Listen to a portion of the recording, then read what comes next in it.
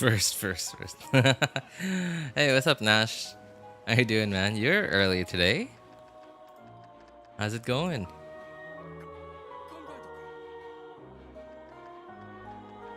When did I turn 12 again? What am I saying first? Well, hey, you got a shot, right? So, you took it. You had a shot and you took it. So, no harm in that. What's up, Boney? How you doing, man?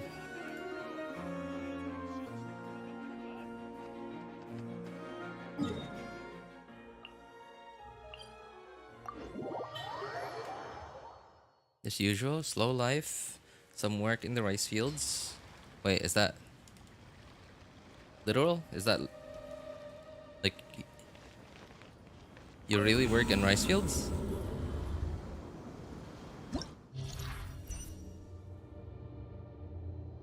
I wonder if they did they change Abyss? Because it reset right before 4.8, right before the new banners. So I don't know. I would imagine they change it. There's healing, skill damage increased. Healing. Let's see. Who do we have? Nilou, Navia. We don't have any healers in the 5 stars. Navia, Emelie, no. Okay, I'm gonna assume that they didn't change. Yeah. Huh. How is Spiral Abyss gonna work now? Spiral Abyss was sort of like their way to, I guess, encourage people to pull for the characters on the banner for like the reruns, the new characters, but because it resets once a month now, I mean, I wouldn't have been surprised if they changed the Abyss layout, the Abyss lineup, like, 2 days ago when it reset, because it was right before a new set of banners, but they didn't.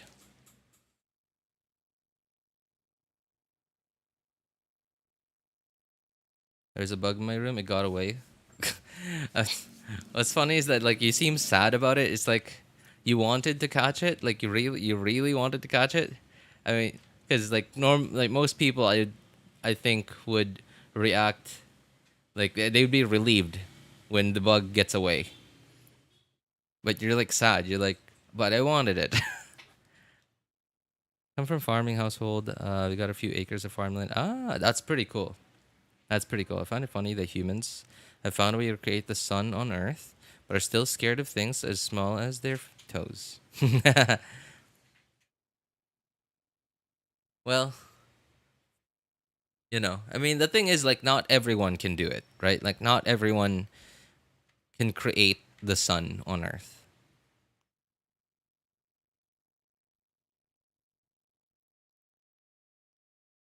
This went from once every moon circle to 2 moon circles. Yeah, that's true. Was a crawling bug. I could have punched it. Its juices would get in my hand. Oh.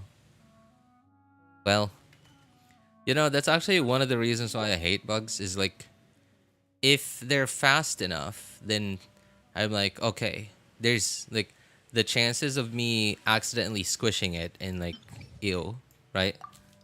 Are low, so I'm okay because like they're gonna get away. Oh, cool. They introduced the dragon drop thing into Abyss too. Awesome. Much appreciated. What was my lineup here again? Jeez, man, I feel like I haven't been here in ages.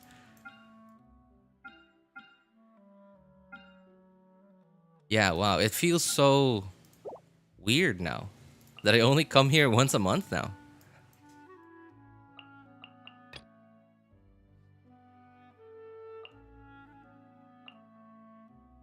Man, I can't wait for a Yelan rerun.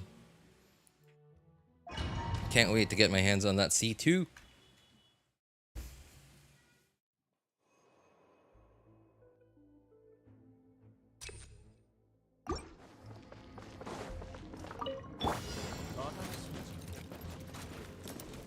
Well, C2, I just realized C2 would be nice, but realistically, I'm really only gonna get C1.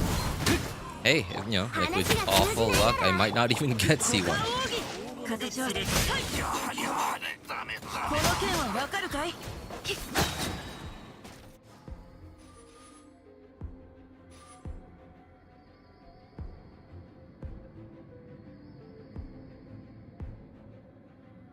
No shoes, rain sight. So, you know, if I were in that situation, like I see a bug or like, so generally I don't really, you know, like I don't really do anything to bugs. Like the only pest, because I don't see a bug as a bug. I see pests that are like a risk, that pose a risk to health. And okay, well, except for spiders, I hate spiders. But bugs generally I don't bother them. Like if it's a like I don't know like what kind of bugs these are, but occasionally, very occasionally, there are these like tiny little bugs that are just, they're so small that like every time I see one of these, and it's not even like the same, like they're often different kinds, but they're so tiny, like every time I see them, like I start wondering like, wow, how is like biology certainly is cool, right? You know, like how is life able to create such a tiny little creature? Like how is this thing alive?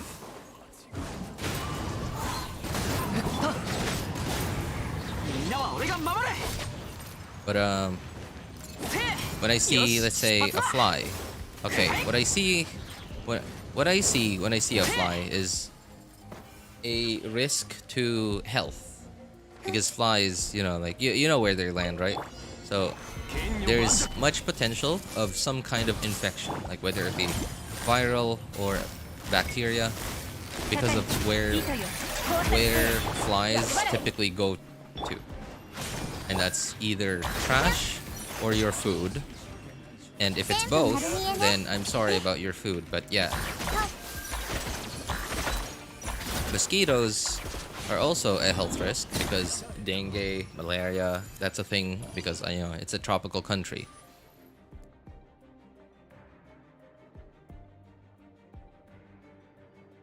Ten pulls for me, no problem for me. Oh no, 10 pulls for free, no problem for me. Hey, that rhymes. Oh, are you talking about the whole Hoyo retracting the changes they made to Nivelette thing, Jace? Kira's the bane of my existence. Yeah, I just hate them. And so okay, same thing, and with cockroaches, it is the same as flies, but bigger and like just yuckier to me. Because when you splat a cockroach, it's just a lot more goo, right? A lot more innards on wherever it is you swat them on. And it's even more annoying because at least flies, the chance of you like just, you know, like let's say it flies at you or something, and like you're trying to I don't know, avoid it. You're trying to dodge it. Like when you're trying to dodge a cockroach, cockroaches generally aren't fast enough to dodge like wherever it is you put your hands on. So the likelihood of you accidentally swatting it with your hands or your, I don't know, like any part of your body are very high. So it's even worse.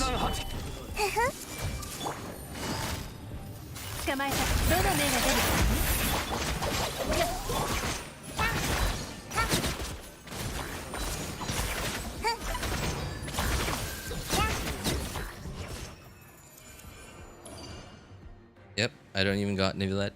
But hey, you know, like you may not have Nivelette, but hey, guess what you have?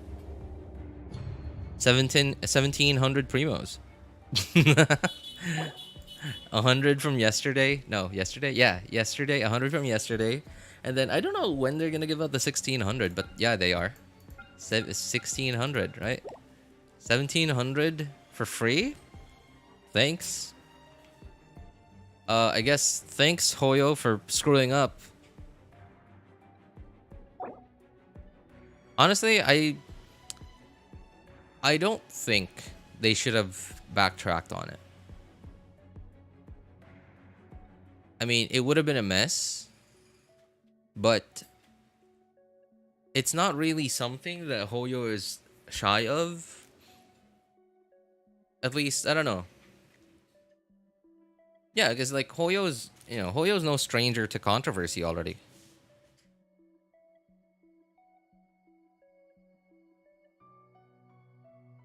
Hoyo's no stranger to controversy already, and I don't think, I don't think it really would have changed much in the game, in the community, in my opinion. It's like, okay, sure, we can't do the spin technique anymore. But then people, a lot of people who don't do the spin technique have been fine. Right? Like me, for example, I've been fine. Just learn to position yourself better. Learn the enemy layout. That's part of the game. Someone actually leaked the whole Archon quest, the 5.0. Jeez. How do they... Okay, beta testing. Does beta testing include the story? Because, like, how do these...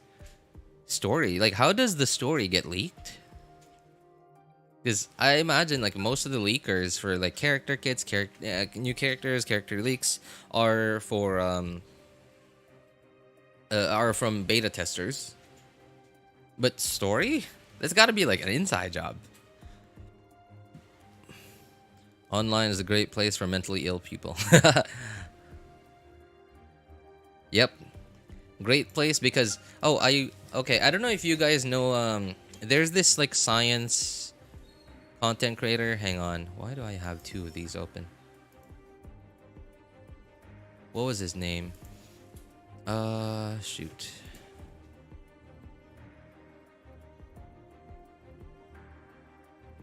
I can't the life of me remember his name.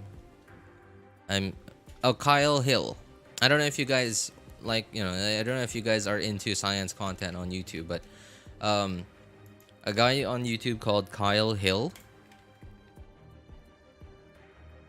I recently watched it was just a VOD of his one of his previous streams, and so I don't know. He was talking about this. It was on Seth Rogen show. Like he was reacting to like a couple of the parts on Seth Rogen show where he had on Terrence Howard. Terrence Howard, if you guys don't know, was the first guy who played. What was his name?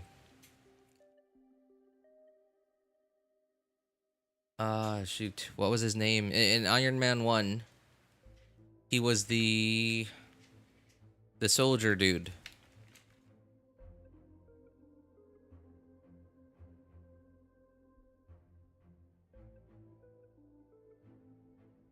James Rhodes. Terrence Howard. And like honestly, I don't follow any celebrities' careers, but like I was just surprised like when I learned that he was like really really into science, like, and by really into, not like me, like I'm just an enthusiast, but he actually like reads into papers that scientists publish, and he himself is, I think he's also working on one himself. Did I just say Seth Rogen? No. Seth Rogen, no. That's like Joe Rogan. Yeah, Joe Rogan. Kyle Hill mentioned. I love his videos. Me too. It's just I don't know. Like, it's a very subtle. Like I like his very subtle humor. But like I also really like how he explains science stuff. And it was a show like, and Terrence Howard has been on Joe Rogan's show for quite a few times already, at least. And the only reason why I even know that is because of Kyle Hill. And there was this time when I really didn't understand like the science stuff that they were talking about, like what Terrence Howard was like. I guess he was, I don't know, like it sounded like he had an idea, and he had an idea, but like, and he wasn't presenting it to people, to everyone, but he was presenting it to the science community. And by science community, I mean like not like science enthusiasts, but like actual like these, you know, like researchers and physicists and people who do like actual legit math. Hey, what's up, ASA? How you doing, man?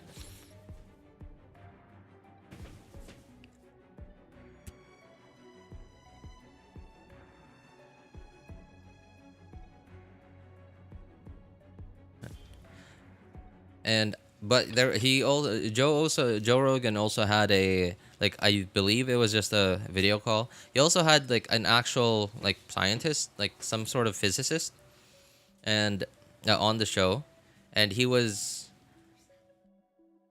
I guess he was telling Terrence that, well, okay, these ideas are great, da da blah blah blah blah, but then like the main point that he was saying was that because, so yes, Terrence Howard is self-taught, etc. He understands like all the concepts and stuff, but because and also Kyle Hill himself was also defending like the scientist, that you don't just self-teach and then dive into the science community and are immediately one of the dudes, one of like the people in the science community. You also have to learn to speak like them. You have to learn the terminologies that they use. You can't just come in here, self-teach, and then you suddenly use new terminologies that you made up. And anyway, the idea that I'm trying to get at is, Kyle Hill like said that said this thing where the internet is, you know, sort of like the town square where everyone has the right to voice out their thoughts, their ideas, their opinions, and the internet is sort of like that. But he also believes that not everyone deserves a megaphone. Not everyone deserves to be heard. Like, sure, you can say your thoughts, but you can't convince.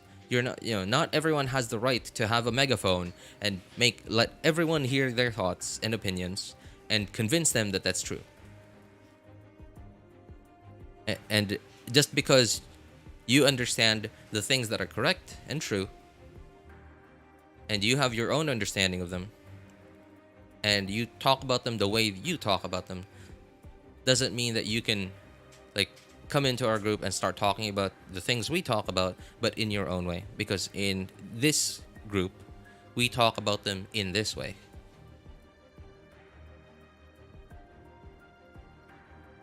Joe Rogan himself's crazy. Like, how can you bring up a short / TikTok / reel, keep on discussing about it for 30 minutes? Literal brain dead. Really? I'm sorry. I've never actually watched a Joe Rogan show before. Like, the only reason why I even know about Joe Rogan is like, I don't know, because like really famous people get on his show, and like what even is special about it? I don't know. Like, what makes his show so special?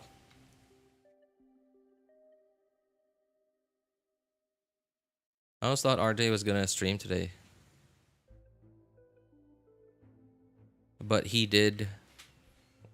Sorry, what? Okay, yeah. I mean, I'm here. I'm streaming. I mean, you know, not really doing anything on the screen, but oops.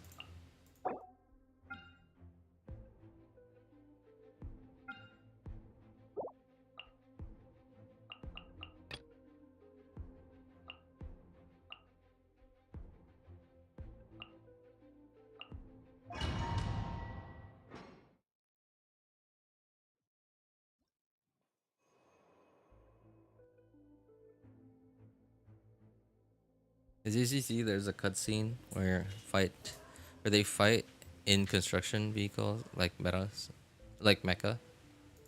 Cutscene?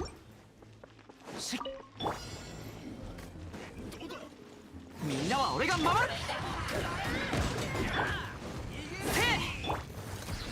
風の赴くままに熱々でしょ左右ルコ Oh, that Xingqiu burst was a waste. Hey, what's up, End? How you doing, man?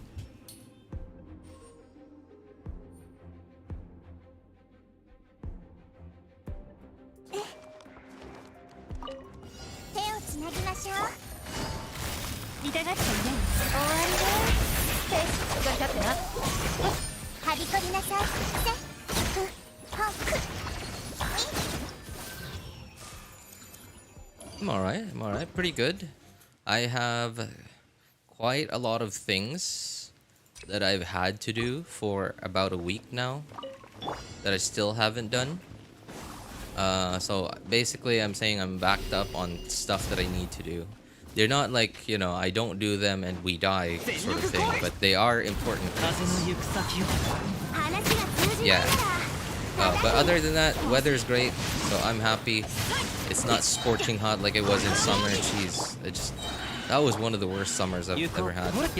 And I didn't even go out at all. Like, I didn't go on vacation or anything. Like, I was just here at home, and yet it was still just scorching hot. Thank goodness it's over.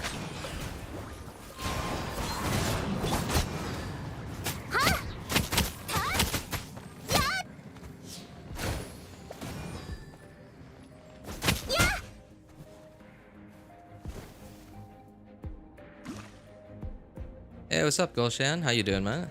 Also need a lot to do in Genshin also. Well, I was talking about IRL, but you know, Genshin's okay too. I mean, a new patch just came out, so there's not really a lot that I had to do from last week, because like obviously last week at the end of 4.7, there was really nothing to do towards the end of a patch.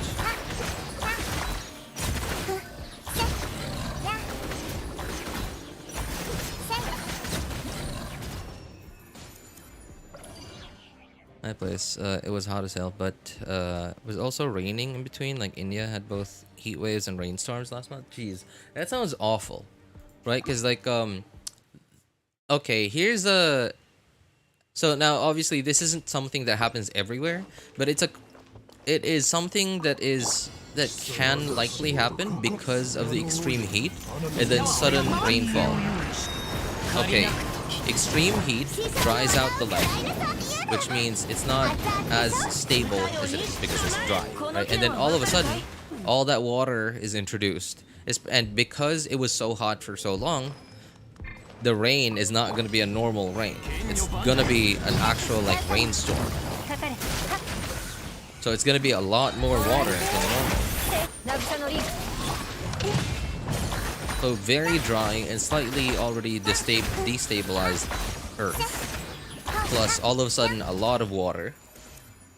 That's very much, very much the recipe for landslides.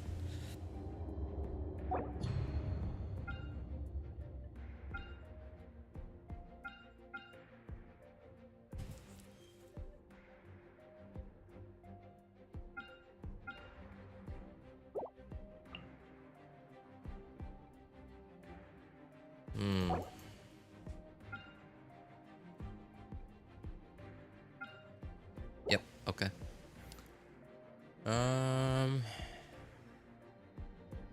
Okay, you, and you. And then you, and you, I think. Yep. Oh yeah, drag and drop. Hey, this is awesome, man. This is awesome. Man, and it only took them 3 years to implement something as simple as that. Speaking of heat, gun weapon type when. I don't think they're ever gonna add like new weapon types to Genshin. It sounds like too much of a shakeup in Genshin meta.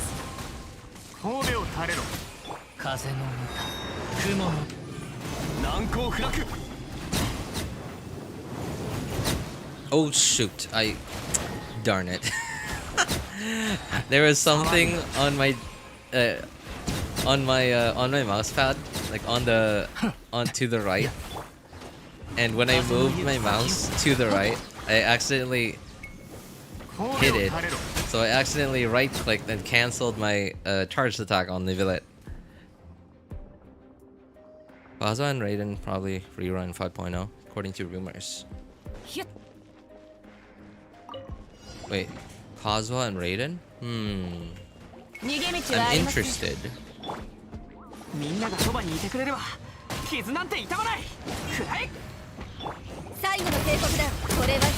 Mostly really in Raiden Shogun because I want to get her to C2 or 3 on my third account because I don't have her C2 yet on my third account.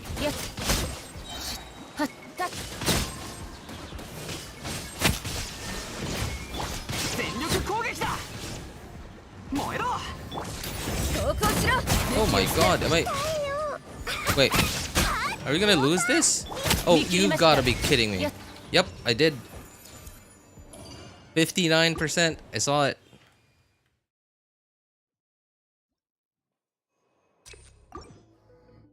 Oh, that's annoying. How do I...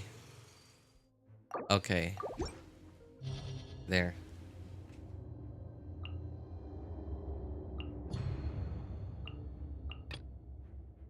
I was just relaxing, and then all of a sudden now I have to do it again.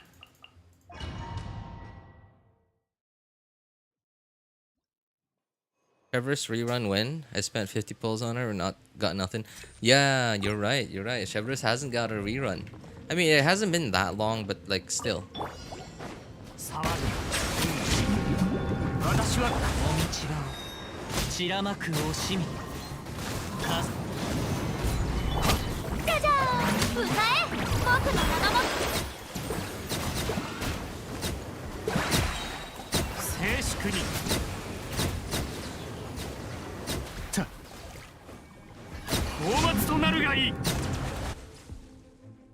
I have Dragon's Bane on Hu Tao. No, I have Homa on Hu Tao because I am one of the lucky ones to have gotten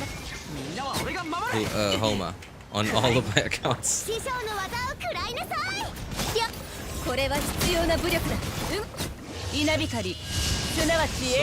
you aren't allowed to get near the thing.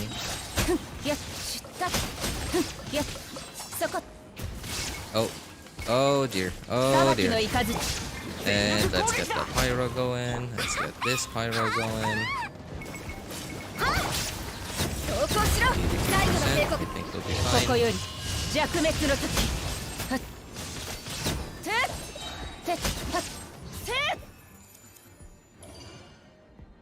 New weapon seems totally possible. I mean, if Hoyo does it, I mean, it is possible. It's not impossible. Obviously, like, they just have to decide to do it, and they do it. And then, like, I don't know if having to handle, like, all the sudden, I don't know, like, imbalances that causes for the game, like, because there's going to be a whole host of new mechanics. Sorry, not new mechanics, but like new synergies, new anti-synergies that they're gonna have to deal with the introduction of a new weapon type into the game.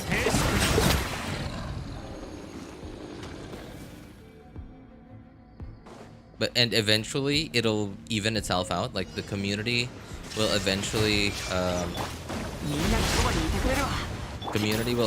figure out the new, I guess, order in the meta.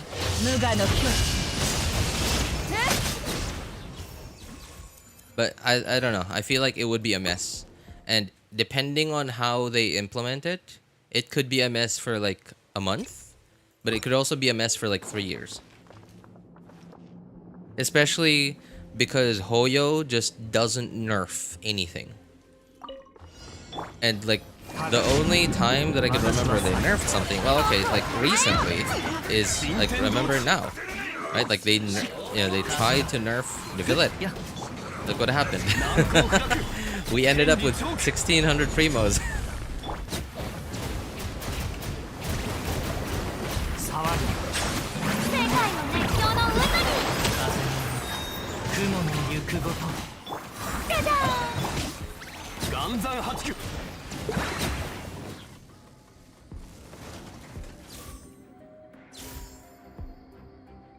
I just noticed Bennett is on almost every trial or Abyss team. Yep. Bennett. Yep. He is one of the... That's why everyone calls him the Pyro Archon. If not him, it's Shang.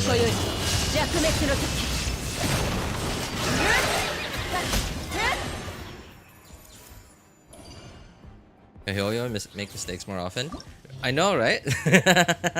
I don't know if you were here already. Oh wait, no, you were here a couple of minutes ago. I don't know if you heard me, but I said thanks, Hoyo. Thanks for messing up.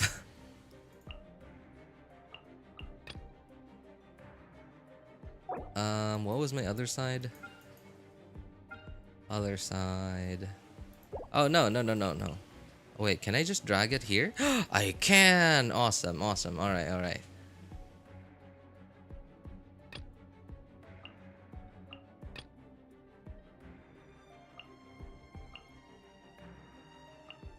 Oops. Yeah, that looks right. Me with Homa on Rosaria. She does like 30-40k melts or even more sometimes. Yeah, that's what makes Rosaria good actually, because like Rosaria's damage floor is obviously she's a 4-star, right? But like for a 4-star, her damage floor is high, like relatively high. Forgot the first on Pookie.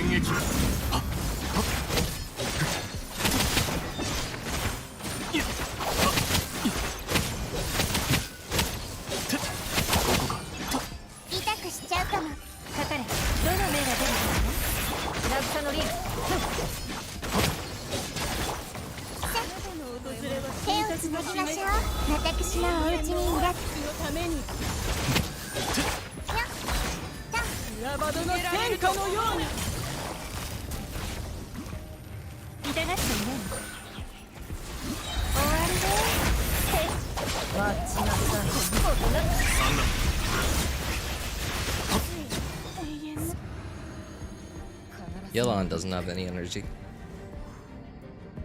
Chaska is Rosaria's long-lost sister, and they're both cryo. Oh, really? Oh, yeah, that's right. I heard Chaska. Wait, is that? Are you memeing or are you serious? Like, is that like one of the leaks that people are talking about? Hey, what's up? Cat butt watermelon. Sorry, cat butt watermelon. How you doing, man?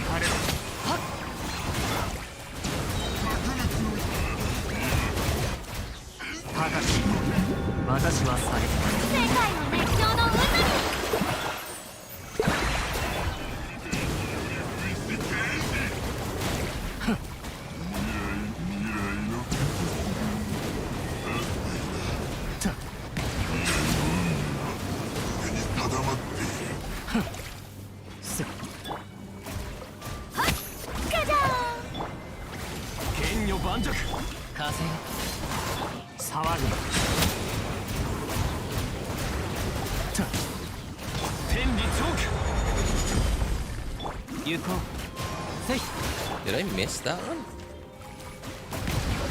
Oh, I guess he did his like teleport invisible thing.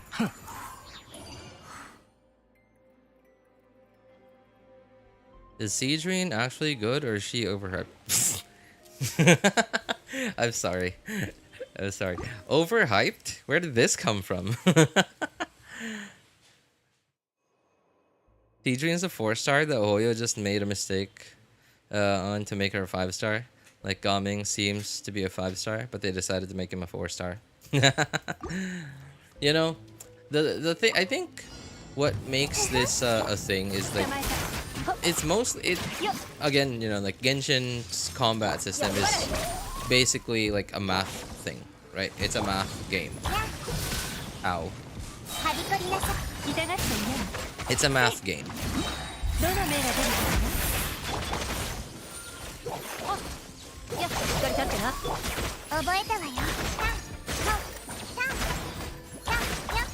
And whether a character is good or not comes down mainly to like how useful they are as a support, and how useful they're. If they're not useful as a support, then they have to do good damage. And if they, yeah, but then like doing good damage, just it's just a matter of math, right? It's just a matter of math, and it's just a matter of, like how much the multipliers are that they give a character.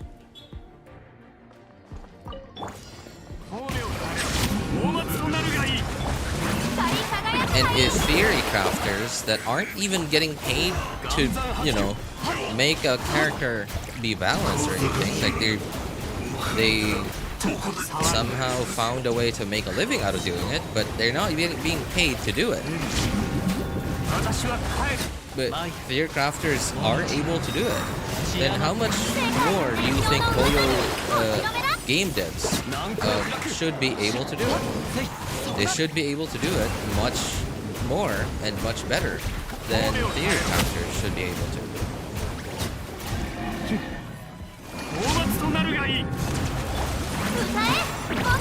Which means I'm sure like their devs can math out the characters, the new characters, multipliers and stuff.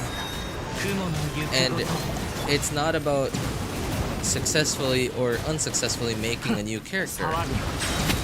It's about deciding this or that. It's purely decisions.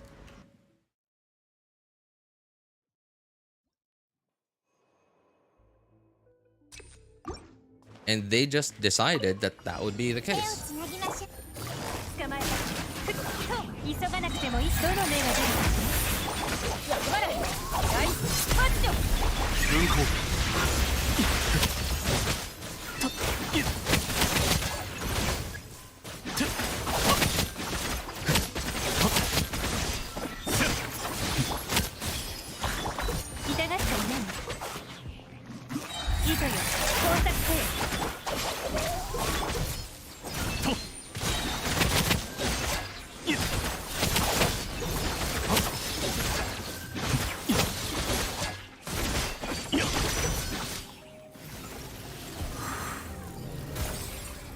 You just want another healer for Farina?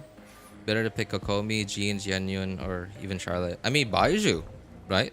Yeah. What about Cookie? I have her, but I don't know if she's A tier material. Cookie is... Basically, she's S tier, but really only in a Hyper Bloom team.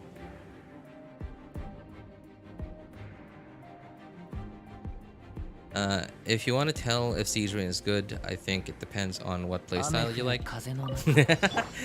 I think, objectively, the only way Siege Rain is good is, like, whether is subjective. I don't think there's a way to make her objectively good.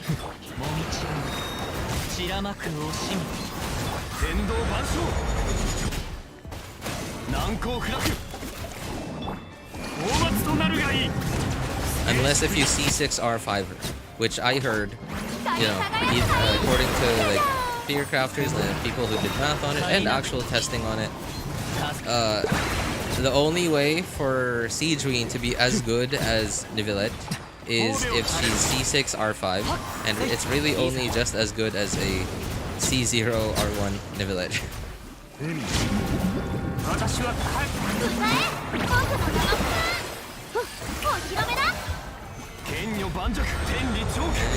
finish. Woo, man. Don't you just love it when you finish with a really nice looking burst animation? He's also S tier. Wait, who? Oh, Cookie. Oh boy. Okay. Yep, I agree. I concur.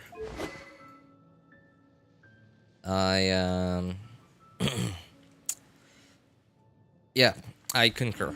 I concur.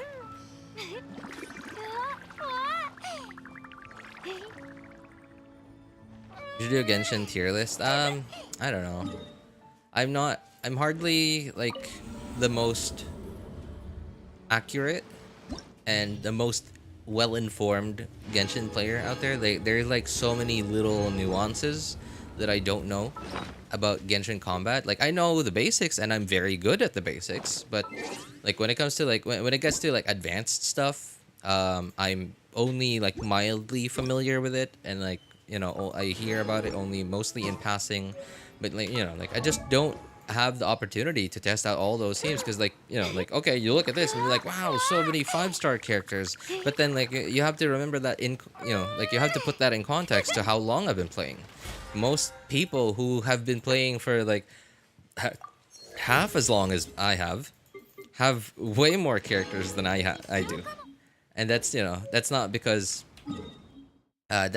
like I'm unlucky or anything. I mean, yeah, sure I am, but that's mostly because of the way that I've been making decisions on my accounts. Like for example, what characters to pull for, where I spend my currency on, etc. Where I spend my investment on.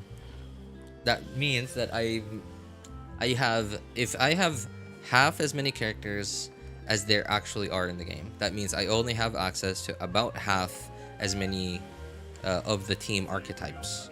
Half of like I guess the potential gameplay that I could experience in the game. So that means I don't have a lot of experience in basically half of the game. And just so happens that I'm really good at the basics. And I guess like I'm good at explaining it and like dulling it down.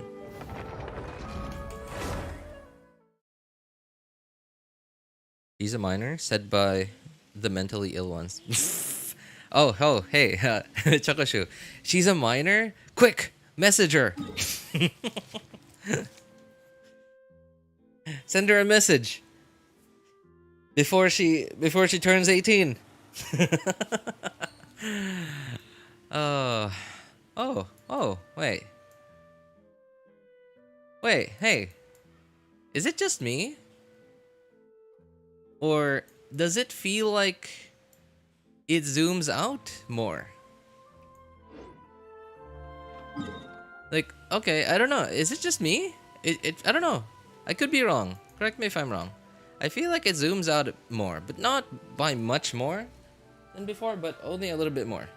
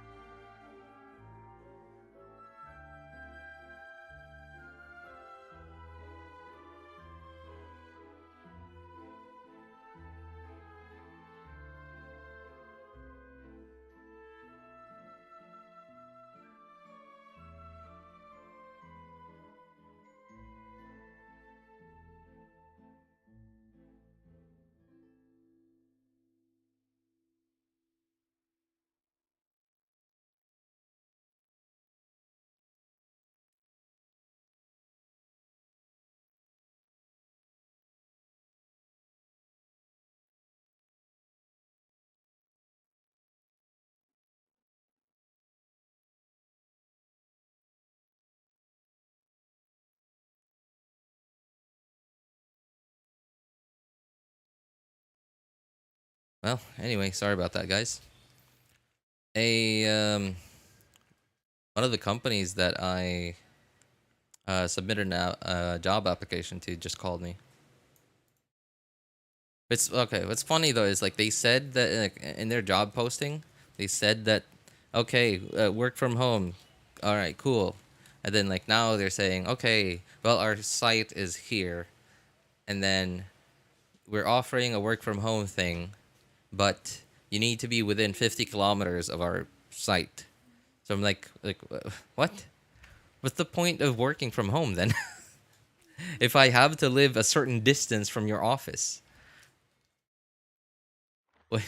I don't know. Like, am I like? Are you gonna like connect a line from your office to my house, and like 50 kilometers worth of wire is all you can give me? Like, why do I like the internet is like everywhere? Why do I have to work from home 2.0?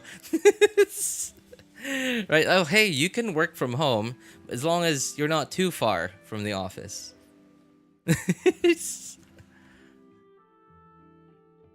Are they trying to stalk RJ during work hours or something? I mean, it was actually better that they called now than later in the evening. Cause like in the evening, I really actually wouldn't have been able to take their phone call.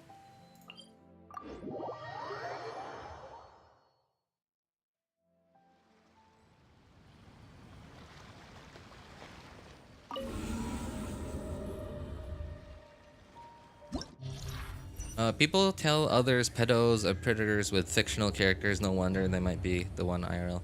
Well, that's the thing though. Is like it is easier to it is it is easier to identify a a sin that you yourself have committed or are committing, right? Like it's easier to call someone out on a crime that they're doing or they did if you yourself have done it or are doing it. And like I guess the term hypocrite comes into play. But then, you know, I understand, like, yeah, sure, the word hypocrite perfectly describes that. But, like, people label the term hypocrite as if, like, nobody is allowed to call out other people if you yourself have made this mistake before. I hate that people think like that because I don't know, I think it's stupid because, like, everyone we all, okay, obviously not exactly the same lives, but we mostly live the same lives. We are born, we become kids, we play with our friends, we hang out, we become teenagers, we hang out, I guess get into an argument with our parents at some point, and then we follow along, we go to school, etc., and then we become working adults.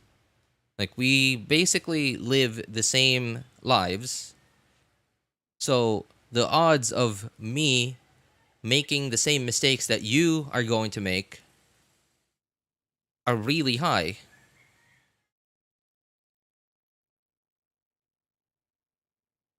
It's a cycle. Yeah, like, okay, hang on. Sorry. Excuse me. I wanna follow up with that, but I gotta go check on the rice. I'm cooking rice, and I wanna make sure it's not burnt.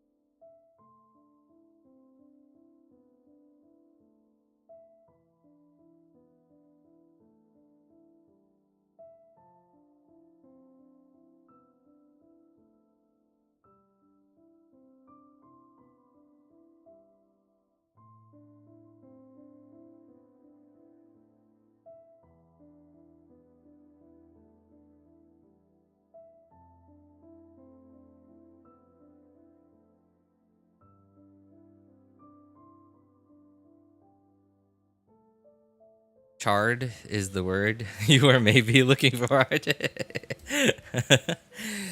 Well, thank goodness. Speaking of charred, well, yeah, I mean, I may have done that at least once in my life.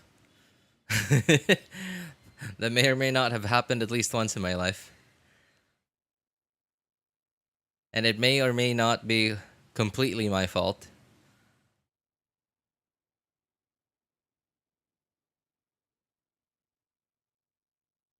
What type of rice do you guys prefer? White rice, brown rice, yellow rice. Over here, like, okay, right, I'm from the Philippines, and over here, like, it's a very rice-centric country. That is basically like I guess, the most commonly produced. What's the word? What's the term for it? Staple, yeah, staple food that the Philippines produces. And so I don't know. I imagine we have like a lot of different types of rice here. We have recently there's this new kind of rice that's been trending a lot. It's mostly, I think, in my opinion, I don't think it has any actual benefit to it. But people have been having black rice recently. The majority of people just have normal white rice. Even corn rice. That's a thing here. Like, use corn as rice. But most people here just have regular old white rice. Red rice is also kind of common here.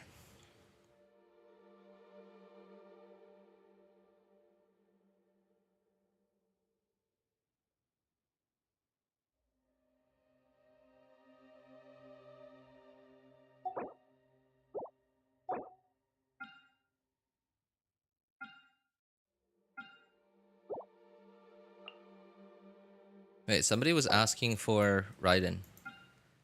I forgot what his name was. It was shoot, who was it?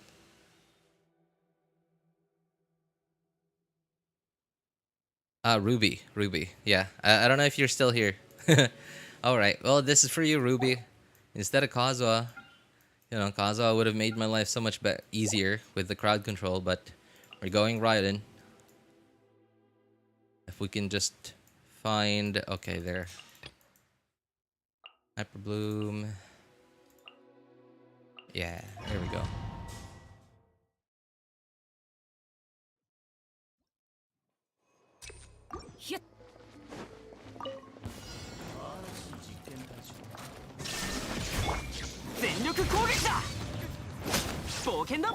Oops.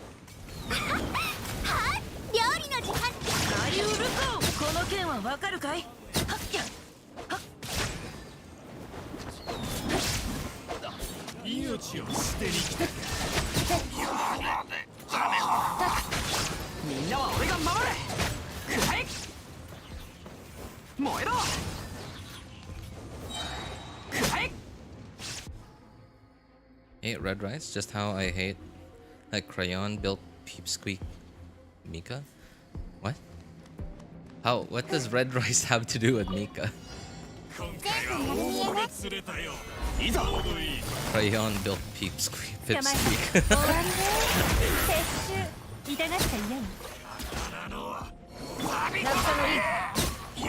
手をつなぎましょう。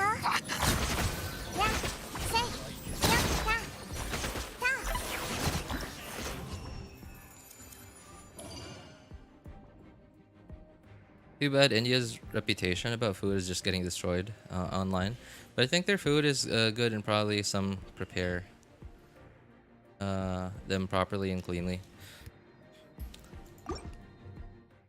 My wife keeps talking to me about that. Yeah, she keeps bringing it up because like she's the one that is like that spends the most time on social media among the two of us. Because like I guess technically YouTube is a kind of social media, and that's really all the social media I have, and nothing else.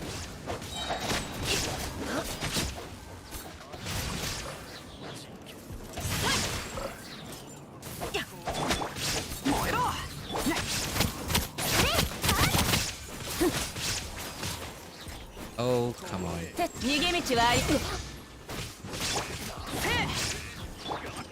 And yeah, she keeps bringing it up, and I think it's, I guess, the trend in social media in the Philippines.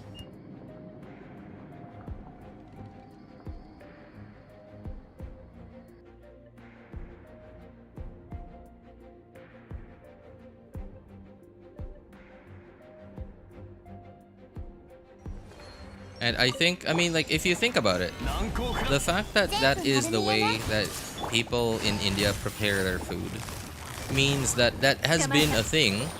That has been the case for like forever, for longer, much longer than how long Filipinos or like most people on social media have known about it. And the fact that India is still a functioning country and like not everyone is dying from an epidemic means that it's fine. It's just not how Western media has sort of conditioned the world. Like it's just not the way that Western media has conditioned the world to be acceptable.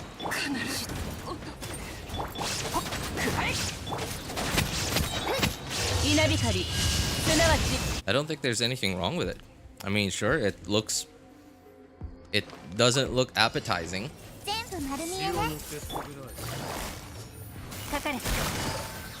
The Indians are just as human as you or me.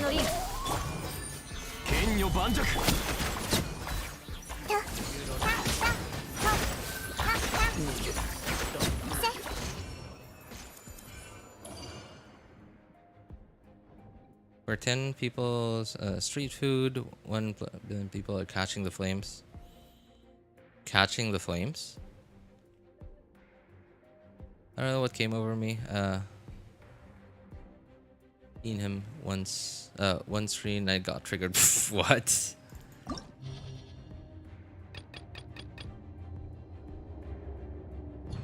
Maybe you're naturally a bully, Boney. Because like Mika, I look at Mika and he seems like such a bullyable person. Like if he was a real person, Mika seems like the kind of kid that even girls would bully at school.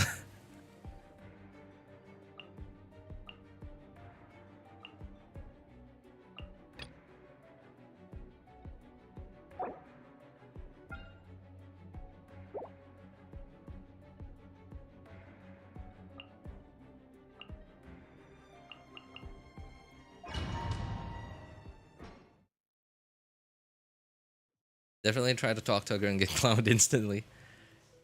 Dunking on Indian street foods kind of gets lots of click. That's true. That's another one too, because like in the beginning, it's probably just somebody. Like, okay, if you think about it, something isn't trending yet. You find something that is interesting, and you're like, you share it with other people, and then it becomes a trend at some point. And because it's a trend, yes, it gets lots of clicks. And you are not, like, at some point, people who make or remake, even like people don't make content on the internet anymore. People just, you know, people don't make content anymore on the internet, especially like content like that. No, like it's just people basically reposting stuff and like adding their face to it or adding their own title to it. Like look at these, man, I don't even know how many YouTube channels there are, and not just YouTube, okay, but like basically all social media, all like video sharing platforms. Like how many channels or I don't know, like accounts there are that are just named top 10. And that's literally all they do, is they just search on the internet, like, okay, top this, top that. And they, because there's so much of their videos at this point, they don't even need to actually like do research like actually on the internet, but like they just need to get on the same like video sharing platform that they're gonna be posting on, and get stuff from other people's videos, and like they relist it, like they order, because if you think about it, sure, it is subjective, like what you think is like the number 9 spot, the number 2 spot, number 1 spot, etc. So that is completely up to you. And it's just people basically stating that, oh, this happened in this place, and like this is the one of the worst this and that. But then like in reality, there's actually like a million of those like whatever like accidents or something that's happened throughout history, and you just, I don't know, like you just picked a random 10 of them so that you can make one video of it, and like in a couple of months you pick another 10 from the thousands of others that's happened, like, you know, like of occurrences that's happened like this before.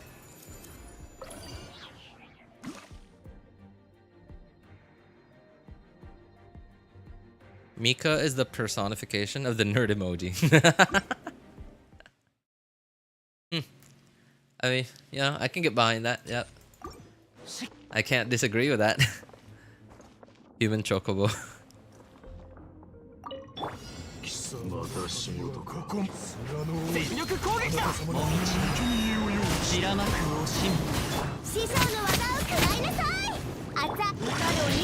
I wonder what like, I'm kind of curious if all Genshin characters were students, like they were all in a high school, like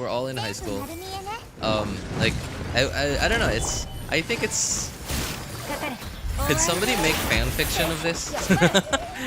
I'm very much interested in like what their dynamics would be, like how would they interact with each other, like what would their place be in the high school meta. High school meta.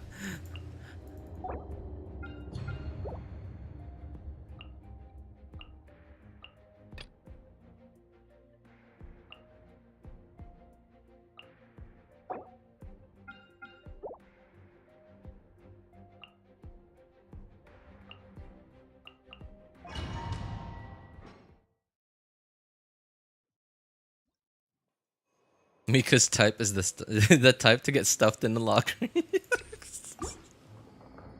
The only kid who would be bullied more is Razor because he's a furry who doesn't shout. Oh my god. Oh.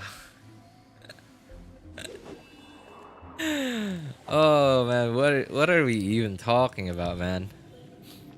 Arataki would definitely be a bully to cocky, or to a cocky jock or some sorts.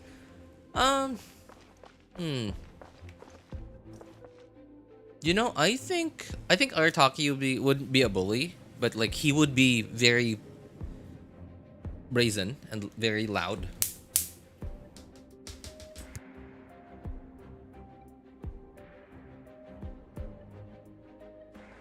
Yeah, I can already picture out what kind of character he would be in like a high school drama.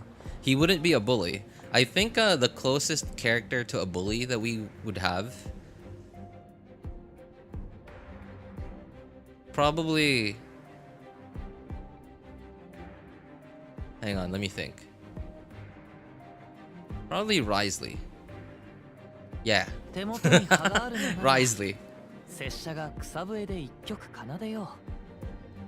Ito is the Canadian hockey player stereotype. Oh no, I'm not familiar with this. Like what? All right, what is the Canadian hockey player stereotype? I don't actually know. Oh, like I can already picture out Arataki being, if any of you guys watch Bleach or have read Bleach, he would be like Renji in Bleach. I mean, Renji is a little more like of a grumpy version than Ito. Ito's more like the more positive version of Renji. But yeah, they would be as loud as each other. Oh, wait, there was another guy. There was another guy, the bald guy. What was his name? What was his name? Hang on. Bleach. Ikaku. I think, yeah, that's actually perfect. Yeah, he would, like, Arataki would be exactly like Ikaku from Bleach. Not a lot of brains, but has a good heart and is an athlete. Sounds about right. Also a big ego. Oh, well. Okay, yeah, noted. Venti might get bullied too. No, I mean, I don't think so. I think Venti might be too Like, okay, obviously they're high schoolers, so they can't drink. But like Venti would be like, instead of drinking, Venti would just be like always like tired and sleepy. It's that, and like he would be like, hey, like he would be like the airhead like idiot, but also has a dark side. Lisa is the school nurse. Ooh.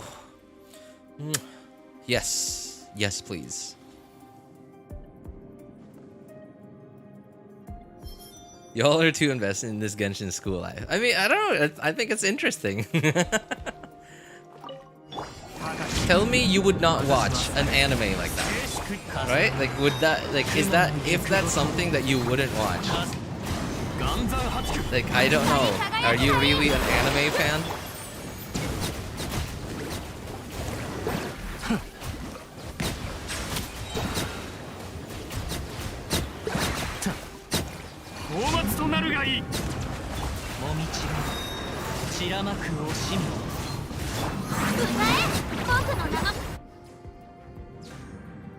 Raiden as the head cook. Oh my god. Well, I guess that lines up with most American high schools. Maybe not a Japanese high school, because like, okay, so terrible food at the cafeteria is like, I don't think it's a stereotype in Japanese high schools. Yeah, I think it is a stereotype in American high schools. Yelan's the principal. I think there are a couple of candidates for the principal. I don't see like why Yelan.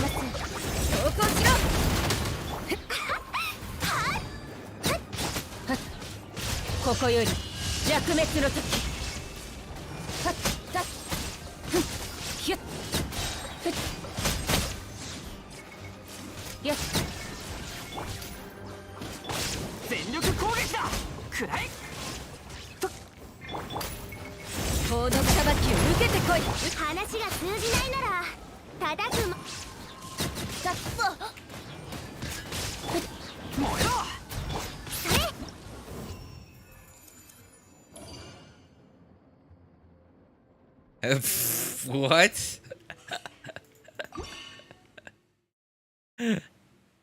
Zhongli the janitor. The janitor that never shuts up. It just keeps yapping about osmanthus wine. Oh, what the? Why did that cut off?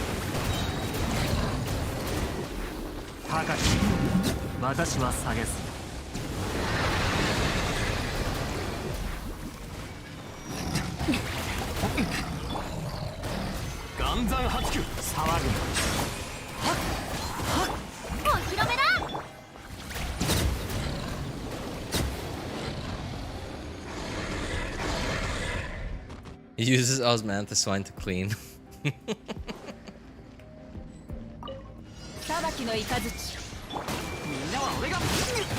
Ow.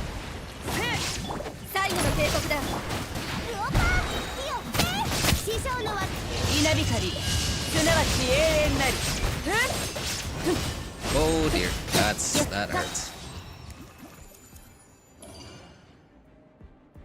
Lorinda's the math teacher. Everyone in her class is too busy watching her and daydreaming to pay attention. Okay, that one I can get behind. What even is this stream anymore? I just imagine him just cleaning with osmanthus wine and always yapping about old times. Yeah, right?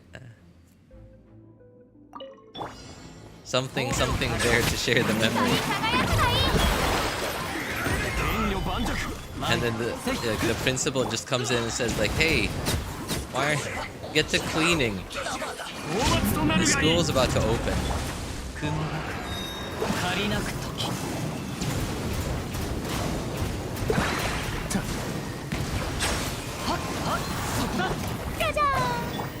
Oh, you know what? I just had a thought, yeah. So Farina... So okay, somebody mentioned Farina's the school monitor. Sorry, the hall was it the school monitor, the hallway monitor. I don't know. Like I think like Farina is the type to be like a class president, but nobody listens to him. Nobody listens to her, so she just cries. Like the Farina, like insert Farina memes, like Farina crying memes.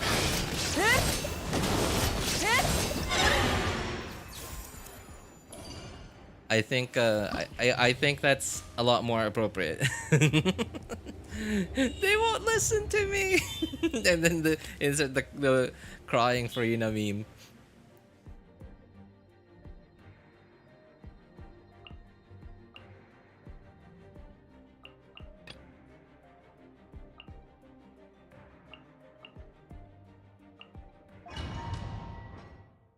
That's pretty accurate. Our class president in high school always cries because we're not listening. I mean, like that's I've been to high school, man. what what haven't I seen in high school?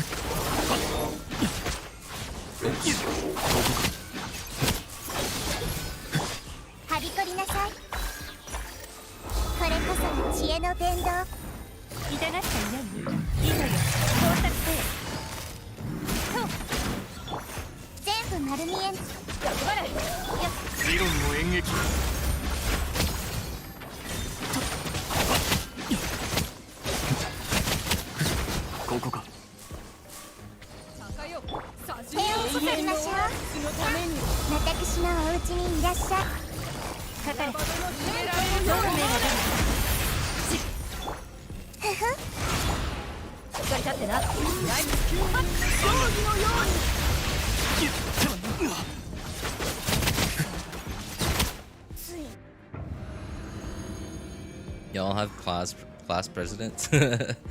Kai is the ex-military gym teacher with a sense of humor. Hang on. Don't we have like I feel like Bennett would be a better like gym class teacher.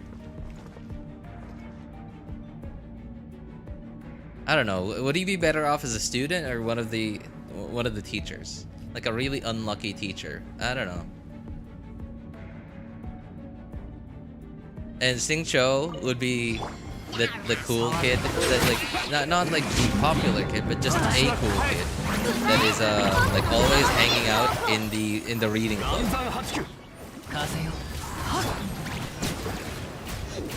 And he's just always in the reading club, and he doesn't even care if there are other people there. Like he's like the only member, and all of a sudden we have like Beyond the Boundary. What club would they even in him Beyond the Boundary? I love that anime. Like, you know, the story certainly wasn't like the deepest story ever. I loved the art style, the animation. It looked good. The character designs.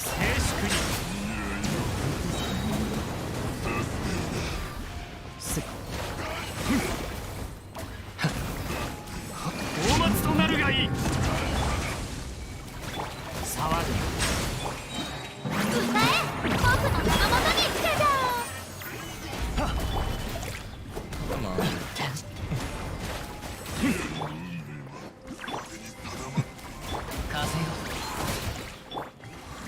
Oops.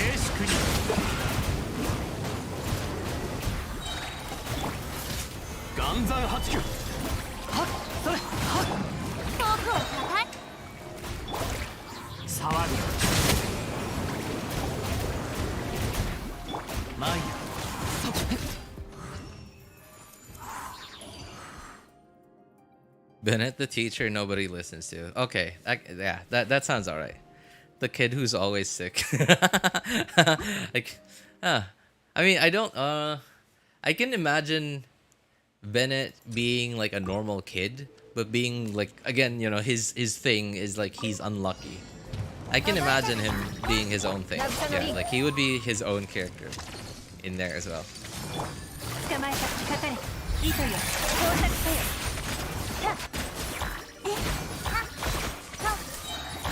that is certainly a trope in anime, I think.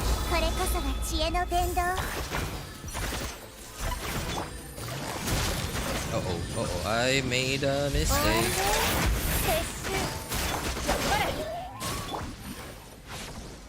Now Yelan doesn't have any energy.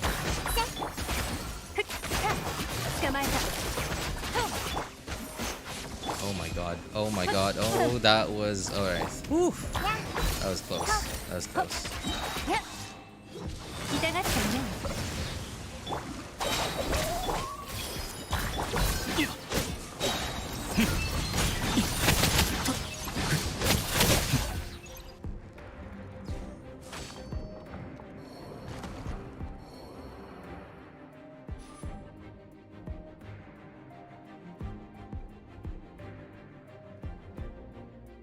Nilou is the hot cheerleader who everyone crushes on.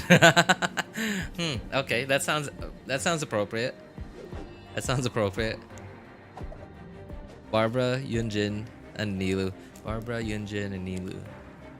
As the celebrity students. Okay, Barbara doesn't seem to be like, she's not an introvert, but she doesn't seem to be like very like open.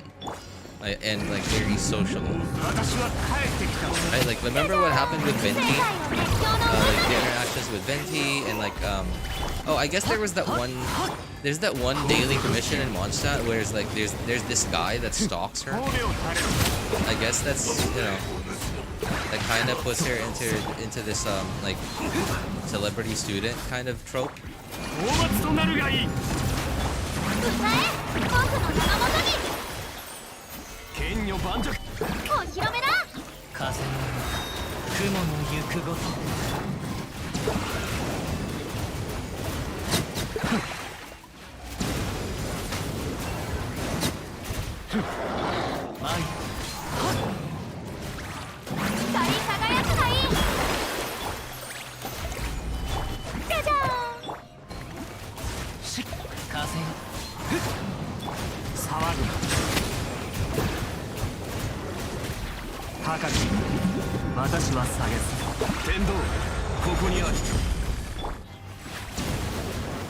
Where's the other one?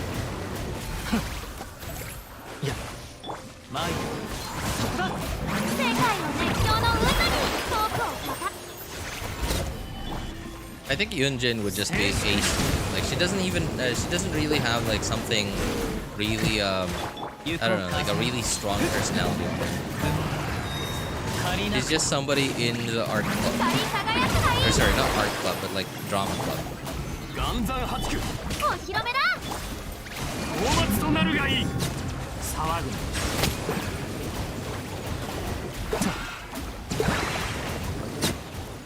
And Yoimiya would be president of the fireworks club. Like, she's really loud and outgoing. She's like Ito, but yeah, she'd be like Ito, but like even more perky. And a girl. Official is literally the exact same as in game. She has an emotional support crow. I can very much picture that out.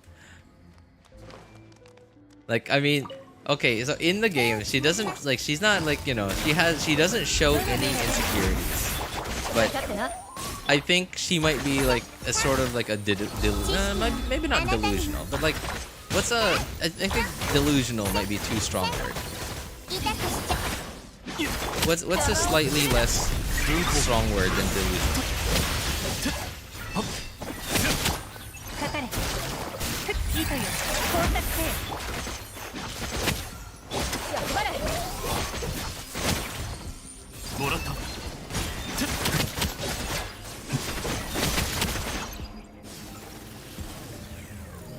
Navia seems like a cheerleader too. Oh yeah, certainly.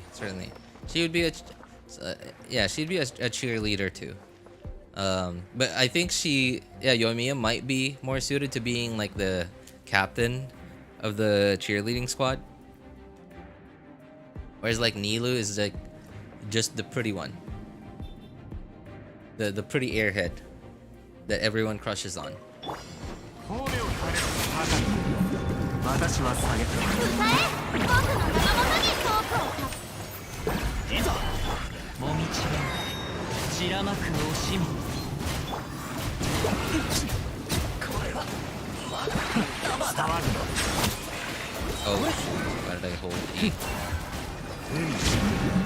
私は勝った光り輝くがいい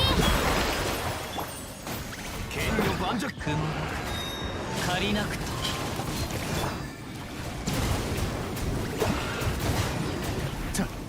All I hate them is the smart senpai that ignores all the girls. The smart and hot senpai that everyone crushes on, but ignores all the girls.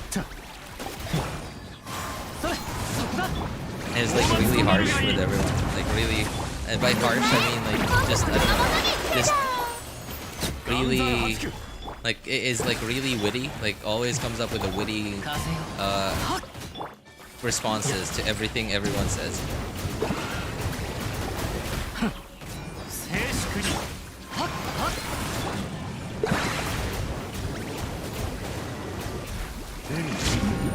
私は世界の熱狂の渦にトークを剣女盤石風よ Oops. 褒美を垂れろ Then has the English teacher that gets pregnant halfway through. Yikes. I mean, I can't think of a way to I don't know, like to disagree with it.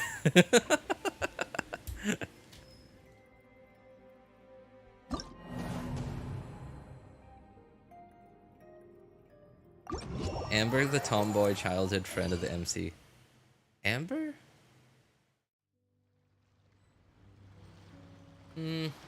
For some reason, like, for some reason, like, I see the word tomboy and, like, my brain instantly went to goth.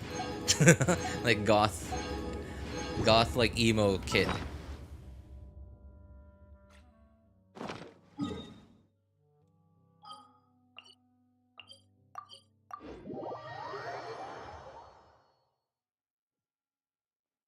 Lively sports girl that always got abandoned. Anime by the MC.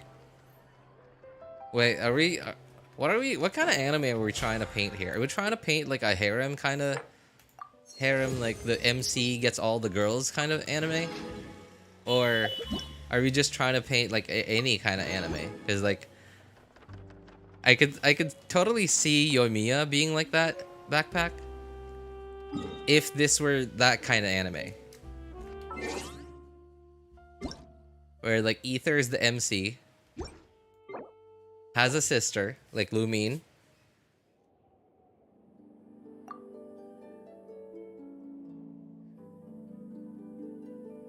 and like, you know, Ether gets all the girls, something like that. Dude, Luke is low-key chuny. Sorry, what is a chuny?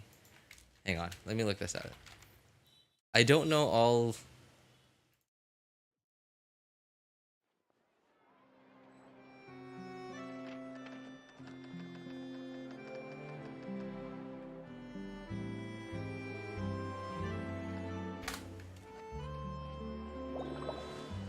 Japanese slang term for middle school, second year syndrome,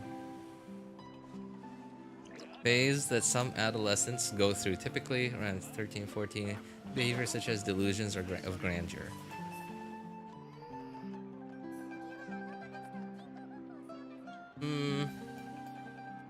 Okay. I mean, I'm reading this and I'm trying to picture it out, and I don't think I'm understanding this correctly. And the way that I'm understanding this is like, I don't think Diluc is someone like that. He's more like the grumpy, like always serious, you know, the kind of kid in school.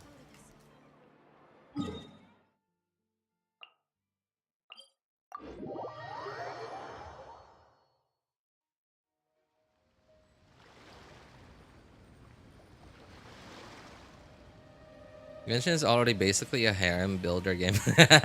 Well, it really is, isn't it? Like, it's okay, and this is why we have so many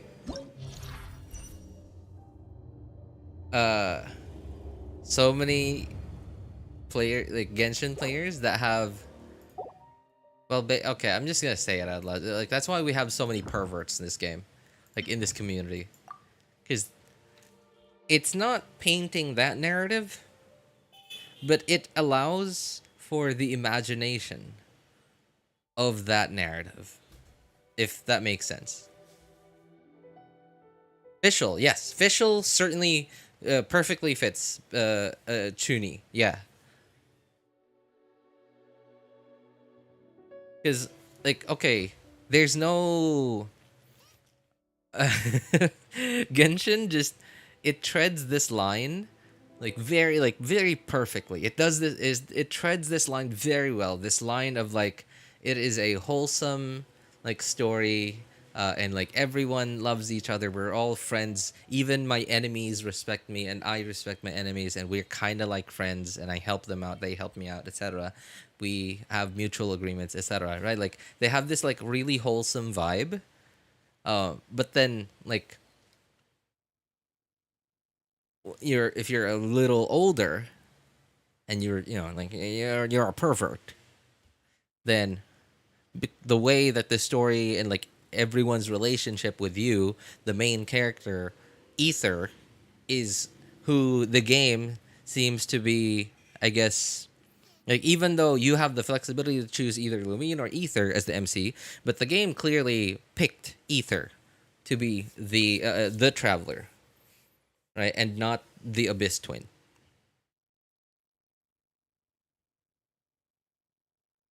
And like, okay, look at this. How many? So sure, right? We have dudes, right, in the cast. Cool. But then, what are our relationships with them? We're just like, cool. Hey, man, I respect you. You respect me. You help me out. I help you out. But then, like all the females in the game, they leave very little to the imagination. No, they leave a lot to the imagination. They give us so much to, I guess, basically work with if we want to imagine like anything we want to. And then there's dialogue like from like Ying-Er. And then we have dialogue like from Ying-Er that's like really scratching that line. Really scratching that line between PG-13 and anything above that.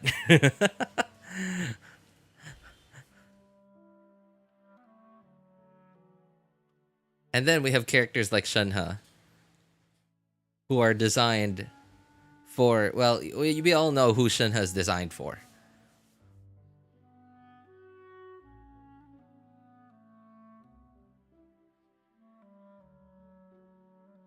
If Ether has long bangs, it would go to another direction. Long bangs, oh my god. You had the option to date one female character and have a happy ending with Ether. Who would it be? Oh man, no, I can't pick. I honestly would not be able to pick. They've done a really good job with like writing these I guess interactions, and yeah, with these interactions with like all like basically every cast member in here. Obviously some are very like friend only, like I don't know, Shangling for example. Um, Angling, for example. But like, if you were able, if you were going to write like a fan fiction, obviously you could literally make any way you could to like write a sort of story that somehow ends up with Ether ending up with one of them. Like that, if you're writing fan fiction, then like that's your story. So you could make anybody end up with Ether. Heck, you could even make Yao Yao end up with Ether somehow, or Sayu. But realistically, like not every one of them has like a very close relationship with the Traveler.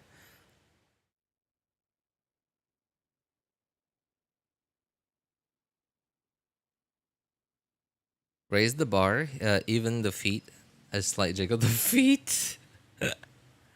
Okay, I've seen very little footage of ZZZ, and there was, okay, and I feel bad that I, so Mtashed, he like long ago he mentioned in one of his videos that he wouldn't be strictly covering Genshin anymore. And in fact, like I hardly ever see him make a Genshin video anymore.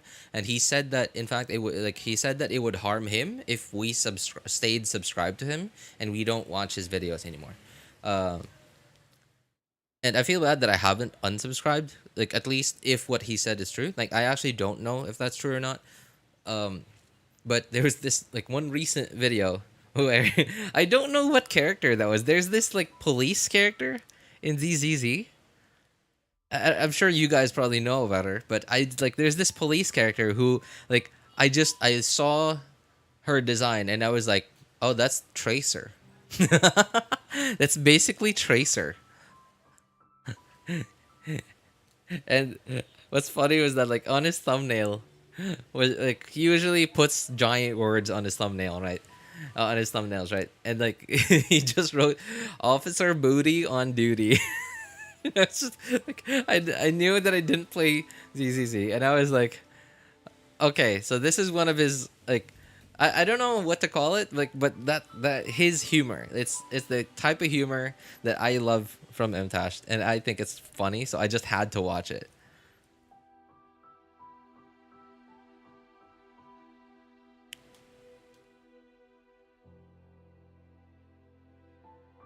There's like a police character. Hang on, what was her name? I don't know really. I don't know anything about ZZZ. And it wasn't an NPC either. It was a playable character. Ju Yuan. Is that her? I think that's her. I'm looking at pictures. I didn't really get a good look at her. I think, yeah, I guess that's her.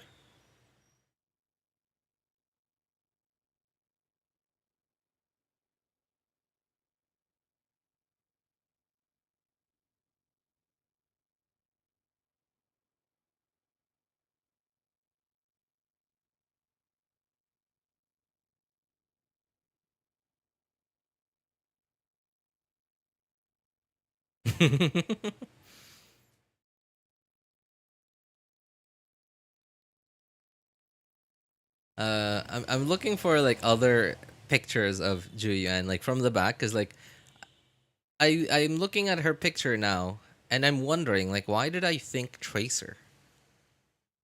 Like Tracer from Overwatch.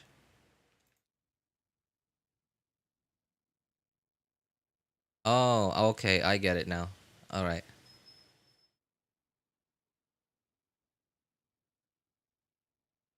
Okay. Yeah, all right, all right. I get it. I get why I thought Tracer.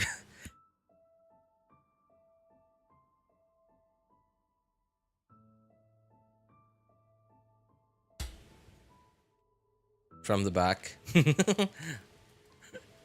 I mean, that's what everyone sees as Tracer. Like you say Tracer, nobody sees the face, right? Like everyone just sees like the back. That's what everyone sees of Tracer, I think, at this point.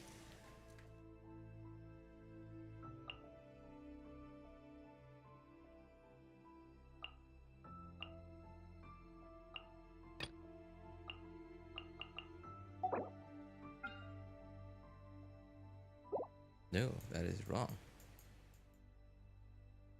Man, that feels so satisfying. Why did it take them 3 years to allow us to do this? Why? Right? It took them 3 years to allow us to do this? Oh my god. Pretty nice side game. I'd put her in cuffs. Wakes up the Genshin devs from their beds. Probably, yeah. I guess that's probably it. They were threatened. Now okay. Now my problem now is Wuthering Waves. The hype for Wuthering Waves seems to have settled. Like everyone now knows where. Well, not everyone, but like most people have established their thoughts on Wuthering Waves. And okay, a lot of people like it, but a lot of people don't like it, and a lot of people are like, it's a good game, but they didn't try it. Right, so like the hype for Wuthering Waves has died down, and so now and Genshin, I think Genshin's position as like the market leader in gacha anime open world games, like whatever Genshin is at this point, like it feels so many niches, right? In this niche seems to be fine. And I think Hoyo probably thought, okay, like they probably put in some effort into like making things better, and we can see that. And then now we realize that, okay, they're fine. Genshin is fine. Genshin's position in the market is fine. Does this mean that Hoyo is gonna go back to what they did before? They were sitting pretty in their high chair and like, you know, didn't innovate. Like, okay, obviously it's not a technology company, but like by innovate I mean like just continue to make the game better anymore. Wuthering Waves, more like Woo was. Woo wa. Oh, Woo wa, more like Woo was. It was basically TOF2. No, I mean, I don't think I would call it TOF2. Yeah. Like, TOF, man, that was a disaster. Like, look at what TOF is now, right? Like, TOF, I feel like, sort of, basically, the hype for it was really high. Because it was like one of the first ones to try and compete with Genshin in its market space. And then I think at this point, like, okay, I haven't heard of anyone talk about TOF anymore, but I think at this point, TOF has just, I don't know, like, I think it's just resorted back down to being basically what every gacha game is. Like, I don't know the state of the game now, but like, there's no talk about it at all. TOF is MMORPG, like, okay, yeah, so that's sort of like what I'm getting at. Like, it's, so other than, like, it's probably not as grindy as like an MMR, like a typical MMORPG, but it's, and I think it's closer to like a typical gacha game at this point, where every patch there's like a new character or like a new a set of reruns, etc., and there's like a new event every patch or like a new set of events. And okay, now that I think about it, that's basically what Genshin is, yes. But then like every new character, it's just splash art. Because, okay, I've seen very little footage of TOF, but it was enough for me to decide that, wow, there's nothing. Okay, it looks colorful and bright and like really loud, like in game, but it doesn't look pretty to me. It doesn't. It just seems like flashy animations, like high speed flashy animations,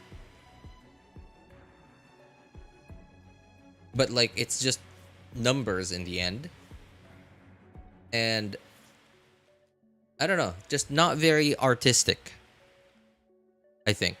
Yeah, not a lot of effort put into, I mean, like, obviously it takes effort to develop a new character, but I don't know. I just churn out a new character every patch or something. Yeah, something like that. And then like the splash art, okay, so this is what really gets me, is like the splash art of a character is like way more attractive than what it looks like in the game. I think that's really what gets me, is when the character looks way better in their splash art, in their marketing materials, than they do in the game. Doesn't matter if, you know, like, even if they don't look bad in the game, but like if their splash art and marketing materials look way better than in the game, then that instantly turns me off.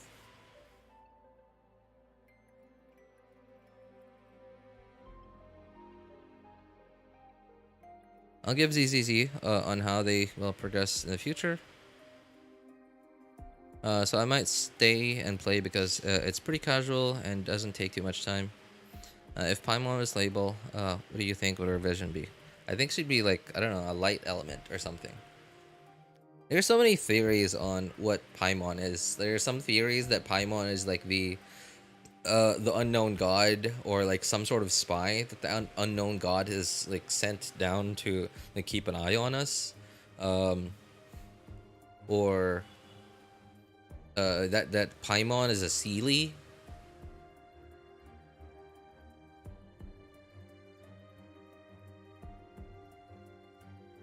Yeah, devs. Cooking a new game, Neverness to Everness. Neverness to Everness?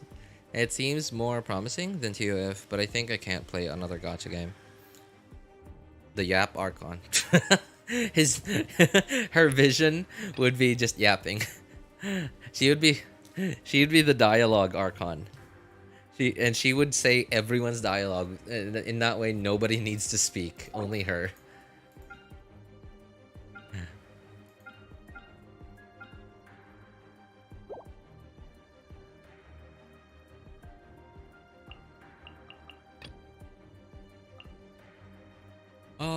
Let's see. Okay.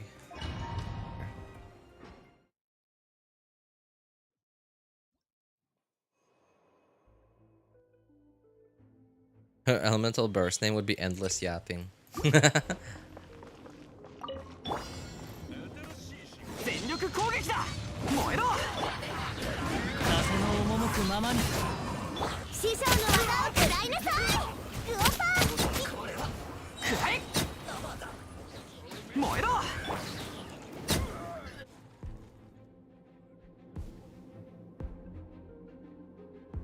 Domain expansion. Endless yapping.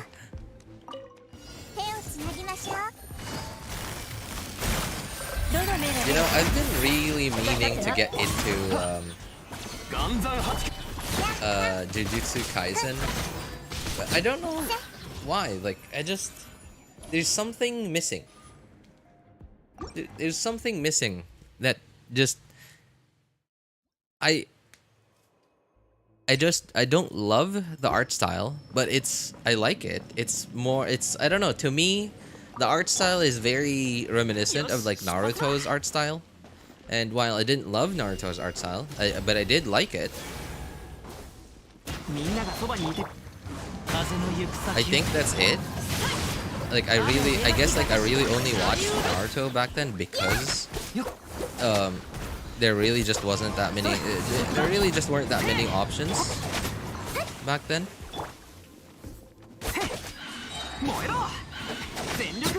But if Naruto were to come out today, I think I might not watch Naruto.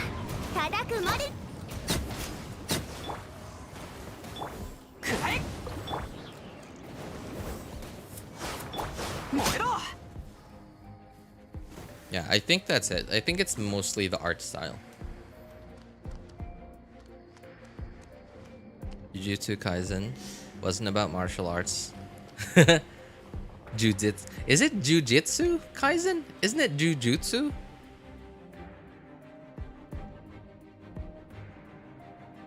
No, it's not Jujitsu, it's Jujutsu.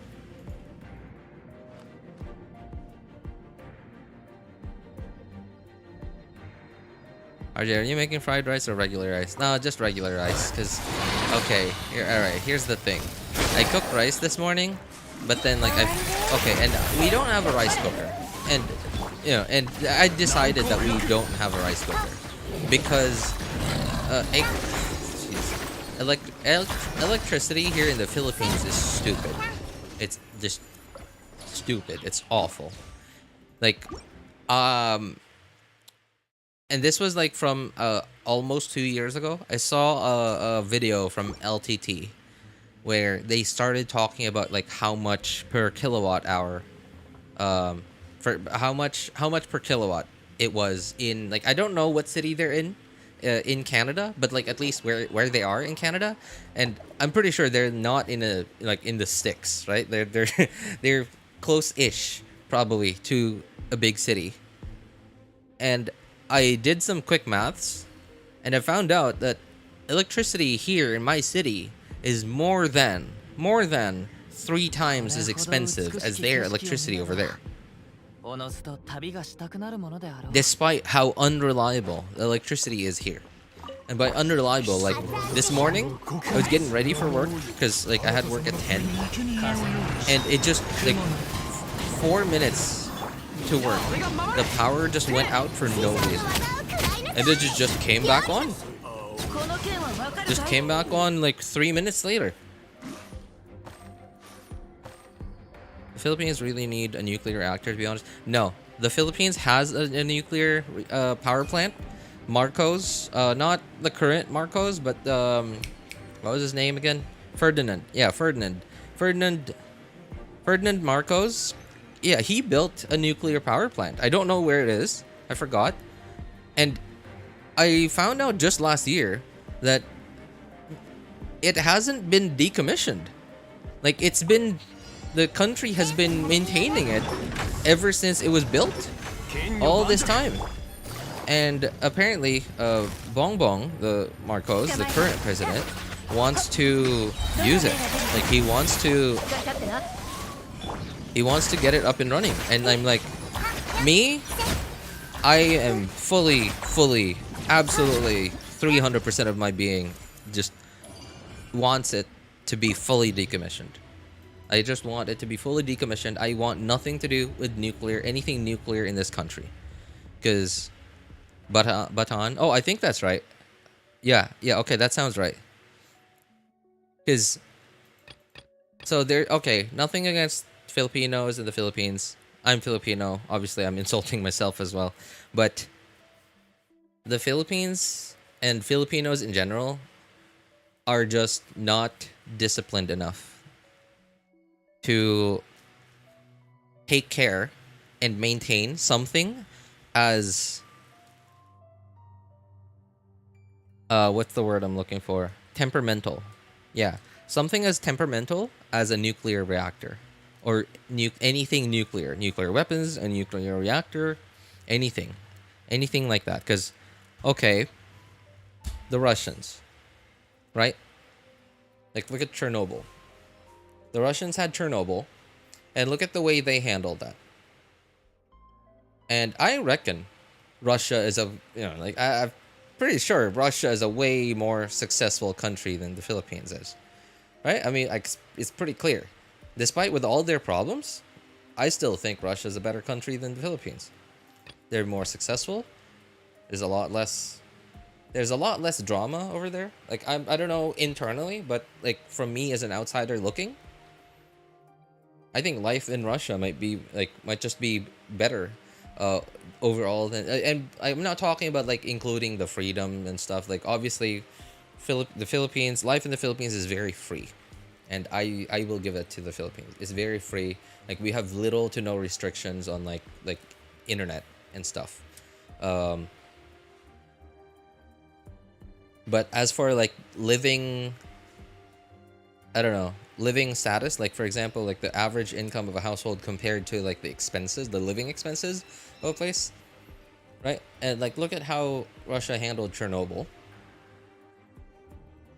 Japan, obviously Japan really just is just unfortunate. They just drew the short end of the stick. The fact that they're like, despite how disciplined people there are, they just drew the short end of the stick. They're just in just a very, very rough location in the world. Multiple daily earthquakes basically everywhere. Is facing right in front of the Pacific Ocean. So regular like tsunamis are like a yearly occurrence, or like even like sometimes even more than a year, more than once a year. But look at how they did. Right, like at this point, Fukushima, like that place now is livable. There's basically a community, an economy going on over there at this point.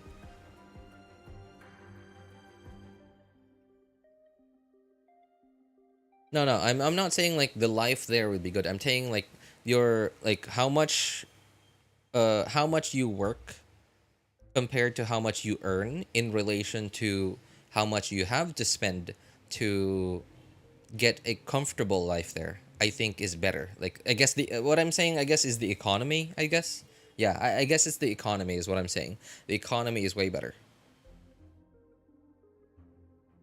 But like, as for like, if I were to choose between living, like being born in the Philippines and or Russia, I would still any day Philippines. Like, I value my freedom way too much. Also, they were communists, so that alone, enough is reason not to want to be Russian. Yeah, like economy wise, I think is better, but like everything else, like the freedom, and stuff, like yeah, I would definitely pick the Philippines over that. But I just can't imagine. So Russia has their Chernobyl, and the Philippines is going to have their Bataan. I seriously doubt that if anything close to Chernobyl or Fukushima happens to the nuclear reactor in the Philippines,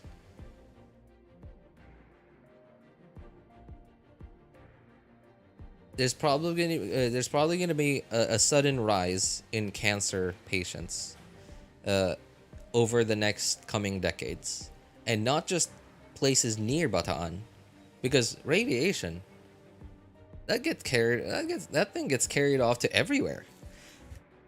You know, I've even had thoughts on like why, if you think about it, before World War One and before World War Two specifically, why were there much fewer cases of people with cancer than there are now? Now, and obviously I have no way to prove that this is true, like this is actually the case or not, because there are many factors that I have no way of proving or disproving, such as maybe we've just gotten better at it with our detection capabilities, right? Because technology has advanced so far. Okay, so that's the main thing. But didn't Russia and the USA basically blow up entire, I don't know, like entire like islands just to flex on each other in the Cold War? Like, where'd all the radiation from that go? The Earth has a magnetic field, and we have an atmosphere keeping like everything in. Where'd all the radiation from all those nukes go? I'm sure there's still somewhere around here.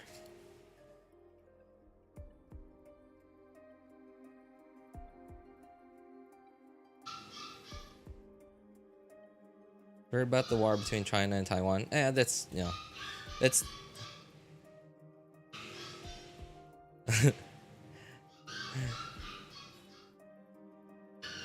Yeah, it's I don't know. I don't think it's old news, but it has recently been reignited. Their war, because like China's civil war has not officially ended.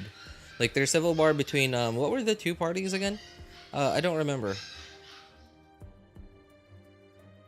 RJ rants nuclear. Maybe erase the first E over there. No, nonsense. All right, nuclear nonsense. That's actually a pretty catchy title. Nuclear nonsense.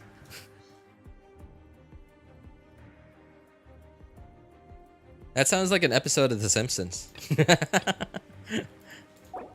That actually sounds like an episode of The Simpsons. Nuclear nonsense.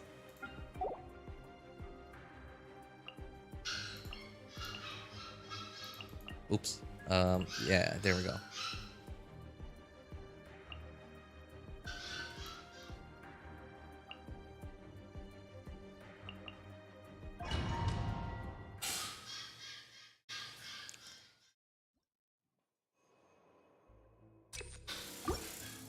Yeah, basically what I'm saying is, if the Philippines ever gets its nuclear reactor up and running and like being used to generate power, At some like it is. I will not. Like it's hard for me to believe that at some point in time, like not even very far in the future, but like it is a guarantee that someone is gonna mess something up and that thing is gonna melt down. Very like within the next 2 to 3 years. Like that is just. I've lived here. Obviously, I was born here. I lived in the Philippines, so I just know the capacity of the Philippine people.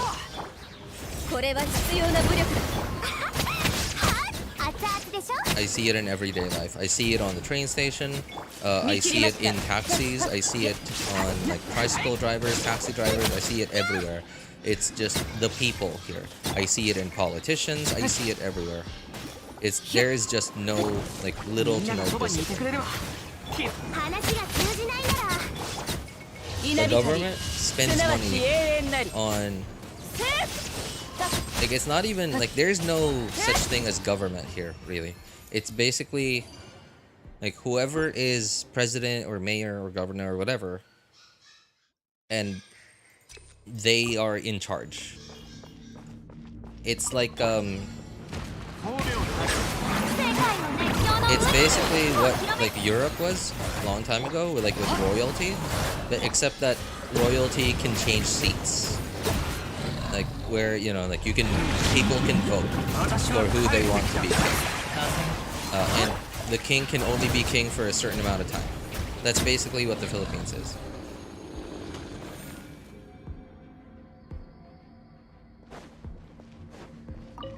Because here's an example.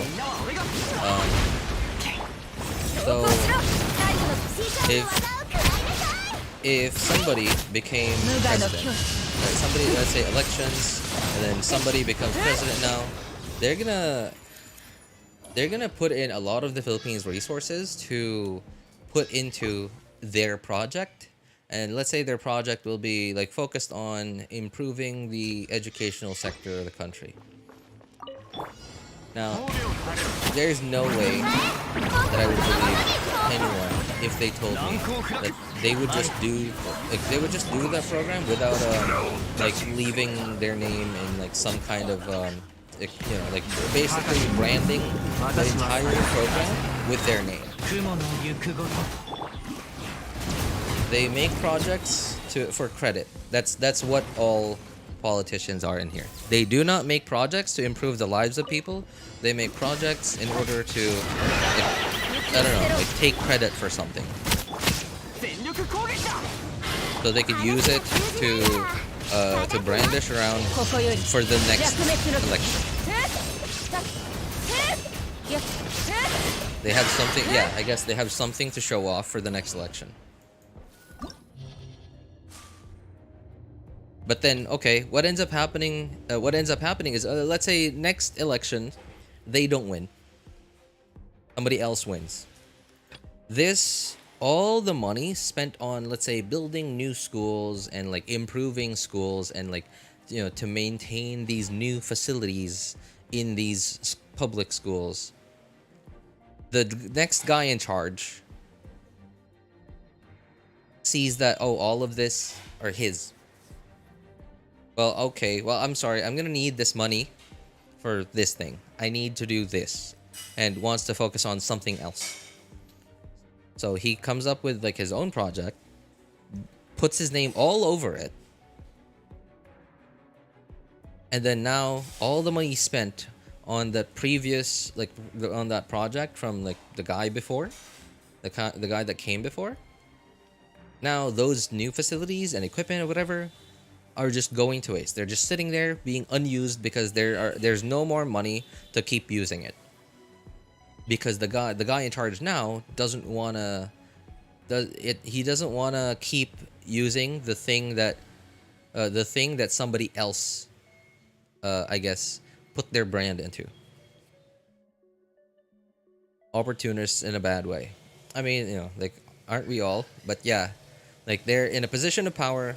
So because they see that, oh, if I continue this project, I'm not gonna get credit for it. So I'm just gonna pull the plug on that project, and then all the money spent on getting it to where it is now it just goes to waste. Man, I'm so bitter right now. I almost cursed. I almost cussed just now. It almost slipped. Jeez.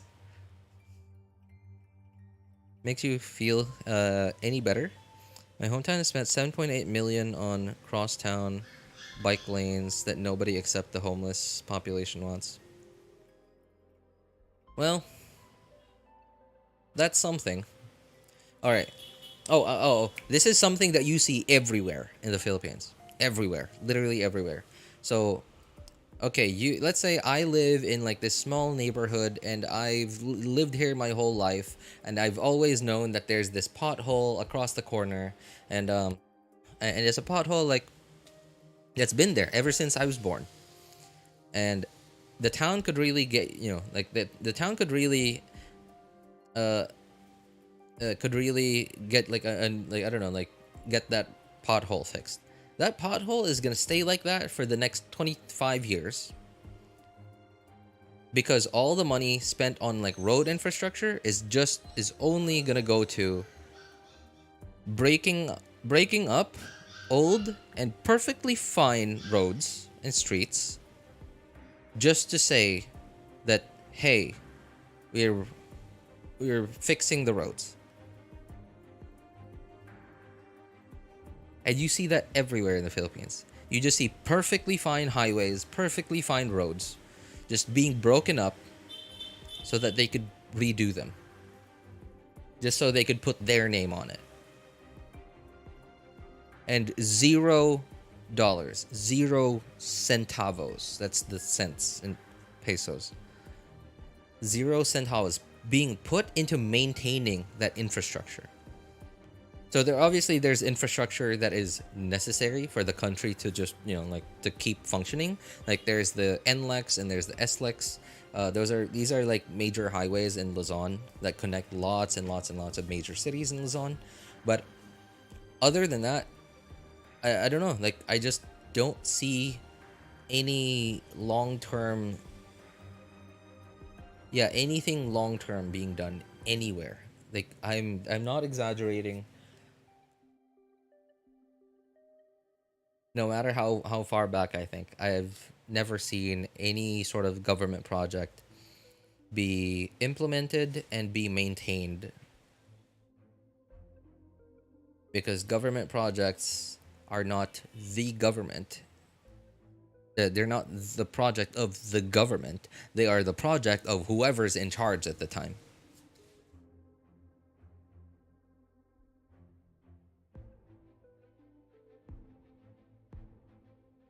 So, all right. Here's what I think is gonna happen if that nuclear power plant ever comes on.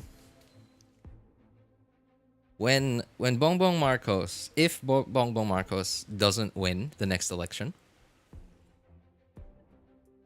somebody else is gonna be president, right? So that nuclear power plant, that's gonna have a drastic reduction in budget maintaining that power plant, and that means they're gonna start firing people that work there. They're gonna have just basically a skeleton crew working on, like, I don't know, like keeping the place running. But when they request for, like, I don't know, request a budget for like replacement parts, like any maintenance stuff, that's gonna get denied, or it will get approved, but because it's not the president's pet project anymore, it's somebody, and somebody else is in charge now. All the budget that goes into, what was supposed to be maintenance for the power plant, basically 90% of it is just gonna disappear into somebody's pocket. Well, not just one somebody, but like many somebodies. And the remaining 10%, you all know what's going on with Boeing nowadays, right? I heard there's this one story from Boeing where they, at some point on one of the planes, they had to use dishwashing liquid for as lubricant, because they just weren't given the proper equipment or like the proper budget to properly build and or maintain the planes anymore. So it's basically gonna end up like that, and sooner or later, the plant's gonna melt down, gonna suffer a meltdown. It's all gonna blow up, and it's like a lot of firefighters and like basically rescue workers are gonna die of radiation poisoning over the next 1 or 2 years from basically trying to rescue the people around the plant. And like a couple of I don't know, like a couple of 10,000 to like 50, 100,000 people are gonna like all of a sudden have cancer in the next 2 or 3 years. Because yeah, radiation's a thing. And then we're gonna hear about it on the news. There are gonna be some Senate hearings about it. And then they're gonna bring in Bongbong Marcos to I guess, I'm doing air quotes here, to take responsibility for what he did.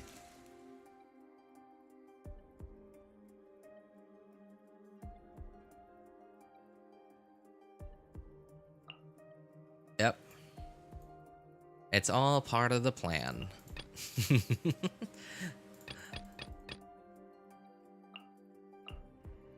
You see, schemers have plans. They're all schemers. What was Joker's dialogue there again?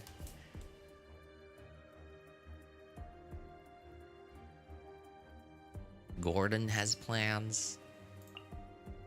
Batman has plans. You see, they're schemers. As for me, I'm like a dog chasing cars. I wouldn't even know what to do with one if I caught one.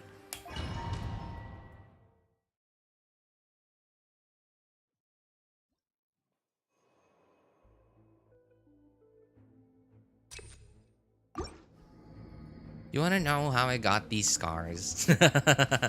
Man.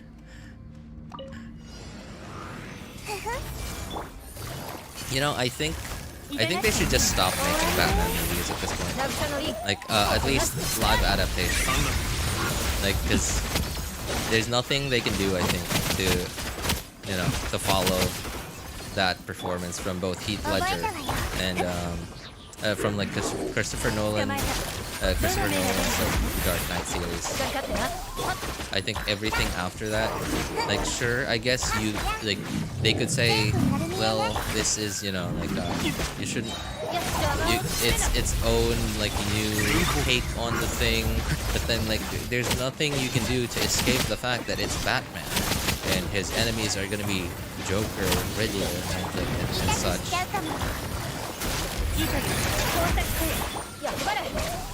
It's just gonna be impossible to compare them because they are the same thing. It's Batman. It's the Batman IP.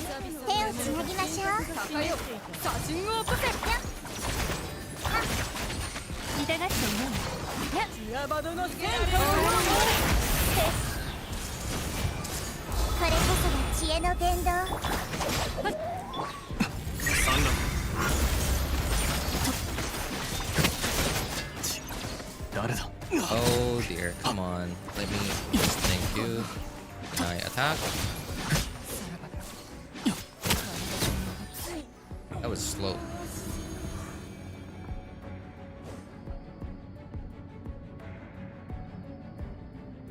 There's one where Jokes was a pregnant trans woman. What?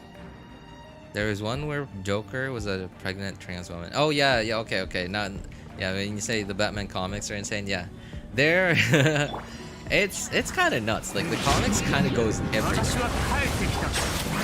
There's even, I even found out about like this thing where like the story itself was about the Batman who laughs, and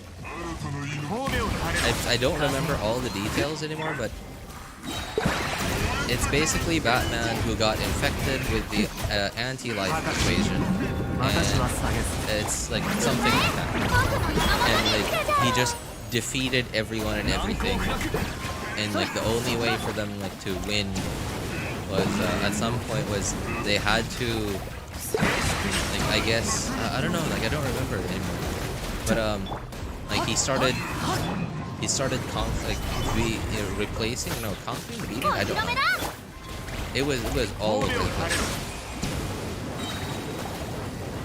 At some point, like, he had the powers of like the god, like someone in charge of the universe. It was crazy.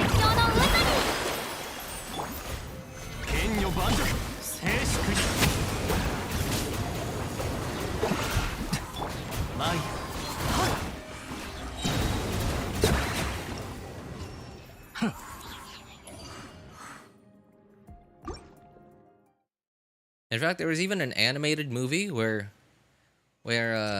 Batman laughed. He laughed with the Joker. Oh no, that's not Emelie.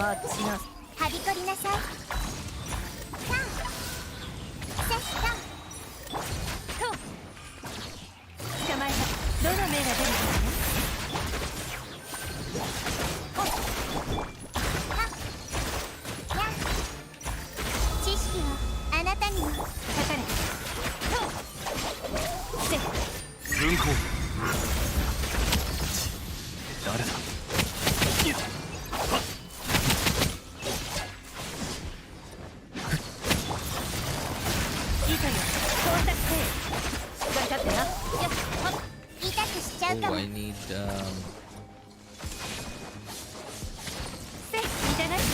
one Yelan E book. Okay, caught all the particles. Nice. There's a comic where Alfred beat the crap out of Superman. Nah, I haven't heard that one, but yeah, the comics are kind of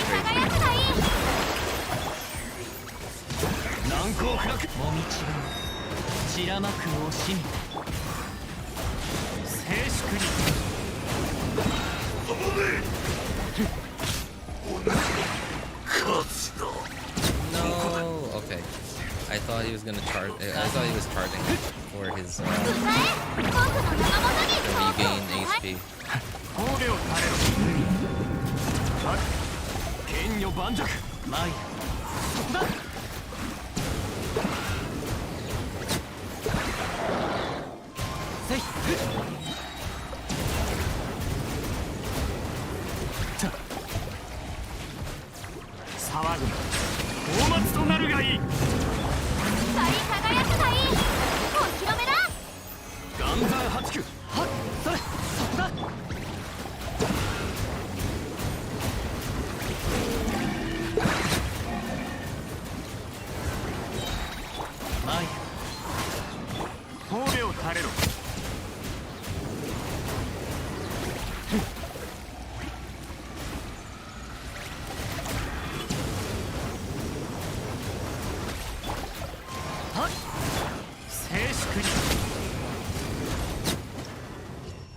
Running a fight with a headbutt is insane.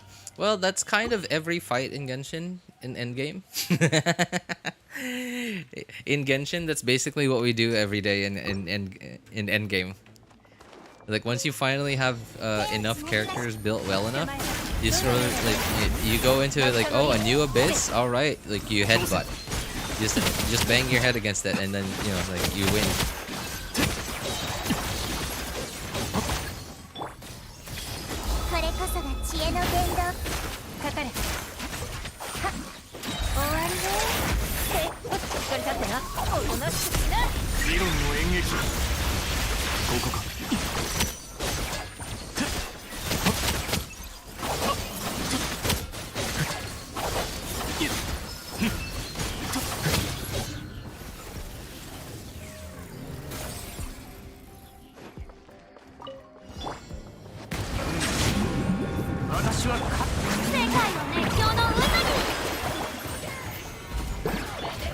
There was at one point where like I wasn't even like trying to like I wasn't even like looking at like Abyss lineup anymore. And then thinking, oh, I'm gonna use this team, I'm gonna use this team, that team, because this enemy and that enemy, etc. The only thing I was looking for was just, okay, are there any enemies immune to these elements? No? Okay. All right, I'll just come up with this team, and then like just there you go.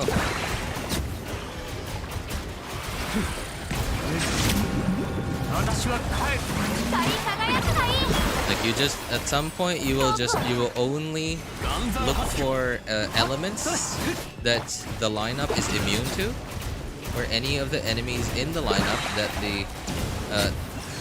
that are immune to what elements, and all you have to do is just put together a team that don't have those elements.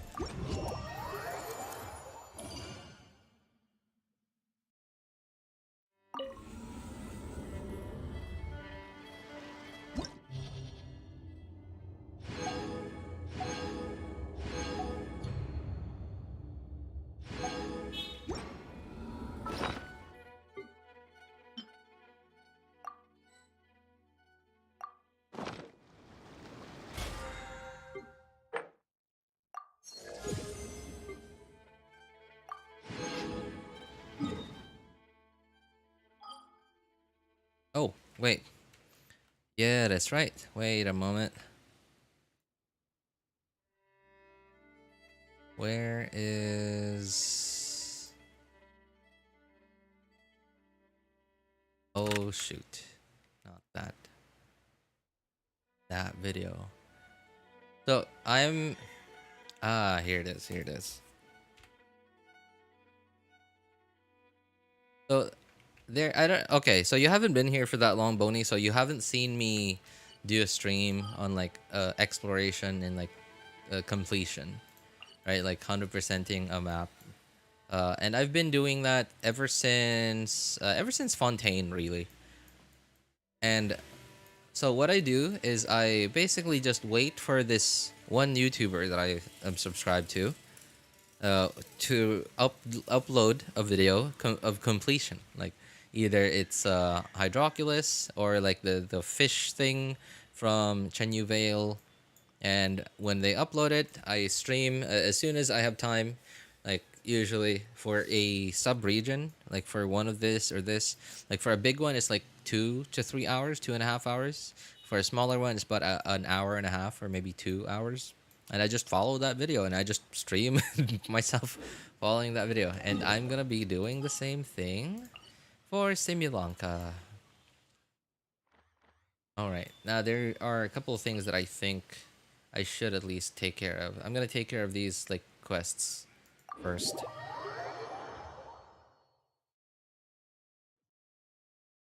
Do I have enough time today? Because I gotta... What does your teapot look like? Oh yeah, wait, that's right. I think... Was that you? But someone asked me last stream or 2 streams ago what my teapot looks like. My teapot is like very practical. Like look at this.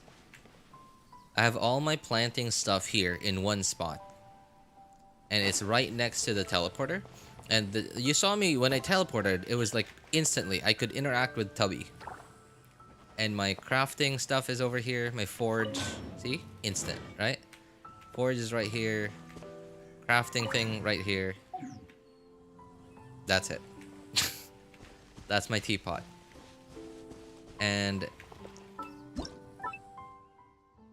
yeah, there it is. That's what my teapot looks like. Make as many of this as I could until I get to 20k, whatever the thing is called, so I could get max rewards. Just put everything down.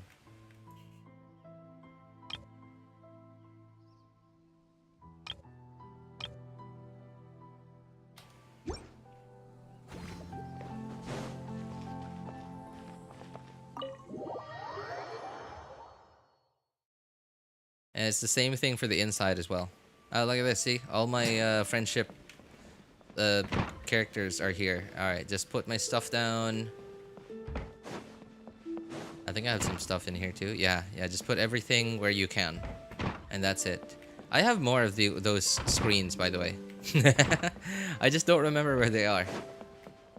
I remember one of my accounts didn't have as many of those screens as the other ones. I think it was this one. Yeah, I think it was this account. Yeah, okay. I think Yeah, I think it was this account that I didn't get to spam those indoor screens as much as I did my other accounts because I found out about the fences thing. Can your companions interact? Oh yeah, that's right. I forgot you're a new-ish player. So there are some interactions, and what do we get from them? There's something you can get from them. I think you can get some primos from them, but like you have to you have to you have to figure out now. Okay, obviously that information is on Google, but like you have to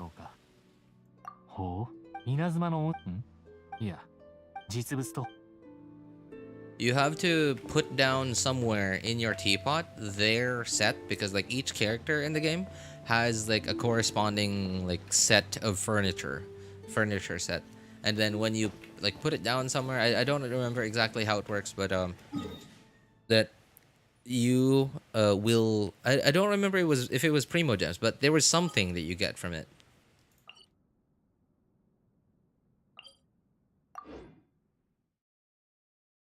You got some kind of reward from it. I don't remember if it was primo gems. I don't think it was primo gems. I think it was, but I just didn't want to bother.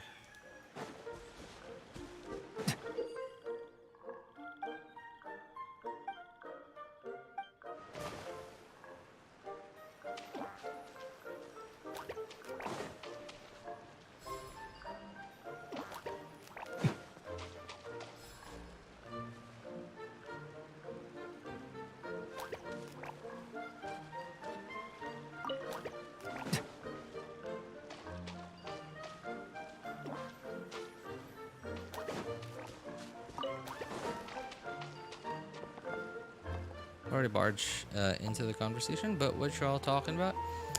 Just anything really.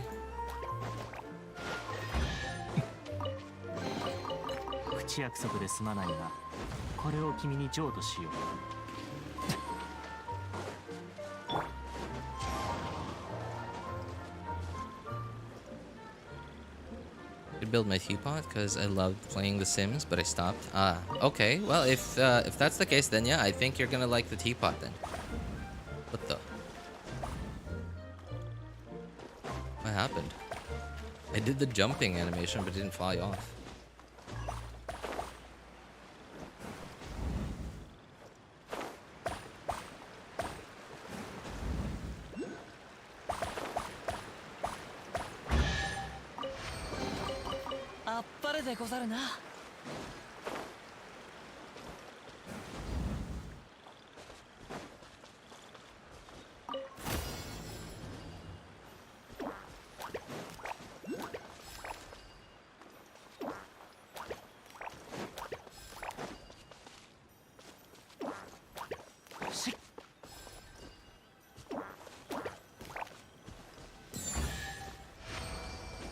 What?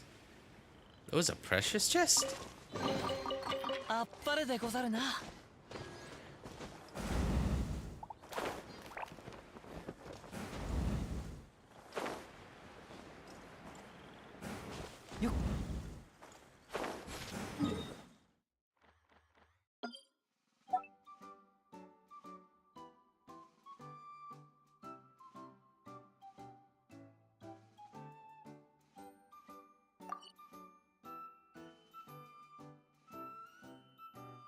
Really do reputation quests? Reputation? Oh, you mean like the weekly stuff? Weekly challenges, weekly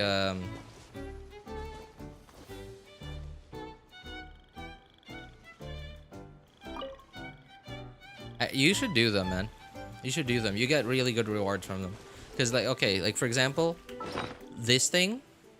Oh, I don't have any. But condensed resin. So this one is called fragile resin, but condensed resin. I don't know if you've started spending your resin, but so obviously when the only like most of the places where you spend resin, like talent domains, weapon ascension material domains, artifacts, you can only spend like 20 resin at a time. which means that to use up all 200 of your resin, that means you're gonna have to do like 10 runs, right? But if you have condensed resin, if you've unlocked condensed resin, then you can condense that resin, condense 40 resin into like one condensed resin, and that one condensed resin you can then use to do one run of whatever it is that you need resin from, you need stuff from, and instead of doing 2 runs, you only get to do 2. You get to do 2 in just one run. Basically, like in when you're AR45 and you farm artifacts, one 20 resin domain run should give you one 5-star artifact. But when you do a condensed run, it gives you 2 5-stars. But that's because you're basically using up 40 resin in one run. I believe condensed resin was in Liyue. Yeah, it was a Liyue. Like look at the talk to the reputation NPCs. Yeah, talk to the reputation NPCs. Either Mondstadt or Liyue. I forgot. And another thing too that is really, really useful, especially when you need to farm for the next couple of days, you're gonna be farming a specific world boss to level up a character. So is this thing, portable waypoints? Now I don't remember where this was from, but it's either from Mondstadt or Liyue. Just get your reputation up, man. Get your reputation up, and like reputation, like the weekly bounties and the weekly requests, that is free 150k mora every week. That is because like the 3 bounties give you like 30k mora each, and then each request gives you like 20k mora each. So, and there are 3, you can do 3 of them every week, so 150k mora.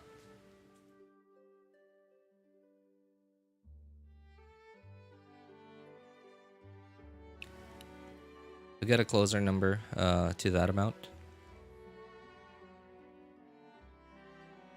If I didn't spend 30 resin on freaking artifacts. Oh, oh, sorry. Were you? Oh, okay. Yeah. Sorry. I'm so sorry. I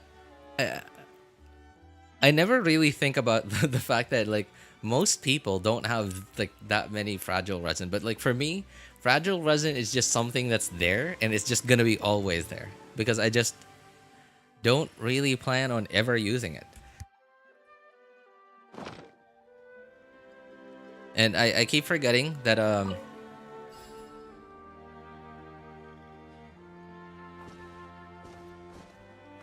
Rain Song Pond. No. Is there music? Oops.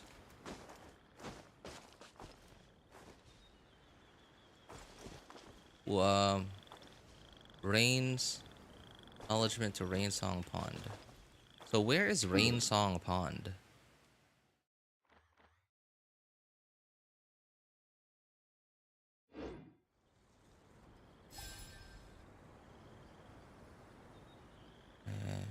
What are we doing?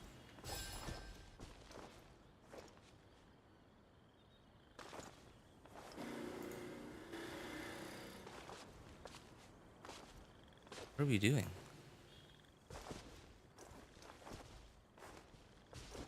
What am I doing? Kingdom of Breezes and Bells. Kingdom of Breezes and Bells. What are we doing?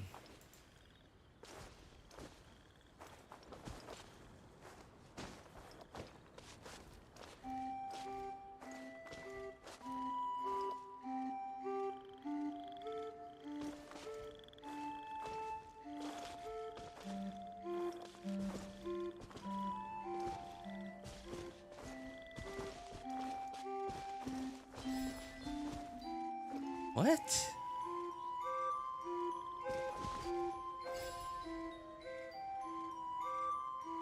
Constellation Metropolis, dude. Constellation. Where are these places?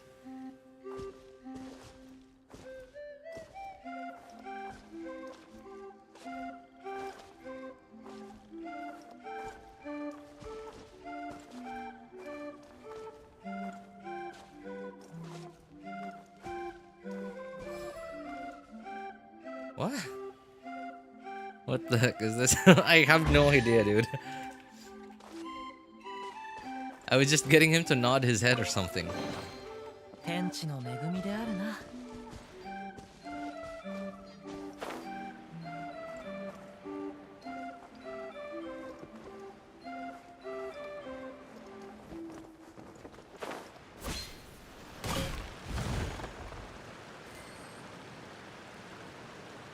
You got it, but how is the question?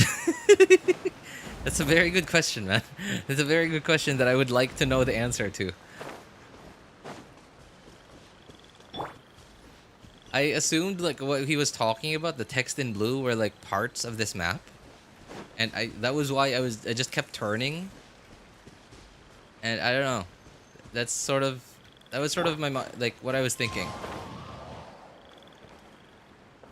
Oh, I think that's a thing. それ、いいさ。 Oh, I just did this.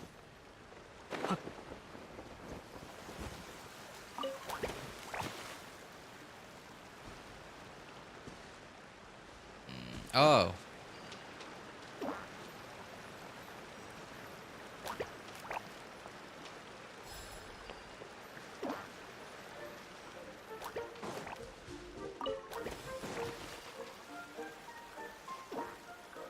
What even are we playing anymore?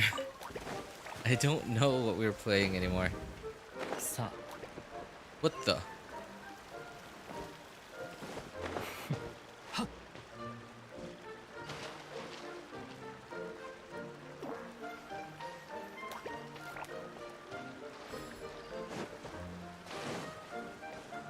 I swear, these mini games are getting longer and longer. Just to get one chest. This isn't even gonna be a good chest. This is probably gonna be like an exquisite chest. And from how long this took, I don't know if it's worth it, even.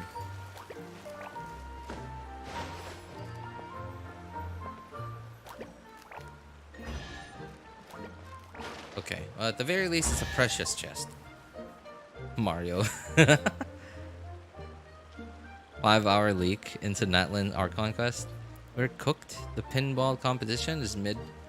Okay, I'm sorry. I don't think I should be reading that out loud. I'm sorry. Begin performance. Oh, it's the okay. Is it one of these things? I think. Yeah. All right.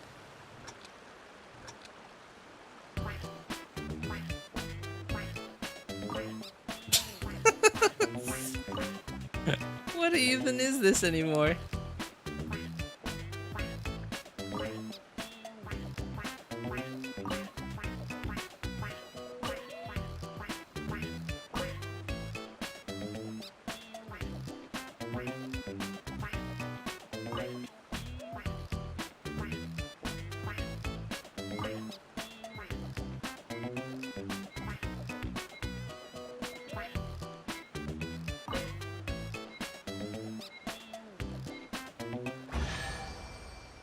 Oh my god.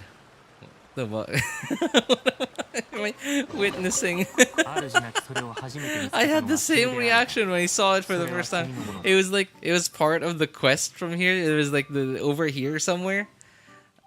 I was so confused. I was like, what am I supposed to do? It's like, wait, I just tell them when to jump and that's it? That's the puzzle?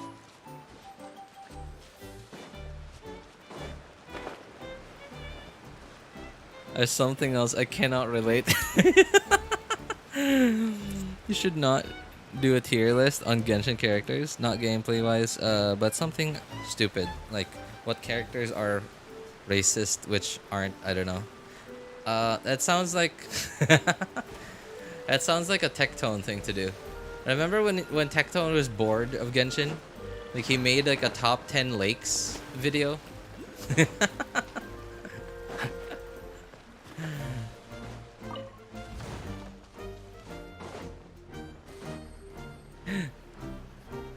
He made like a top 10 lakes videos.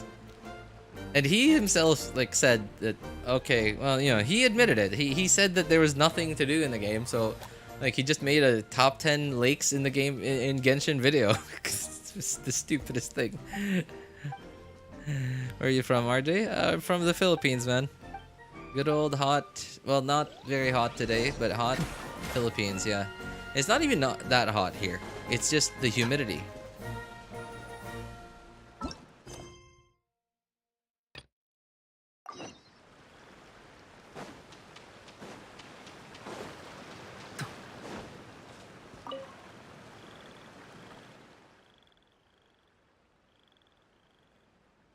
South Africa. Whoa. I think this might be the first time I've had someone from anywhere in Africa here. Brazil. Wait. Isn't it like 4 in the morning in Brazil right now? Everything all right, man? Are you supposed to be awake?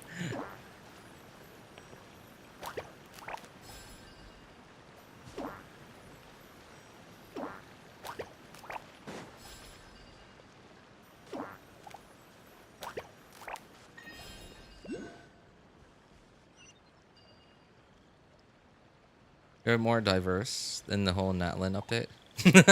We are more diverse than the Natlan update. Wait. Oh, wait. Okay, everyone's saying that the whole like 5.0 Archon quest has been leaked. But like you guys seem to know it as if like a fact.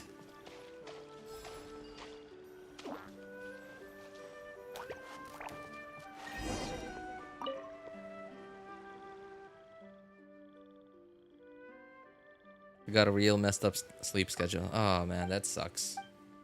That sucks. It's pretty hard to fix that. Like I remember when I was younger, like obviously I'm not old now, but I'm also not very young anymore. I used to have like it was just really hard for me to sleep at the same time every day. And like every single day I would just sleep a little bit later than the day before and the day before that and before that and before that, and it would just keep getting worse and worse and worse until at some point I'd be sleeping like okay, especially this is especially apparent in my my last no my most previous what why can't I press it?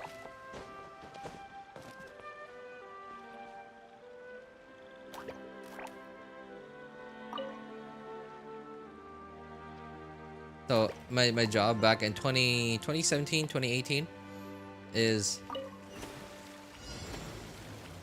so it was the type of job, those types of jobs where you just have a job to do and all you have to do is make sure you finish it on time. So it doesn't matter if you work 8 to 5, like where you come into work every day, as long as you finish the job when it's supposed to be done. So, and because it was a startup company, we had an unlimited amount of things to do. So I was just, I don't know, like how I even lived like that, man. Wake up, get some coffee, eat some bread, work, maybe make some lunch, eat some lunch, work, maybe get some dinner, eat dinner, work until I fall asleep. And every single day I was falling asleep like later and later and later until at some point I was sleeping at 3 in the morning, 5 in the morning, 9 in the morning. At some point I was sleeping at 4 in the afternoon and then waking up in the middle of the night. It got so, it was crazy. It was awful. It was really hard to, like at some point I would be able to reset. Like at some point, like I would be able to go to bed at like, you know, a normal time of like 9, 10, 11 in the evening. But then it would just keep on going and going and going until like over and over again.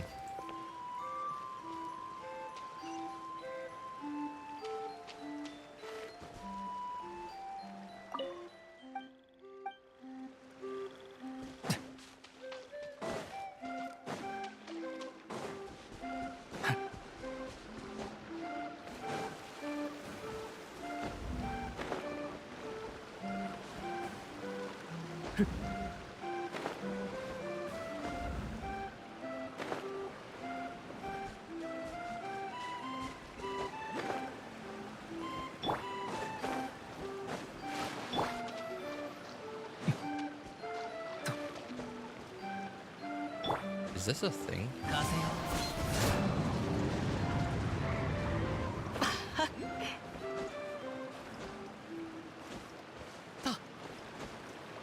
You give advice to people on how they can improve their characters? Oh yeah, yeah, of course, of course. That's literally yeah. We actually have I made a Discord server just for that purpose because like, and I don't know, like I'm not the smartest person out there when it comes to like building characters. Like I'm not very good when it comes to like the very advanced stuff. Like really like some people like they really just want like they're in end game and they just wanna know like which one is like 2% better than the other one. Like no, I can't answer those questions. But when it comes to like basics or like mid game and stuff and like I guess just planning out your account, yeah, I'm all for it. I love doing that stuff. That's exactly what our Discord server is for. Of course, you can ask me questions now, but that would really depend on like what your question is. I might be able to give you like a very complete answer depending on what your question is. But sure, feel free to ask, man. Feel free to ask Tebo. Tebo Moloto. Yeah. Feel free to ask any question you want, man. ふるさとを思う Much as people don't want to admit it, nobody has a healthy routine or even lifestyle. もうこの刀のみでござる I mean, I guess some people, well, try to have one. Yeah, some people try to have one. But those are mainly like the very, like in fact, it's pretty hard to have like a properly balanced lifestyle nowadays. Because it's, if you want to have a comfortable life where you have free time, okay, where you have enough money to live a comfortable life and free time to enough free time to enjoy your money, then you got to be earning quite a lot. And once you start to get into that rhythm where okay, I'm going to work hard so that I could earn a lot of money so I could afford a better lifestyle. And then once you get into that, like it's not necessarily a trap, but once you're in there, it does feel like a trap. You're now stuck. You're stuck working a job where like I don't know, like you work like 50 to 80 hours a week. And you are then able to like, you know, afford like I don't know, snacking and like vacations every now and then. But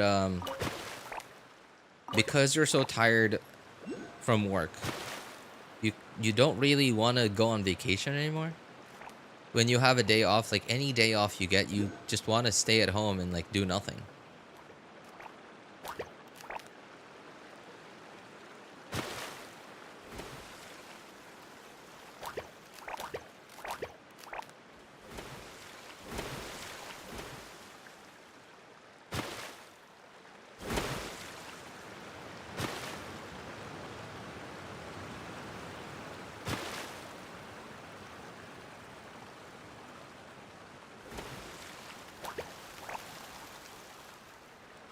Check my UID when you get the chance. Sure. Hang on. Just gotta make sure that there are no interactions that I have to do in here. Yikes! Why does that have to be so loud?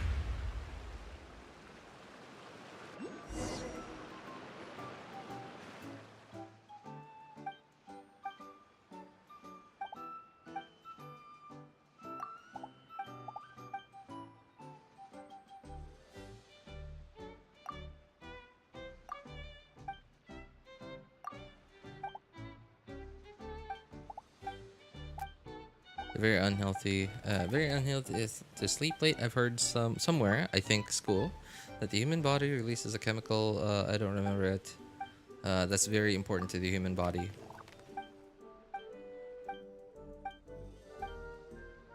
Yeah, it's just I remember, and this was like way long ago, like around like 12 years ago. So I used to work night shift jobs, and like all the jobs that I had back then were just in the night shift and just had no option otherwise. And obviously cool, pretty good. I got a 20% night differential, right? So I was earning 20% more than the actual salary. But I don't know if it was worth it really.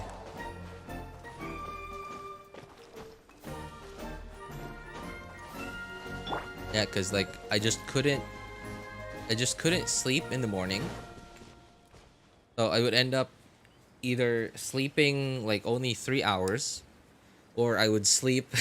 I'd fall asleep like during dinner time, right after eating dinner, and then waking up and then seeing looking at the time, thinking, "Oh mother, like 4 hours late."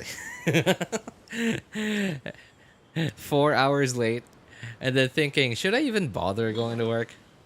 Like, because by the time, like, if I'm when I'm already 4 hours late, by the time that I get to work, like, because it's the middle of the night, it's really hard to commute. It's really hard to commute in the middle of the night. So by the time that I get to work, I'll have like I'll have 2 hours of time to work. So like, is it even worth it at that point? And that happened to me very often. You'll make a good soldier at least. Well, I probably would have, but not now. Yeah, I don't know. I feel old. In fact, like nowadays, I'm happy with my life now. I may not be rich. I may not be able to afford like a lot of luxuries, like a lot of luxuries like vacations, new underwear, stuff like that. But I'm happy. Like I have time. Not a lot of time, but I have time. And I'm not so tired that I'm miserable the whole time I'm awake. So, yeah, good. Good. I got a family that loves me. I love them back too. Yeah, it's all good. Very happy. Could use with a bit more cash though. Could use with a bit more cash, but I'd trade a little bit of my time for a bit more cash. But hey, you can't exactly choose little details like that. If it happens, great. But if not, then at least I'm living, and I'm not miserable. Okay, hang on. So what? UID, where's that UID? Wait, where's the UID? Oh, there, okay. So, alright. Do you have any questions specifically, Sebo? Because I'd rather not like have to go through every single character. Okay. I think this is right.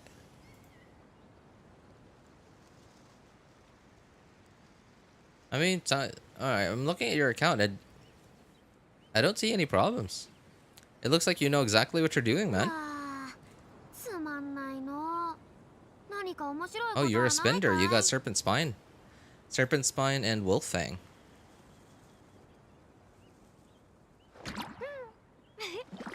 I guess, your Raiden Shogun could use a bit more crit damage, but other than that, like, it sounds like it looks like you know exactly what you're doing, man.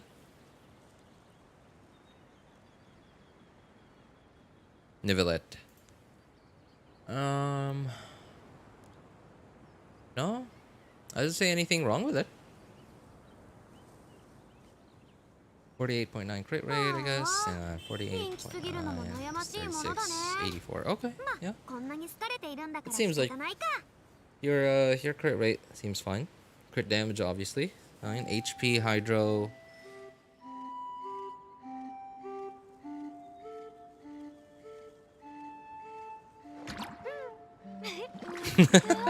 Man, I'm so sorry about your circlet, by the way.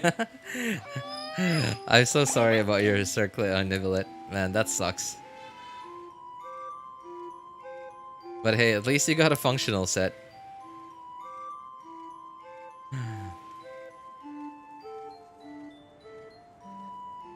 I mean, I don't know. Like, I don't think you really need help, man. Like, the fact, like, how your account is built now, it looks like you know exactly what you're doing. And oh, okay. I guess I'm looking at your Shangling. So it seems like you are lacking on emblem pieces. Yeah, because your Raiden is like, oh man, that feels bad. Like you got a C2 Raiden, but like your crit ratios on her, like they're good. I'm happy that you prioritized crit rate over crit damage, because like I just, oh man, it hurts me so much when people have like 100, like they tell me, hey, I'm working on building my character, but yada yada yada, and then I see their crit damage, and I'm like, oh, your crit damage is okay, like they have like 140, 150 crit damage, and then I look at their crit rate, it's like 30%, and it just hurts me so much that people would prioritize seeing bigger numbers than doing more consistent numbers. And I'm really happy that you've decided to prioritize more consistent numbers than to see bigger numbers. Emblem's not happy with me. Hey, at the very least, Emblem is now in the strongbox. So at least, you know, whether you're farming the emblem domain or not, at least you have the opportunity to continue farming for it. So yeah, it'll be slow, but but it'll be a lot faster if you actually farm the emblem domain. Unfortunately though, like the emblem domain, it's so yeah, cool. Shimenawa is the other set in it. Like there, at least the two piece is universal. Well, almost universal nowadays, because we've in recent, like in the last 1 or 2 years or so, we've gotten quite a lot of characters that don't scale off of attack, and a lot of the characters that do scale off of attack, the new ones at least, that are actually really strong, they have their own sets. And the difference between like giving them two piece and a four piece of their set. What am I? Wait. Why did the? Oh no, I messed up. I'm sorry. Yeah, I just had a black screen on. But yeah, the difference between like a two piece and like a four piece set of their set is like really big. So at this point, emblem isn't as valuable as it used to be. Farming the emblem domain isn't as good a value as it used to be. But it's still one of the better value domains out there today. Emblem domain, Deepwood domain, and Golden Troop domain. And I think between those three, the emblem domain is the least valuable nowadays. Mostly because Shimenawa and like attack percent just isn't as valuable as it used to be. But I don't know. As long as you're not farming for anything else, I think you could go farm the emblem domain and like strongbox the emblem domain as well. But of course, if you are farming something else, then I think. Oh wait, you got oh, nighttime. Isn't this whispers and echoing? Okay, so it looks like I'm gonna assume that you're currently farming for your Navia, because you have a two piece of her set.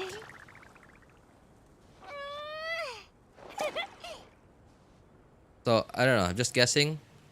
Oh, you're Yelan. Wow. Huh, that's some nice ER you got there. I was looking at your crit damage. Okay. Oh, crit damage. I'm like, oh, this is on Aqua. And then I saw it. Like, yeah, okay. It's on Aqua. And then, so, I had to see how much ER you had. And I was like, oh, you know what? I was mildly surprised. 188 ER. Although, I still don't think 188 is comfy on Yelan. Of course, depending on what team you put her in. But, yeah, I don't know. I just don't like Aqua on Yelan.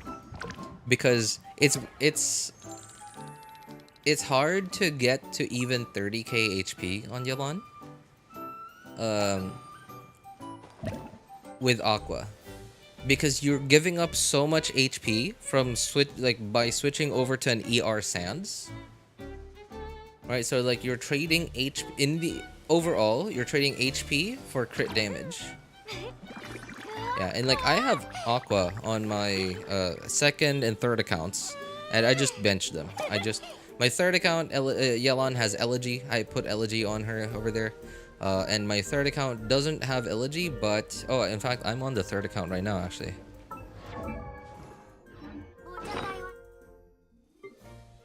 Yeah, like, look at that. Okay, like, oh, yeah. I have an R2 Aqua on my second account, and I don't use it. Just because.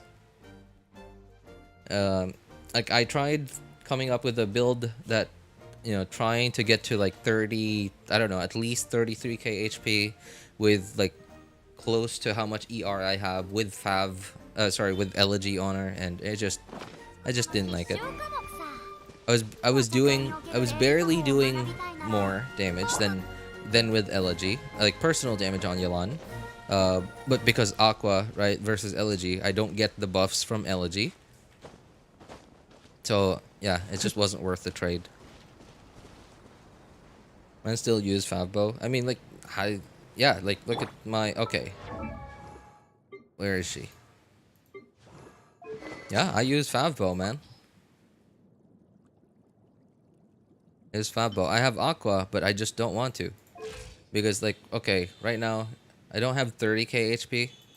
Because I went for, I believe I have ER somewhere. I don't remember. But, oh, wait.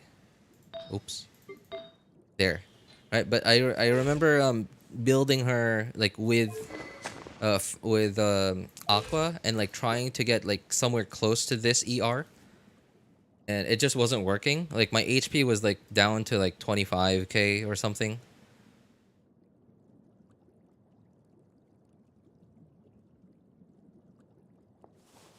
You show me your Yamiko if you have her. No, I don't have Yamiko.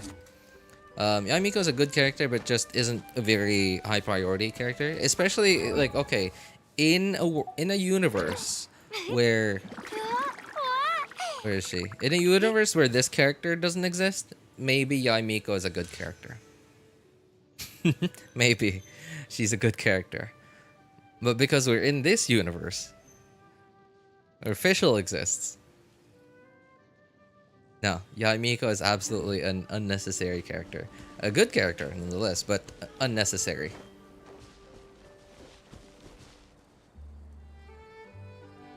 Fischl in some cases better than Yai. That's true.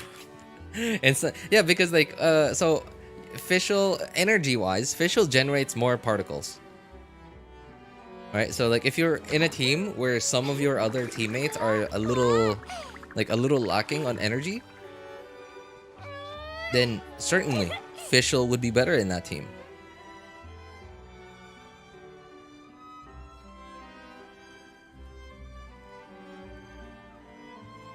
What artifacts do you run and Hu Tao? Me personally, I have 4 Witch on her, 4 Crimson Witch, but I think 4 Shimenawa is, I wouldn't say necessarily better, but it's better for like charged attacks, and like the difference is pretty big, between charged attacks between for charged attacks between 4 Shimenawa and 4 Crimson, but I prefer Crimson because I don't have to worry about like being, you know, like having a hard time using her burst, because occasionally, oh, similar to Arlecchino for example, Arlecchino, right, there's no way to heal Arlecchino if you're not running her with a really good shielder like Zhongli. Occasionally you'll find yourself in a situation where you want to suddenly heal, and in Arlecchino's case you use her burst and it instantly, okay, full HP. And she Hu Tao is very similar to Arlecchino in that regard, where her burst also heals her, and you get maximum heal you get is if you hit 3 enemies with it. And I wanna have that option, like that sort of like panic button on Hu Tao. Now granted, like I almost never use Hu Tao without a shielder, but in the case that my shield breaks, or I don't know, like if I just want that comfort, because like she's already doing enough damage for me, I just want the comfort. But I wasn't running emblem. Said I had 2-piece Heart of Depth or whatever it's called. Let me see. No, she's on Heart of Depth right now. Or sorry, she's on 4 emblem right now. Maloto. Yeah, if you changed it in the last, I don't know, half an hour, it's not gonna update immediately.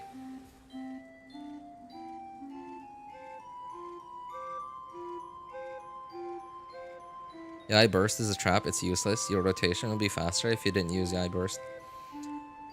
I mean, you know, like you get iframes. But yeah, no, like Yai's burst is sort of like Nahida's burst.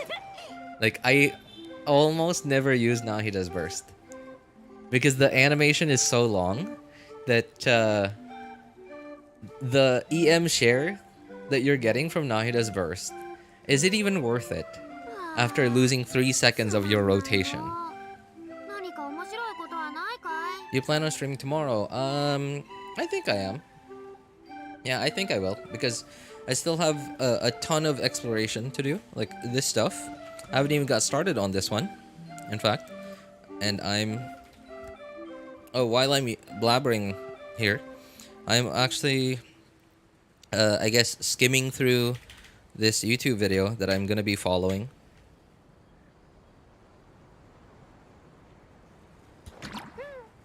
To do my completion. I guess like to get all the stuff from this region.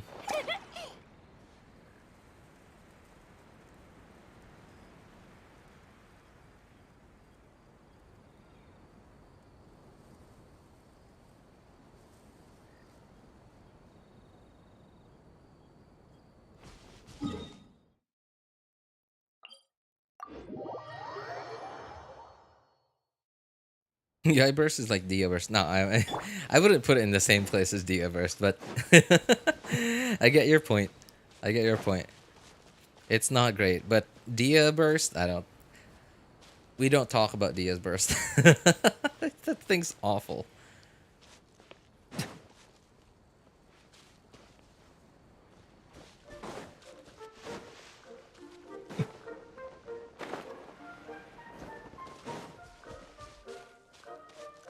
They did Dia dirty, dog. Yeah, I know. I know. I hate it as much as anyone does, cuz like I'm a big fan of Dia's character design. Like, and I like her character in the game as well. Like her personality and stuff. And you know, I don't know. Like I just really like Dia. But oh, that's not going to work. I was about to go in there and like fight and realize, oh yikes, that's not gonna work with this Hydro team. And go to the bed. All right, go to bed. All right. Hey, thanks for hanging out with us, Tony. Good night, man. Take care.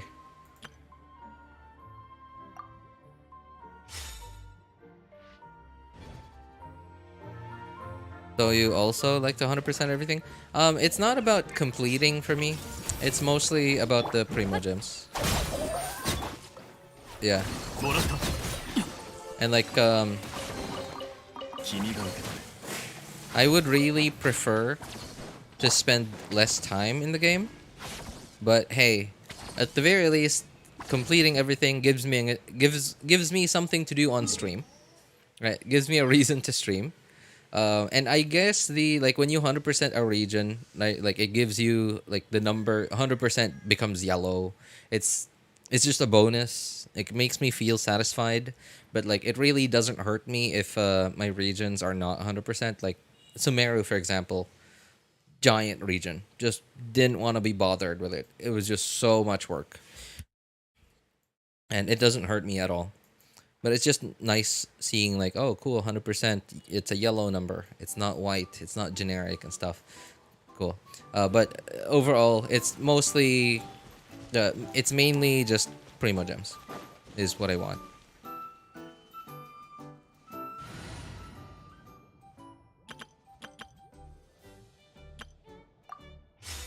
Yep. Get them, get them all Primo Gems. Yeah, gotta get them all, right?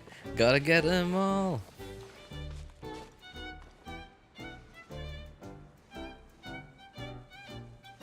Can already feel the future upcoming darker skin characters being either low tier or dookie design. Really? What makes you say that? 100% everything? Yeah, for the yellow. For the yellow. Progress is just an ego booster for real.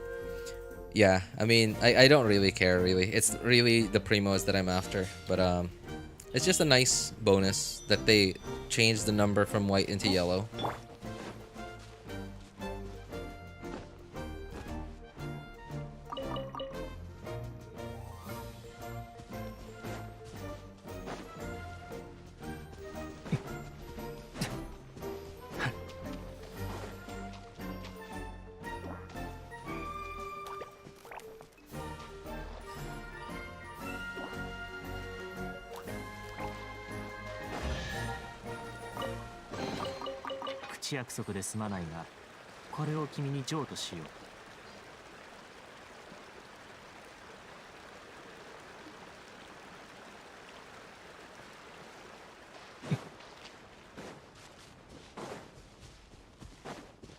I can't imagine these, like, so you know that there are these like content creators that their videos are all about 100%ing everything, and I don't get it. Like, some of them put their videos out so quickly.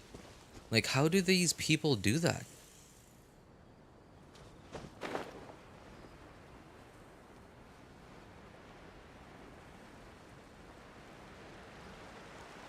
The fact that they get all 100%, I guess they, okay, obviously they can use the interactive map, but then I don't know, like, I'm trying to think of, like, because some of them actually do it like fluidly, like they do it like they have like a flow. Oh wait, is this a frog thing? Have I done this one frog thing? Okay, no, I haven't. Right, and they do it like there's like a flow that make it seem like it's smooth and like th- like it's from one to another, and it's actually to do, and they don't like, it's not like they teleport every single chest. They teleport to a teleporter to start over. They don't just record footage like of every single chest that they get, every single puzzle. They have to, I guess, go from one to another to another to another, and then like, how do they decide the flow? I guess they just go with whatever happens. I guess that's one way to do it.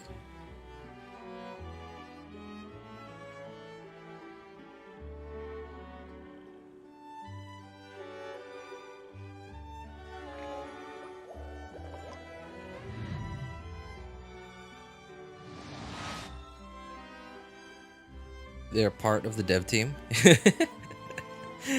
Yeah, that's true. Like Jinyan, Sino, Kaya, and Dia. Well, I mean, Kaya's not that bad. But Jinyan, Sino, and Dia though, yeah. Yeah, Kaya's not that bad. Like, at least he's usable. But as for all the other three, man, I don't know. Like, Sino, cool. But like, after the first rotation, man, like, he's good in one team. In one situation. I guess, yeah. Like, in one team, in one situation. And it has to be a single wave of enemies. Because, like, if you pair her with Nahida, obviously, you mark everyone, and then you do your rotation, you get on Sino, you burst, and then you do your first skill, and then everything's dead, and then next wave comes, nobody has Dendro on them. Right? It's just awful. Okay, and I guess you could use Dendro Traveler, you could use Kali. Cool. Alright, off-field Dendro application without having to swap back to them.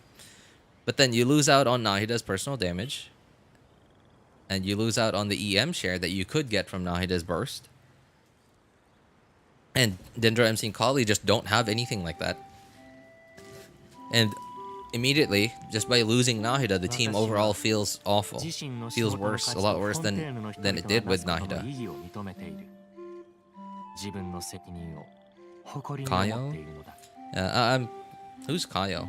Yeah, I'm sure there's like other guide makers out there, but when I decided I wanted to 100%, I wanted to 100% Fontaine and then like Chenyu Vale. The first time I decided that, I just went on YouTube, looked up the first guide I saw. I was like, okay, it's not terrible. All right, subscribe, and I didn't look at anybody else's.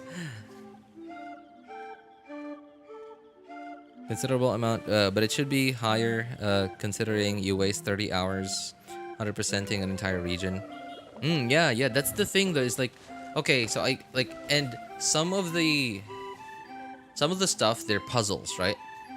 And they're not just like in Mondstadt and Liyue where like, okay, oh, activate this like pressure plate, and then okay, oh, put a weight over their pressure plate here, okay, chest unlocked, done. Right? Like, a lot of these, like, especially Inazuma. Man, Inazuma. And I guess Sumeru as well. Inazuma was a nightmare. It was like, Oh, I need electrogranum. Okay, well, all right. I gotta. Where's the electrogranum? Okay. Oh, it's under this rock, like over here. Oh, it's down there. I see. Okay, and then, okay, activate this. Teleport there. All right. Once I activate this, then I can open the cell, and then I can start the quest. And like, man, what even is that was awful. I can't imagine somebody like these content creators did that in Inazuma.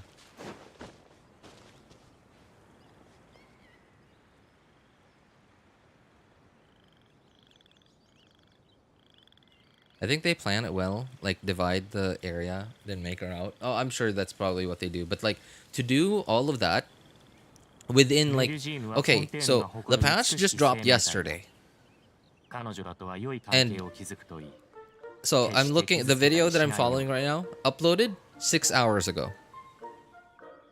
Which means it's been less than 24 hours and they've already done all of this. They've planned their route. They've done like the actual exploration, recorded footage for it. They've edited the video in less than 24 hours. And it's insane. I don't get it.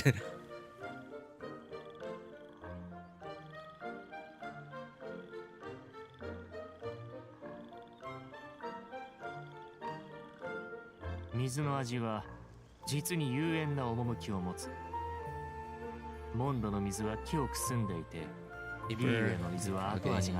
is this? I'm lost already.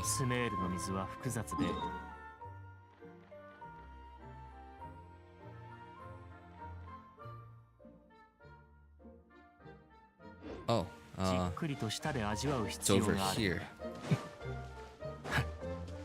Is not worth, but for some completionists like me, it's an achievement.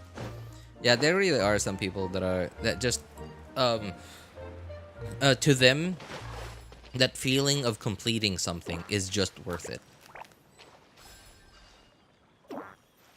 Like it gives them a different level of satisfaction.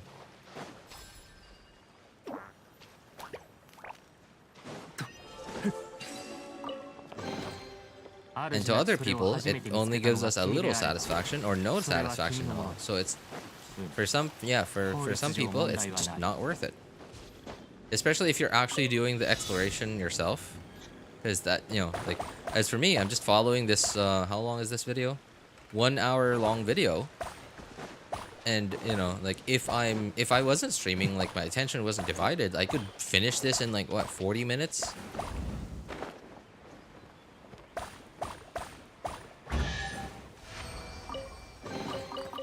Oh, I already did this.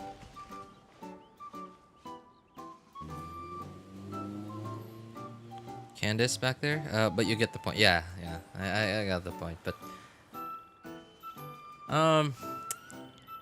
now we haven't heard of. Okay, I actually mentioned this in yesterday's stream. Yesterday's stream? Yeah, yesterday's stream. That Asians are low-key racist.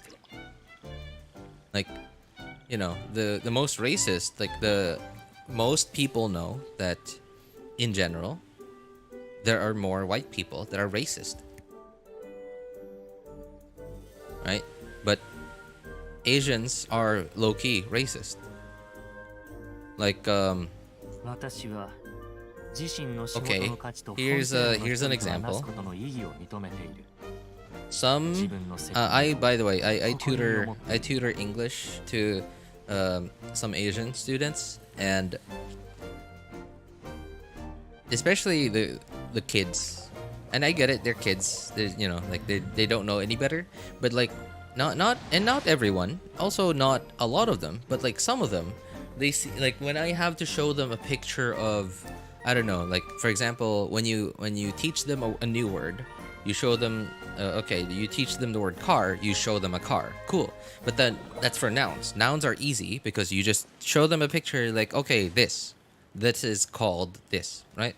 It's easy. But what about for actions? It's a little harder for actions. So every now and then I will have to look for a video, either a video or a picture that shows the action being done. All right, like for verbs.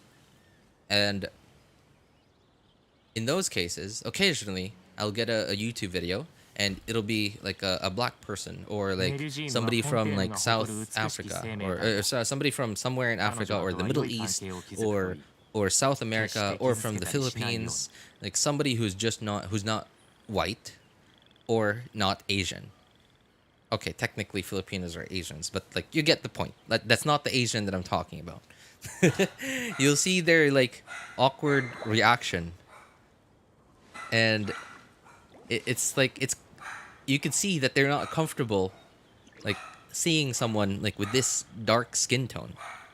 Another very good example, and I think many people, especially in Asia, know about this already.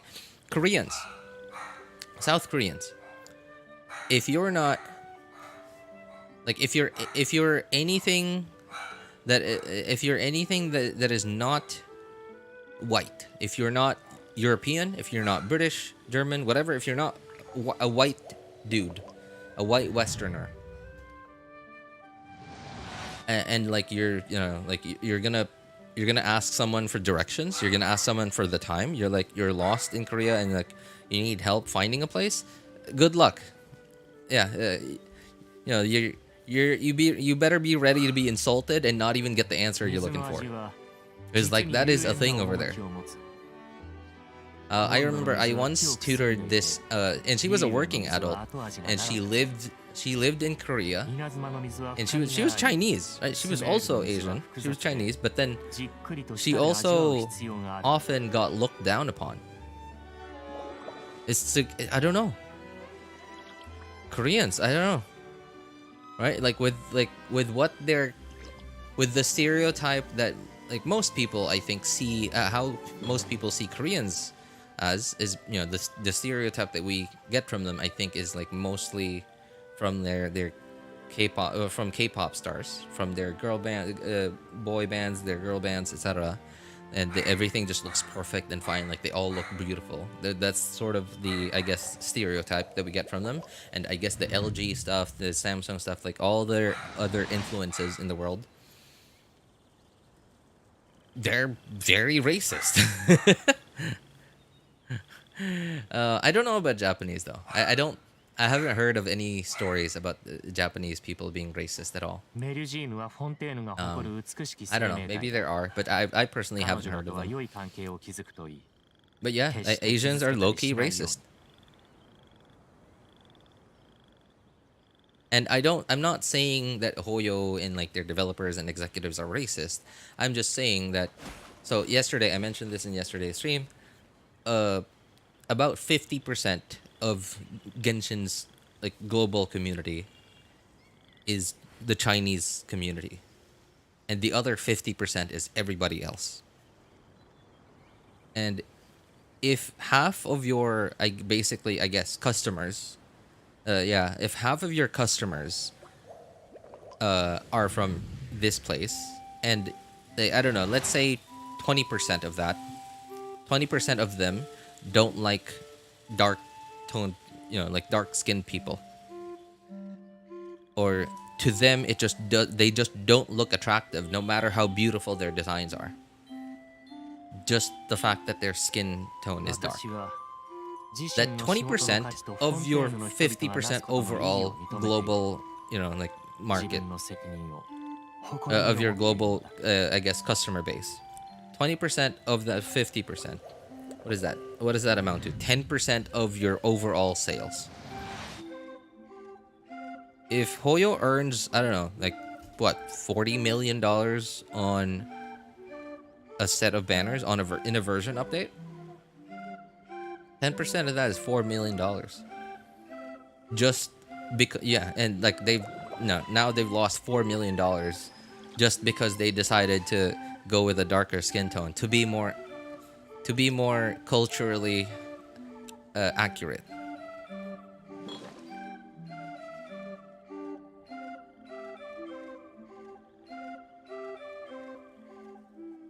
TN players is the only existing players for Hoyoverse. It's not. I don't know. Like maybe it's true. Like maybe they just they just don't care about like everybody else.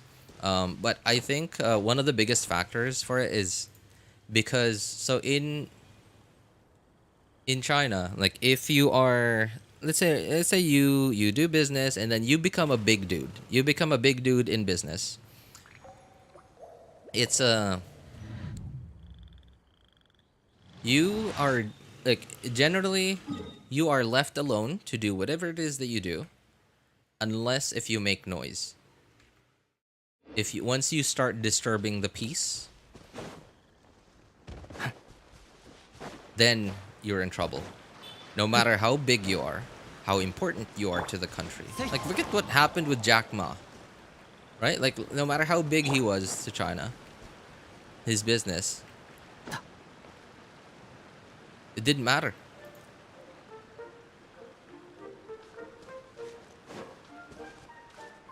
Oh, I already did this one. Yeah, it didn't matter. If you are causing trouble, and that trouble might cause other people to cause trouble, then you are a problem, and they will deal with you. So, yeah, Hoyo just wants to be left alone. So they do everything in their power to just not cause a scene in the Chinese community. Because they want to be left alone. And remember what happened back then? Okay. I'm sure a lot of the older players among you guys remember this. So, where are they? I cannot remember where they are. Okay, here. So, all right, Mona. Example. Why do we have this free skin of Mona? Why do we have this free skin of Rosaria? In fact, I'm using it right now because I don't know. I like it better than this. Why do we have this free skin of Amber and Jean? Where's Amber? There. And who else? Jean. Where's Jean? Yeah, there she is. Oops.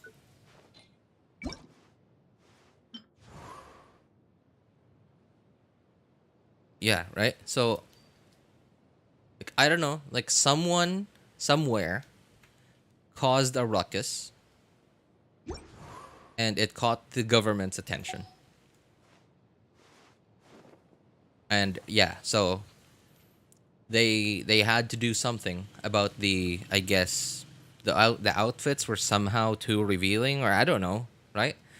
So someone somewhere caused a ruckus, and it got their attention. It caught the government's attention. It made noise. They disturbed the peace. So Hoyo had to like okay, and I don't know if you guys have noticed this, but if you right click on PC, where did I see this again? I don't remember.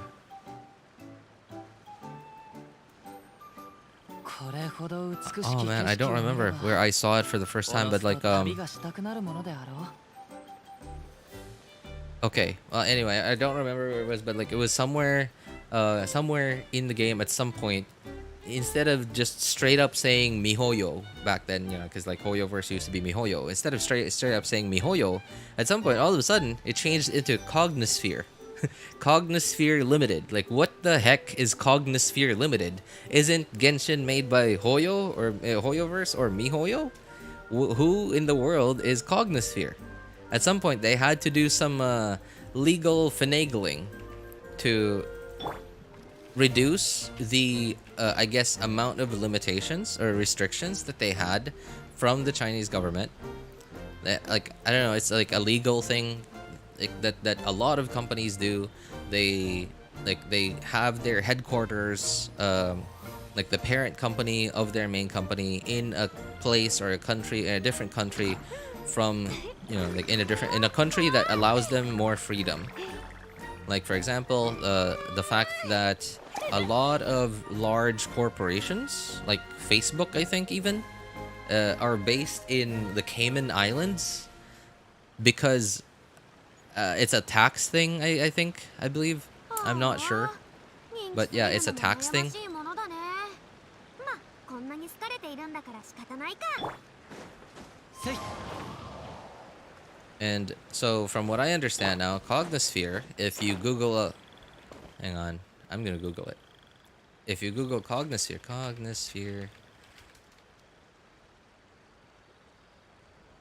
Singapore. Right? So Cognisphere 私は自身の仕事の価値とフォンテ is ー in ヌの人々 Singapore. がなすことの意義を認めて And いる Genshin is now under the ownership of Cognisphere. 誇りに思っているのだ But then like Cognisphere is owned by MiHoYo. But then technically Genshin is in Singapore.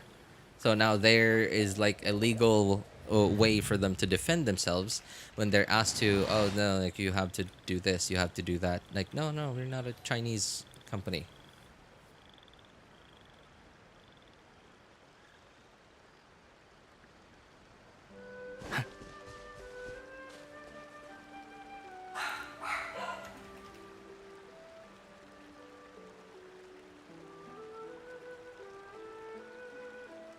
Yeah, they complaints come from the West and do not play the game. That's actually true. A lot of the complaints are from people who don't even play the game. Like they're not even invested.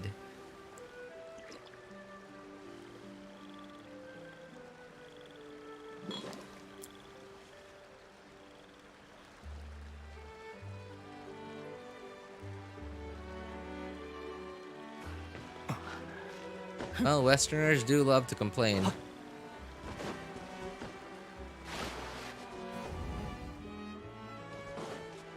That's why most of the world's Karens are over there.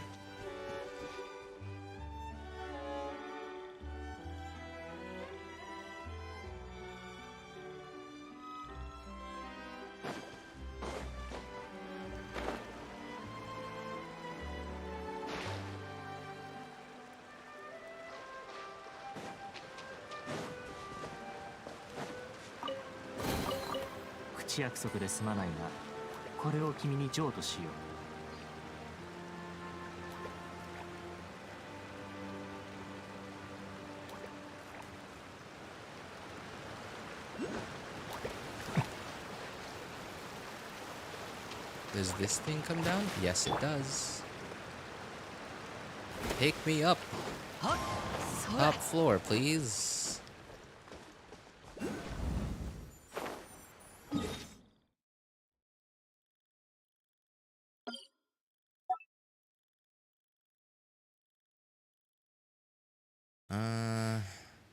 On cliff, yeah.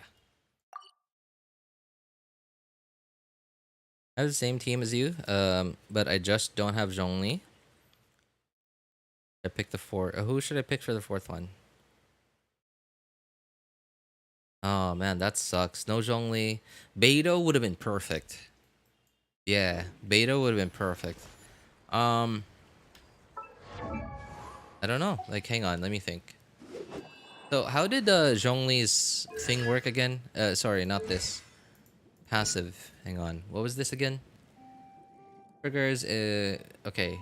Party member triggers a vape, frozen, electrocharge. Okay, frozen's also included. Bloom, hydrosol, electrosol, crystallize, reaction on opponents.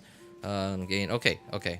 So, I guess that could be anyone. Like, yeah, you could really put anyone in there that can trigger any of these. So at the okay, you said you have the same exact team. That means you are basically ignoring, like unless you have C1, right? If you're C0, then you're sort of, I guess, okay with losing the third draconic stack.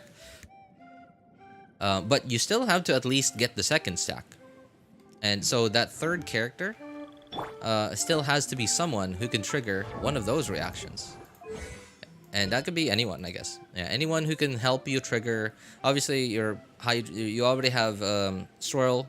You already have swirl, so something other than swirl. Somebody that helps you trigger one of these other reactions, so that you could get your second stack. And like whether they're a shielder or healer or whatever, like at least somebody that does something. Either a healer, a shielder, a buffer, or like they also contribute to damage. Anything. Layla is okay, yeah, especially if you don't have C1. Nivelette, because like you don't have the resistance to interruption. Layla could be okay. Yeah, she helps you. You know, she would trigger freeze, so that allows you to get that second stack easily. Even Diona. Yeah, Layla, Diona, anyone really. Yeah, there's a lot. There's a lot you could do. Even somebody who vapes. Dia. Do you have Dia? I'm sorry. I'm suggesting such a weird suggestion, but like, so okay, Dia doesn't contribute any damage whatsoever, but she gives you some form of damage mitigation, and resistance to interruption.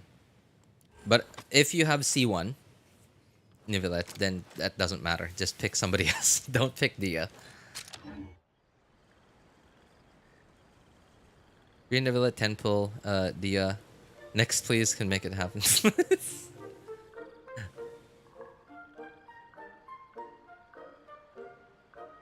You get a free 10 pull, and yet you get Dia for that 10 pull. Jeez, that sucks. Oh, I remember this one. This was a fight.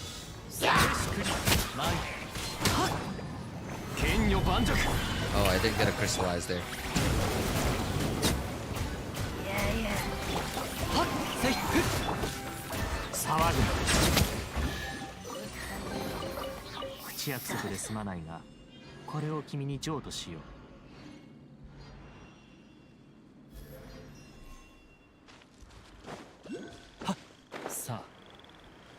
Oh, there it is.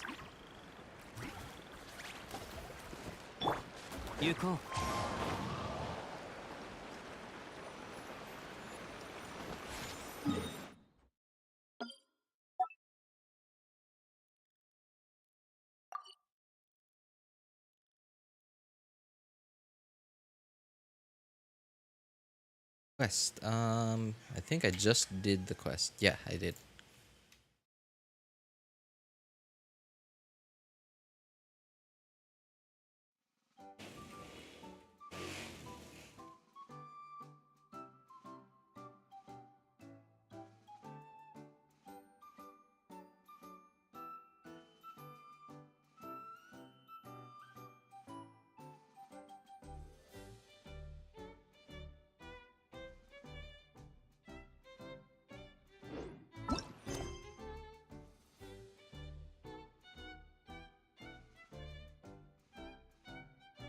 How do you feel about the same Abyss rotation for 2 months straight, RJ? I don't know. I'm kind of I'm okay with it. At least it's not cringe.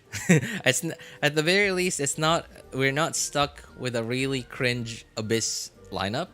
You know, like imagine if this like what's happening to us now, like 2 months straight, same Abyss, but it was the triple Herald thing, like the double cryo the double cryo and hydro herald thing. If we were stuck with that for 2 months, I don't know. Like I would that would be awful, and I would hate it, absolutely hate it.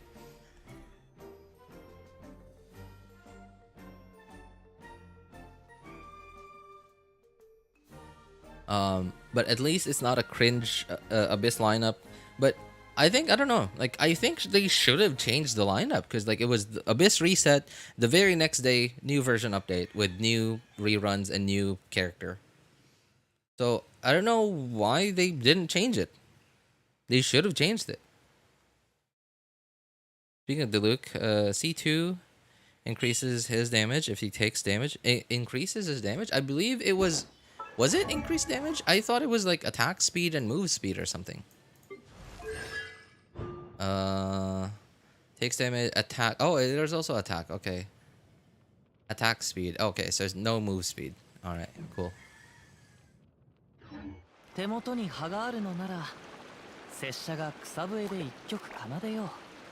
just have one question. How do you do this blurry UID effect when recording? It's just in OBS. Hang on. How did I do it? I forgot what is the thing called. No, it's not something that is in just OBS. It's something that you have to download. I forgot what these things are called. Add-ons or Mod? No, they're not mods. I forgot. Like they have like a term for this. Uh, well, I don't know. It's not an the add-on is not the right word. OBS add-ons? Hang on, let me try looking it up. Plugins. Yeah, it's a plugin. It's an OBS plugin. You know what? I'm sorry. I wish I could give you a better answer, but I did this like 2 years ago, and I don't remember how I did it. I just remember following someone's video. Because before that I had no idea how to do it. In fact, like what I used to do is like I just put like I just went into MS Paint. I filled the whole thing in with black, and I used that as an image texture that I could put up on the screen. And I just had like this black bar over here, and I had this tiny black bar here. And it was like I ran with that for like a couple of weeks to probably a month. And then I decided, you know what? I'm just gonna sit down for like an hour, 2 hours. I'm gonna look up how to do it, and I did it. I looked up how to do this blurry thing.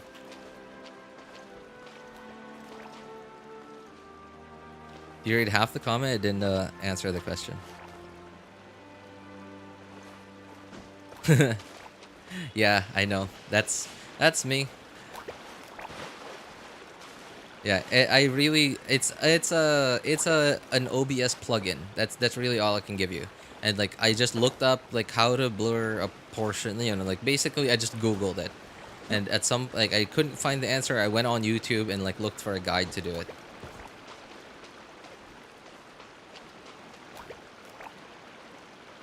It's not coincidence they released Emelie as sub DPS but burned Dendro when Kinich banner is on 5.0 after Emelie. Kinich. Oh, yeah. Kinich the Dendro Zhao. But Pyro Archon's zipper goes all the way from the back to the front. Just what? How do you guys know this stuff? Jeez.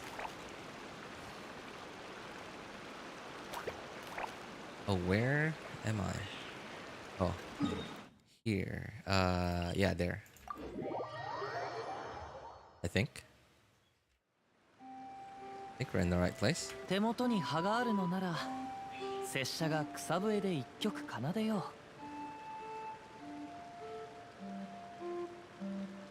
Oh, okay. I am in the right place.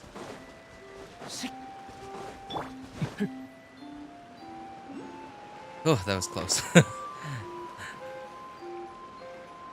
Is that Emelie is Emelie a must for the future Kinich comp? Because I ain't gonna lie. I kind of think he's cold. I may pull from him. I guess I understand that. Like, the cold, being cold, kind of has his kind of has its charm. Makes you seem cool, and yeah, I guess. Wait. Oh, all right. Wait. Why do I need?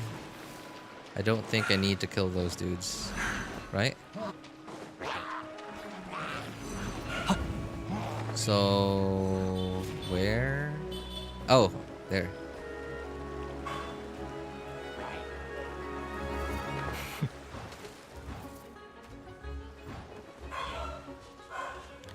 Ah, there's a teleporter here, huh?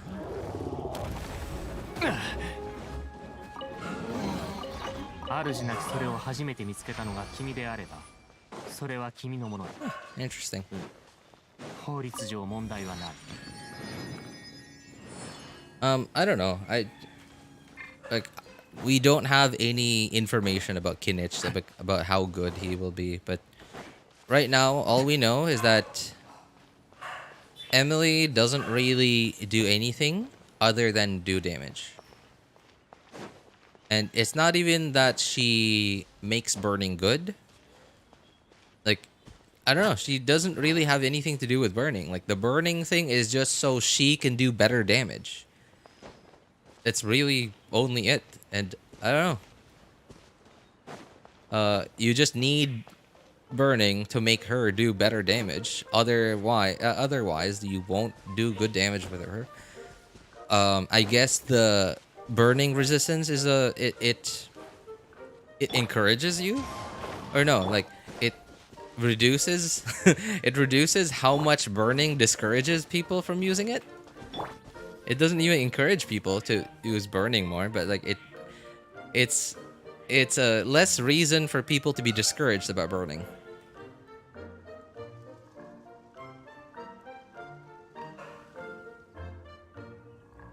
メリュジームはフォンテーヌが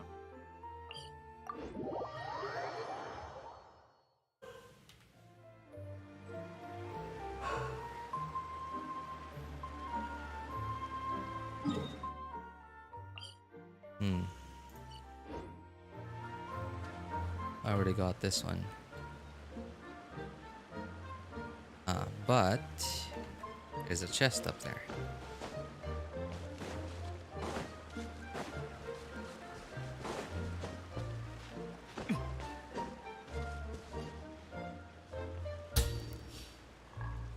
Using Dendro against Pyrolector, and dying to burning.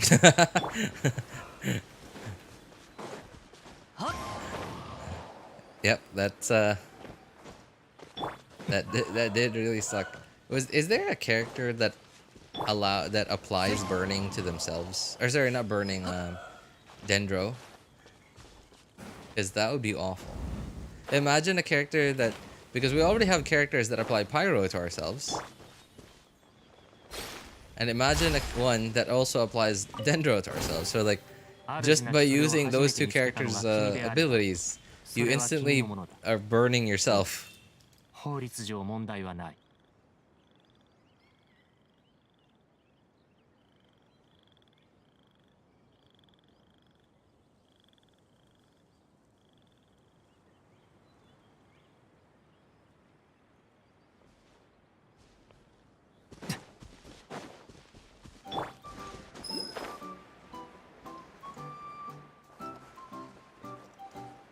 Diaz getting love, I guess, for Kinich? It's possible.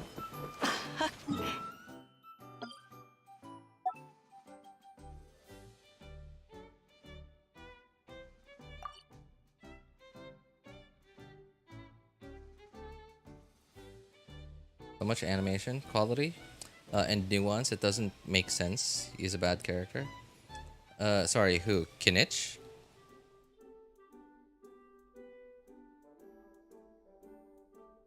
Dendro Summertide.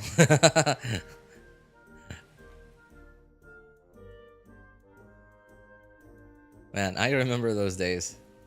Remember when Dendro wasn't a thing in Genshin yet, but we did have Dendro Summertides?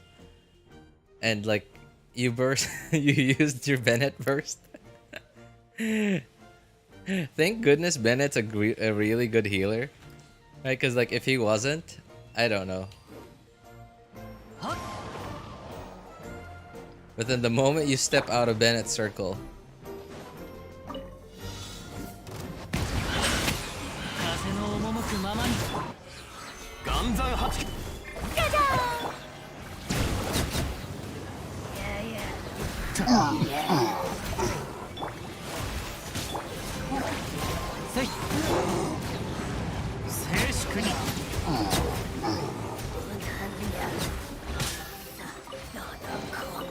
悪くない代物か少なくとも開けた瞬間の期待感は心地よいものだったのだろう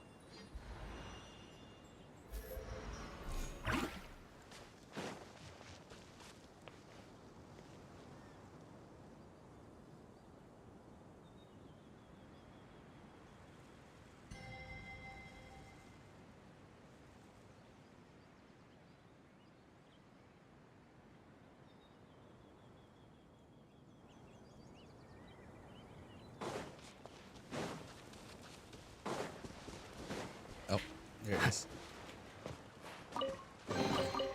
主なきそれを初めて見つけたのが君であればそれは君のものだ Is the Dendro slime the first Dendro? Dendro slime?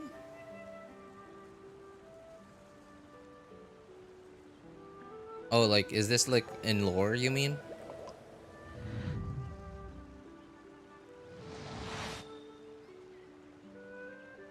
remember it was burning, overturned, and every died in grass. Sorry, what? Every died in grass. Sorry, I don't get it, Saki. Dendro Summer Troll is more annoying.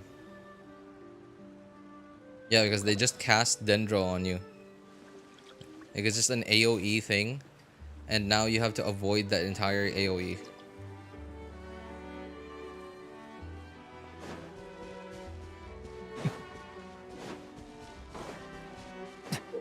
Oops. Oh my god. I remember this. Man, this puzzle minigame thing takes so long. I don't even get it. Where are we supposed to head with this?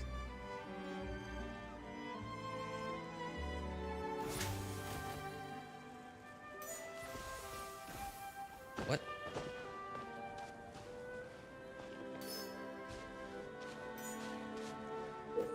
Oh, come on.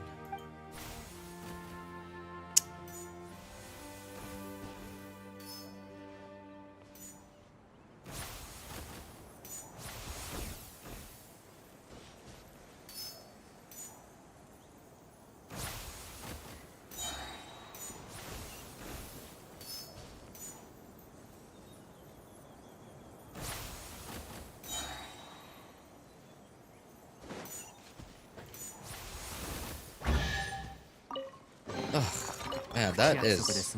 Okay, it's not hard work, but that certainly takes up a lot of your time for one chest. The spiked vine, oh my god. Oh man, I remember back in the day, man. That was like... I hated that thing. It was awful. Especially because like you couldn't... Like, way back then, right? Obviously, like a lot of us didn't have really well built characters just yet. So, it took us quite a while to focus fire down to focus fire down the Sama trolls.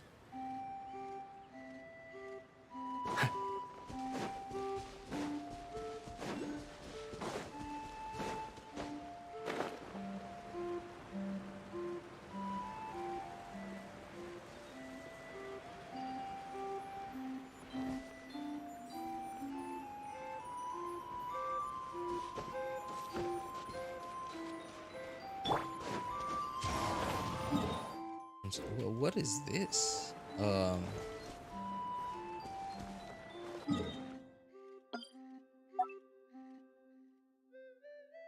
swirly thing.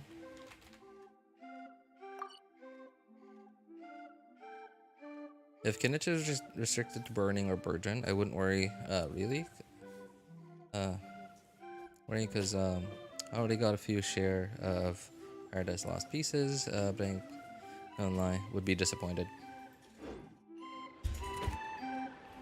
Recently, we've been getting a lot of these characters that are that have very restricted playstyles. Like even Arlecchino is an example of them.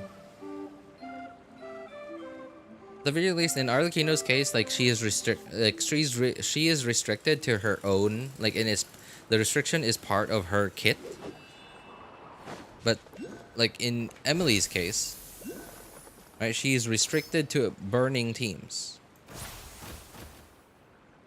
And it's really hard to not run a burning team, but to run other characters and still somehow manage to keep the burning.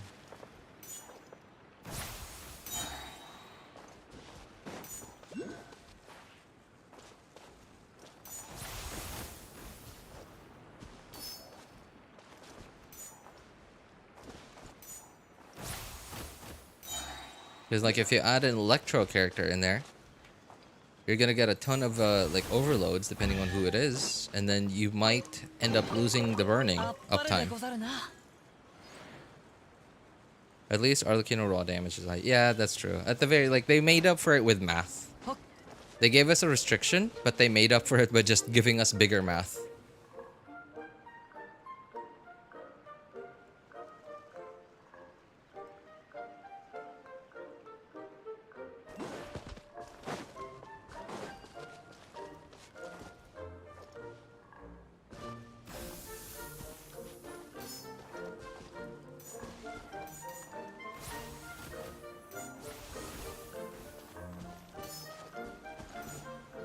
Oh, I missed.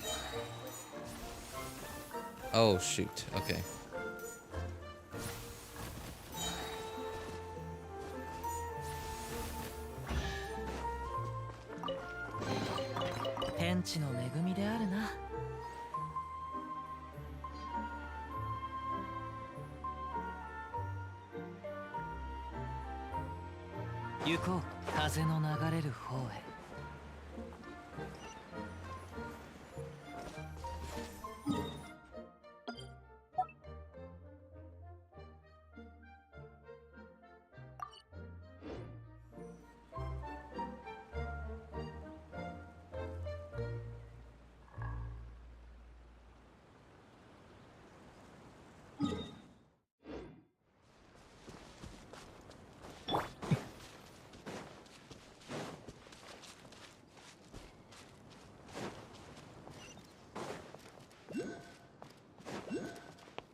Is there a chest here? I got a feeling that there would be a chest here. Oh, darn it. There's no chest.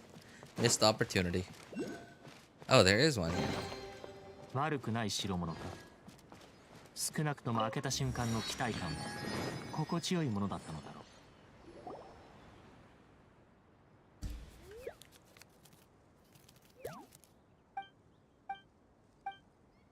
He's gonna benefit from burning effect, but not that his main source of damage is burning in and of itself. Hop back in. Hey, welcome back, Boney. I thought you went to bed already. Isn't it like nighttime where you are?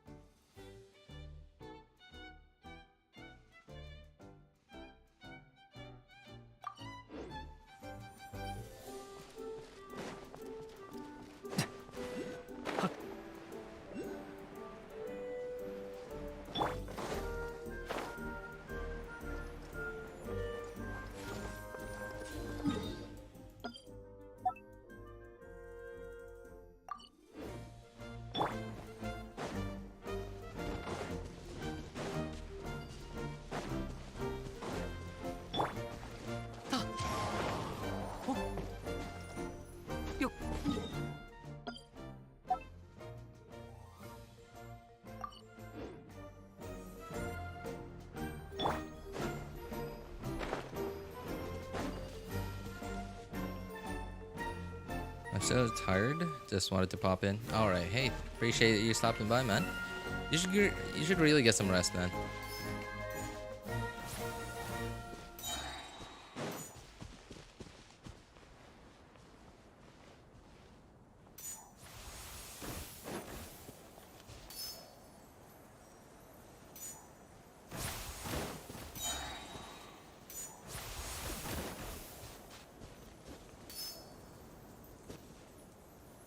Oh, that was wrong. Supposed to be this one.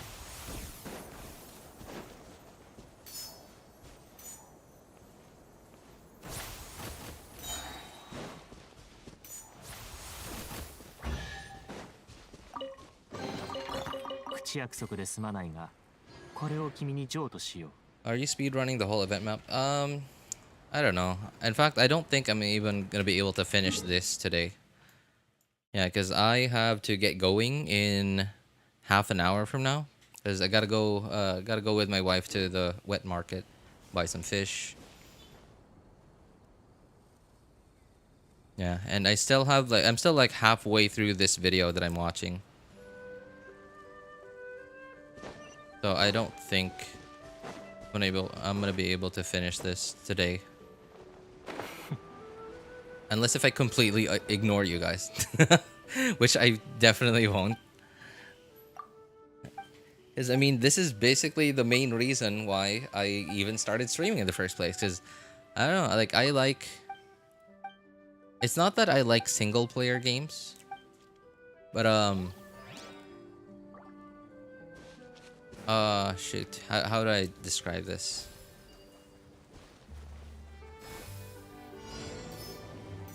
I'm just so okay.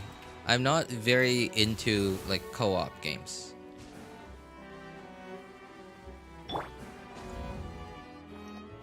And so whether it's like team co-op games or like PvP, so okay, let's say team co-op games. I'm just generally not very good at video games. That that I often bring down my team with me. And in PvP, I'm often, yeah, like I said, I'm often not very good at video games, so, you know, like I don't win a lot. In fact, I lose a lot, basically every time.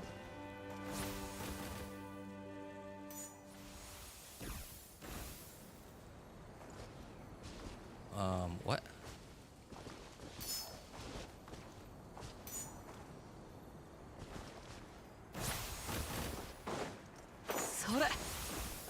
Okay, there.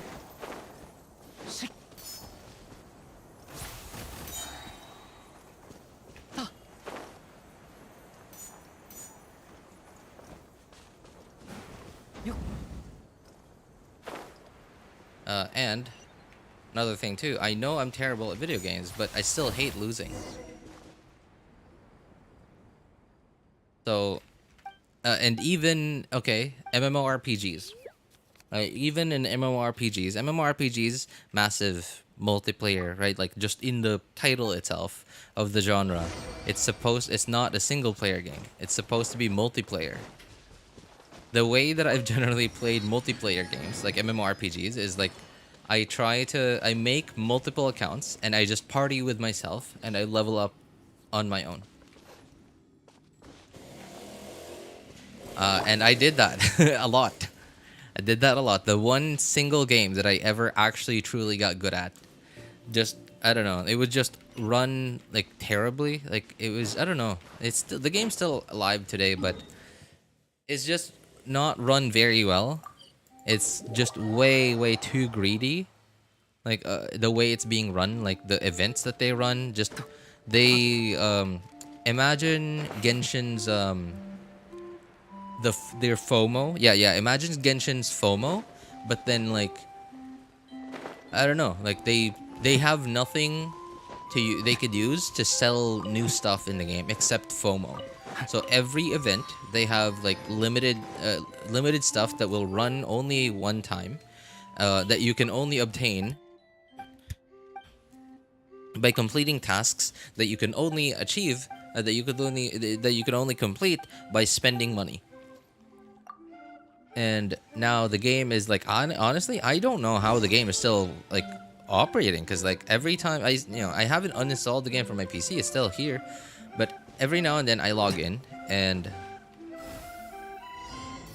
I look at their servers, and like they have like a server player count, and it's just I often see like 3 players online, 5 players online on the server.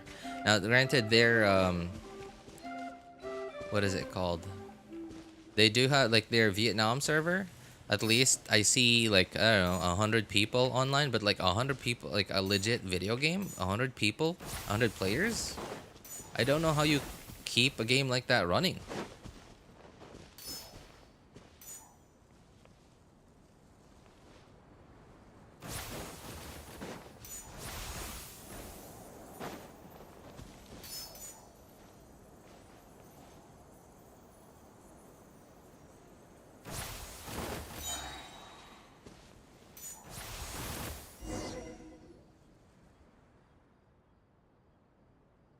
Genshin made billions, bro.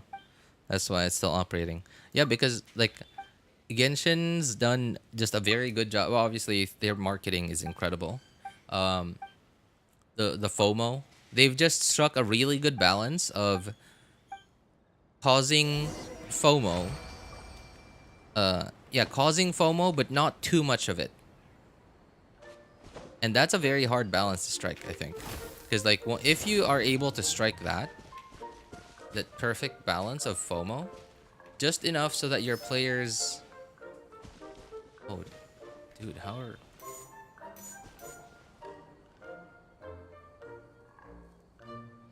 Possible? Should I be on the tree? I feel like I should be on the tree, but I can't. Okay, can I put this thing down?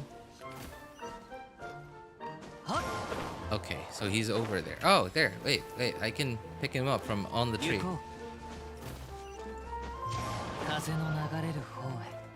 Man, I can't stand up. Zhongli. Yes.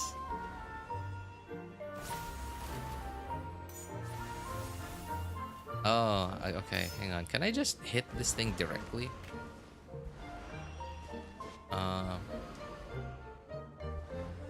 Oh, I'm an idiot. Okay, it's probably this first.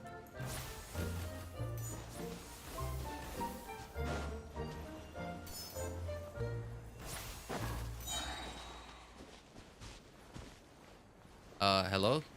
Where are you going?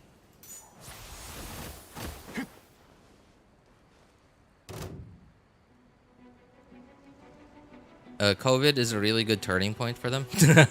Yep, a pandemic will do it. That's true. A pandemic will certainly do the trick. 遠くをたたえよ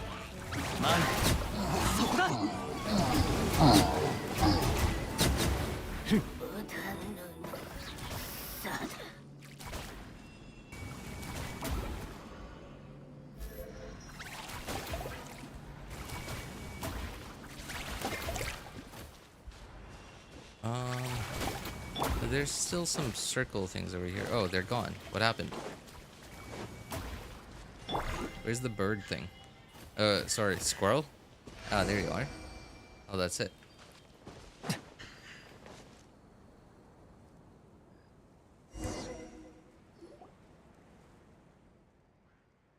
Yeah, and I still remember that. I just cannot forget that statement that where they said they're not adding any more endgame to Genshin because they don't want to add any more anxiety to they don't want to give players any more anxiety. And that statement could not be any more true. And I see it in like so many of the decision making like the stuff that they do, like the way that they run things, the way that they design things, etc., the decision making that they do. I could see it everywhere, that anything that can potentially give not everyone but like some players any form of anxiety, they seem to be allergic to. The end game is at a different game. The end game is that's true. Yeah. Hey, you want end game content? Oh, we got lots here in Star Rail. Come check it out. Unironically, Nika is the only gacha game that is most enjoyable. Man, that's funny. I don't know. I've never seen gameplay of that game, but like, so people in chat have asked me. Oh wait, was that it? People in chat have asked me to look it up. I looked it up on Google, like on stream, and I was like, huh. Interesting. So it's this kind of gacha game.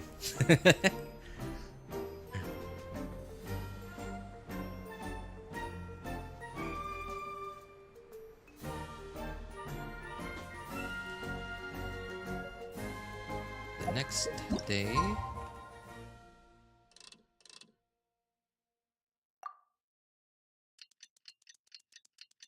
But I actually don't know what the gameplay is like over there. Gameplay is what makes it enjoyable.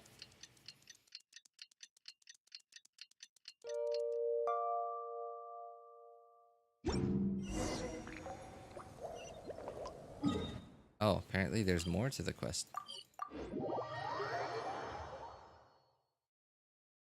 Really, it's really pleasant for the eyes. You get what I mean? Oh yeah, we certainly get what you mean, man. Very pleasing to the eyes.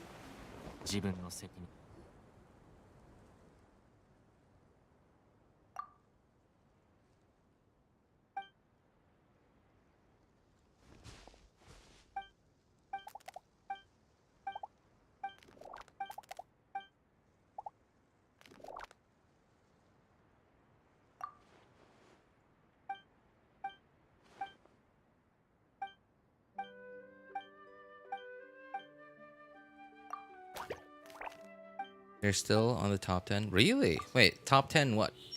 Like top 10 in terms of what? Like top 10 gacha games or something? Like most talked about, most popular in terms of income or what? In revenue. Revenue, really? Wow, okay. That's surprising.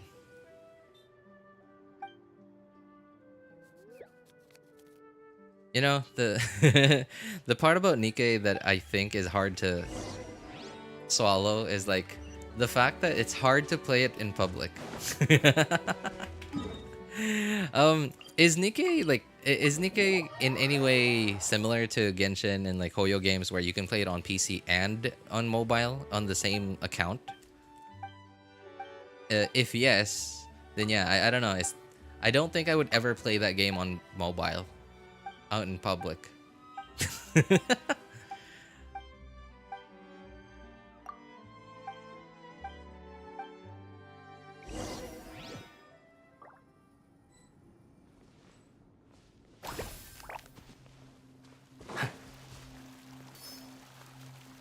Oh, there's the water spout. Is this thing gonna come down? Ah, cool.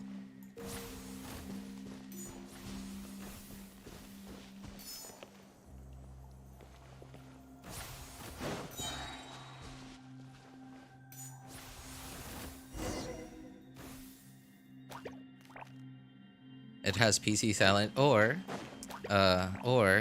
headset. You wear a headset.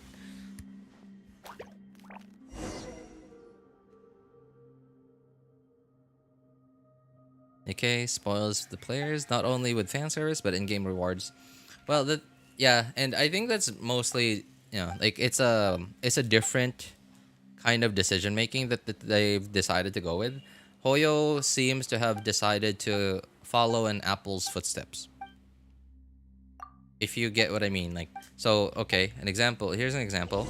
Apple does not like to give out too many rewards to make people feel the scarcity of their currency, right? And so does Apple. Apple doesn't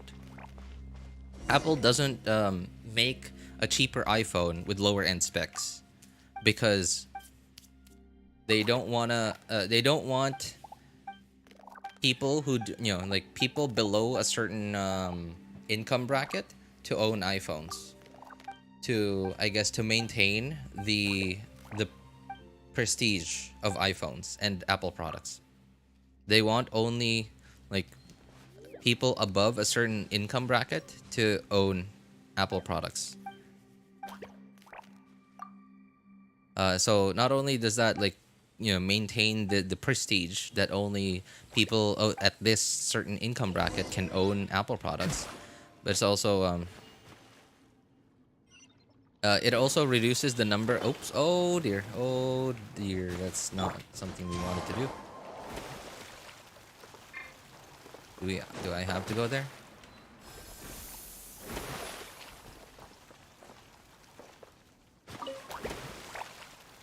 Ah, I see. Okay. Ah, all right. いざ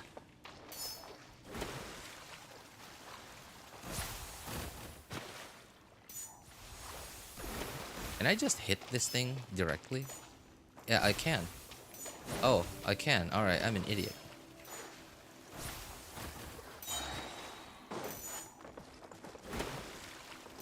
Cool. Well, all right.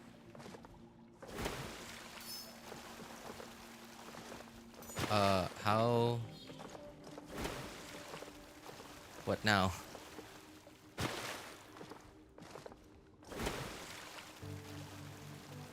Hit the last one.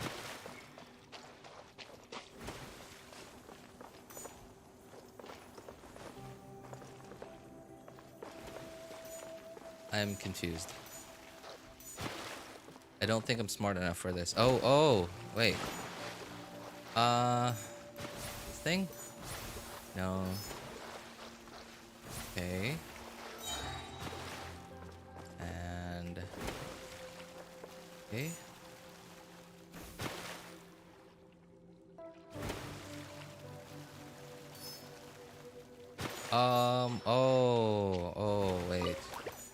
have to hit this thing first. Yeah, there we go.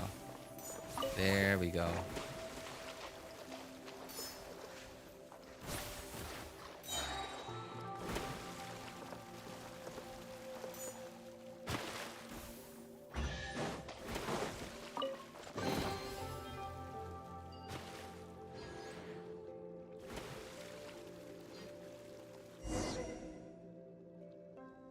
I wish they were jiggling in my face. Playing a gacha game.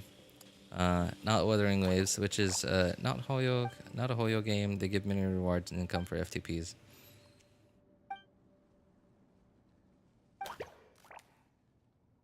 I guess the thing though, like when it comes to, okay, that is another choice that you could also make, because if you give a lot of free currency to your free-to-play community, that means that you have a lot of, okay, you have a big community, right? You have less income overall because you have more players. You have more players that can continue to play the game without spending. That means you have, on average, you earn less per player. Right? If you average out all your players.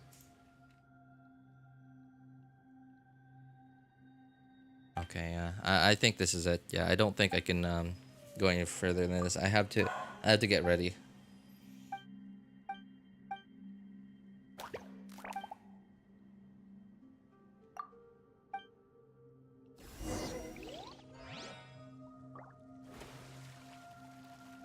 Oh man, this kind of sucks because like I'm gonna have to go back into this cave. I have to run all the way back here.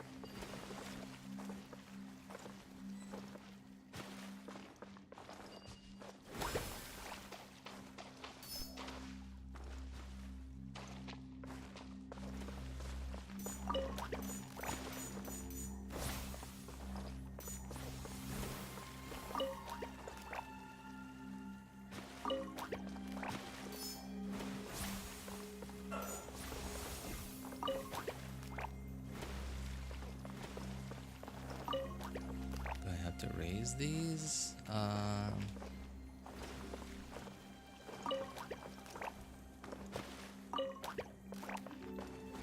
water spout, okay.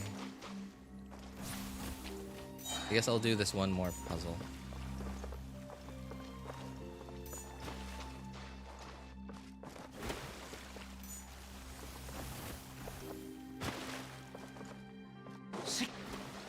Oh, there's one more here.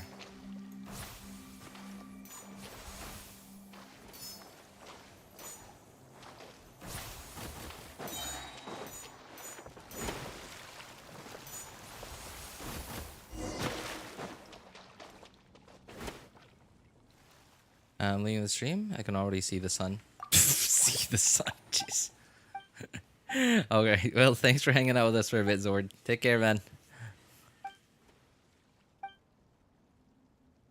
Yeah, you really, you said you're lonely. You really shouldn't. You really should try to sleep, like early on. Like don't stay up too late, because I've been through that, and those kinds of thoughts really, like, they often come out in that specific situation, like the middle of the night, like when it's basically morning and you're the only one awake, and like you see the world. You see the world and it's just you awake. That's generally when those kinds of thoughts come out. So you really should try and avoid staying awake at that hour. It's, yeah. Who's your waifu, Natlan? I like what's her name? The Hydro one. Yeah, the Hydro one's pretty cool. The Cryo one as well. I keep forgetting their names.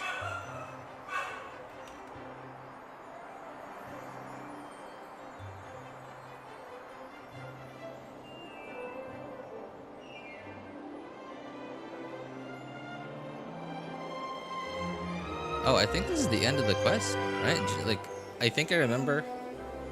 uh, something like this happening. I don't remember what quest it was. It was an Archon quest, I think. I'd like to say it was like in 4.6, 4.5. Couple of version updates ago. Of the Hydra's idol animations.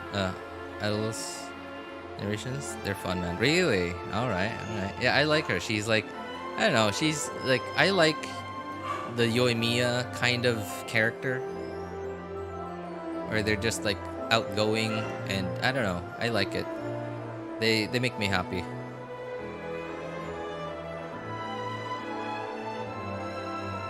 Oh no, how long is this gonna be? I gotta get ready.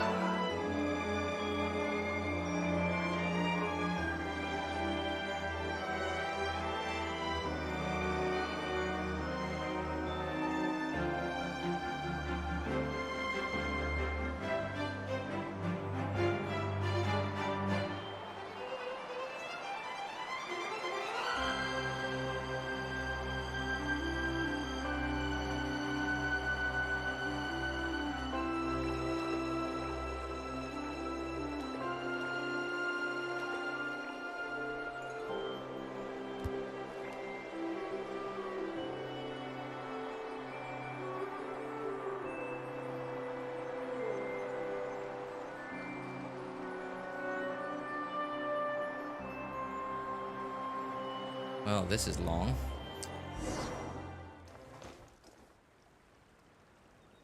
Oh man, okay. Is this alright, please let this be the last dialogue.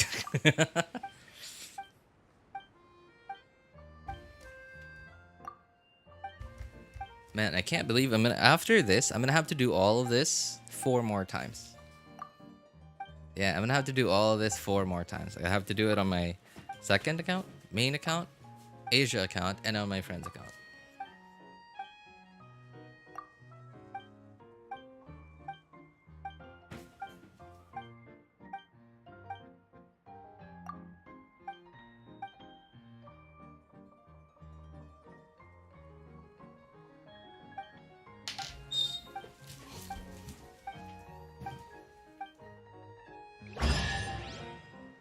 Yeah, hold it.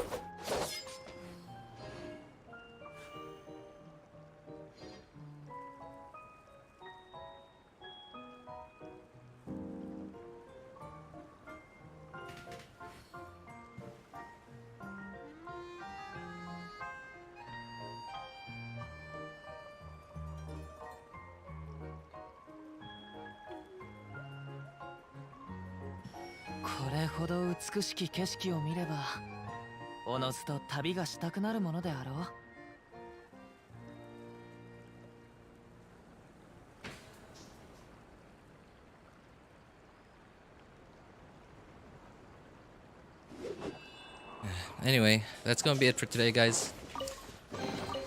If any of you guys need any help building your characters, accounts, making a decision which banners to pull for, feel free to join our Discord server. Links are in the description of all my videos, VODs, and streams, and in the pinned message in YouTube chat. If you want my opinion personally, you can ping me over there. My name is Elvis Einstein. Of course, you can ask for other people's opinions too. Thank you guys so much for coming by, hanging out, and being awesome people. Have a good day, good afternoon, good evening, and take care, everybody. Bye, guys.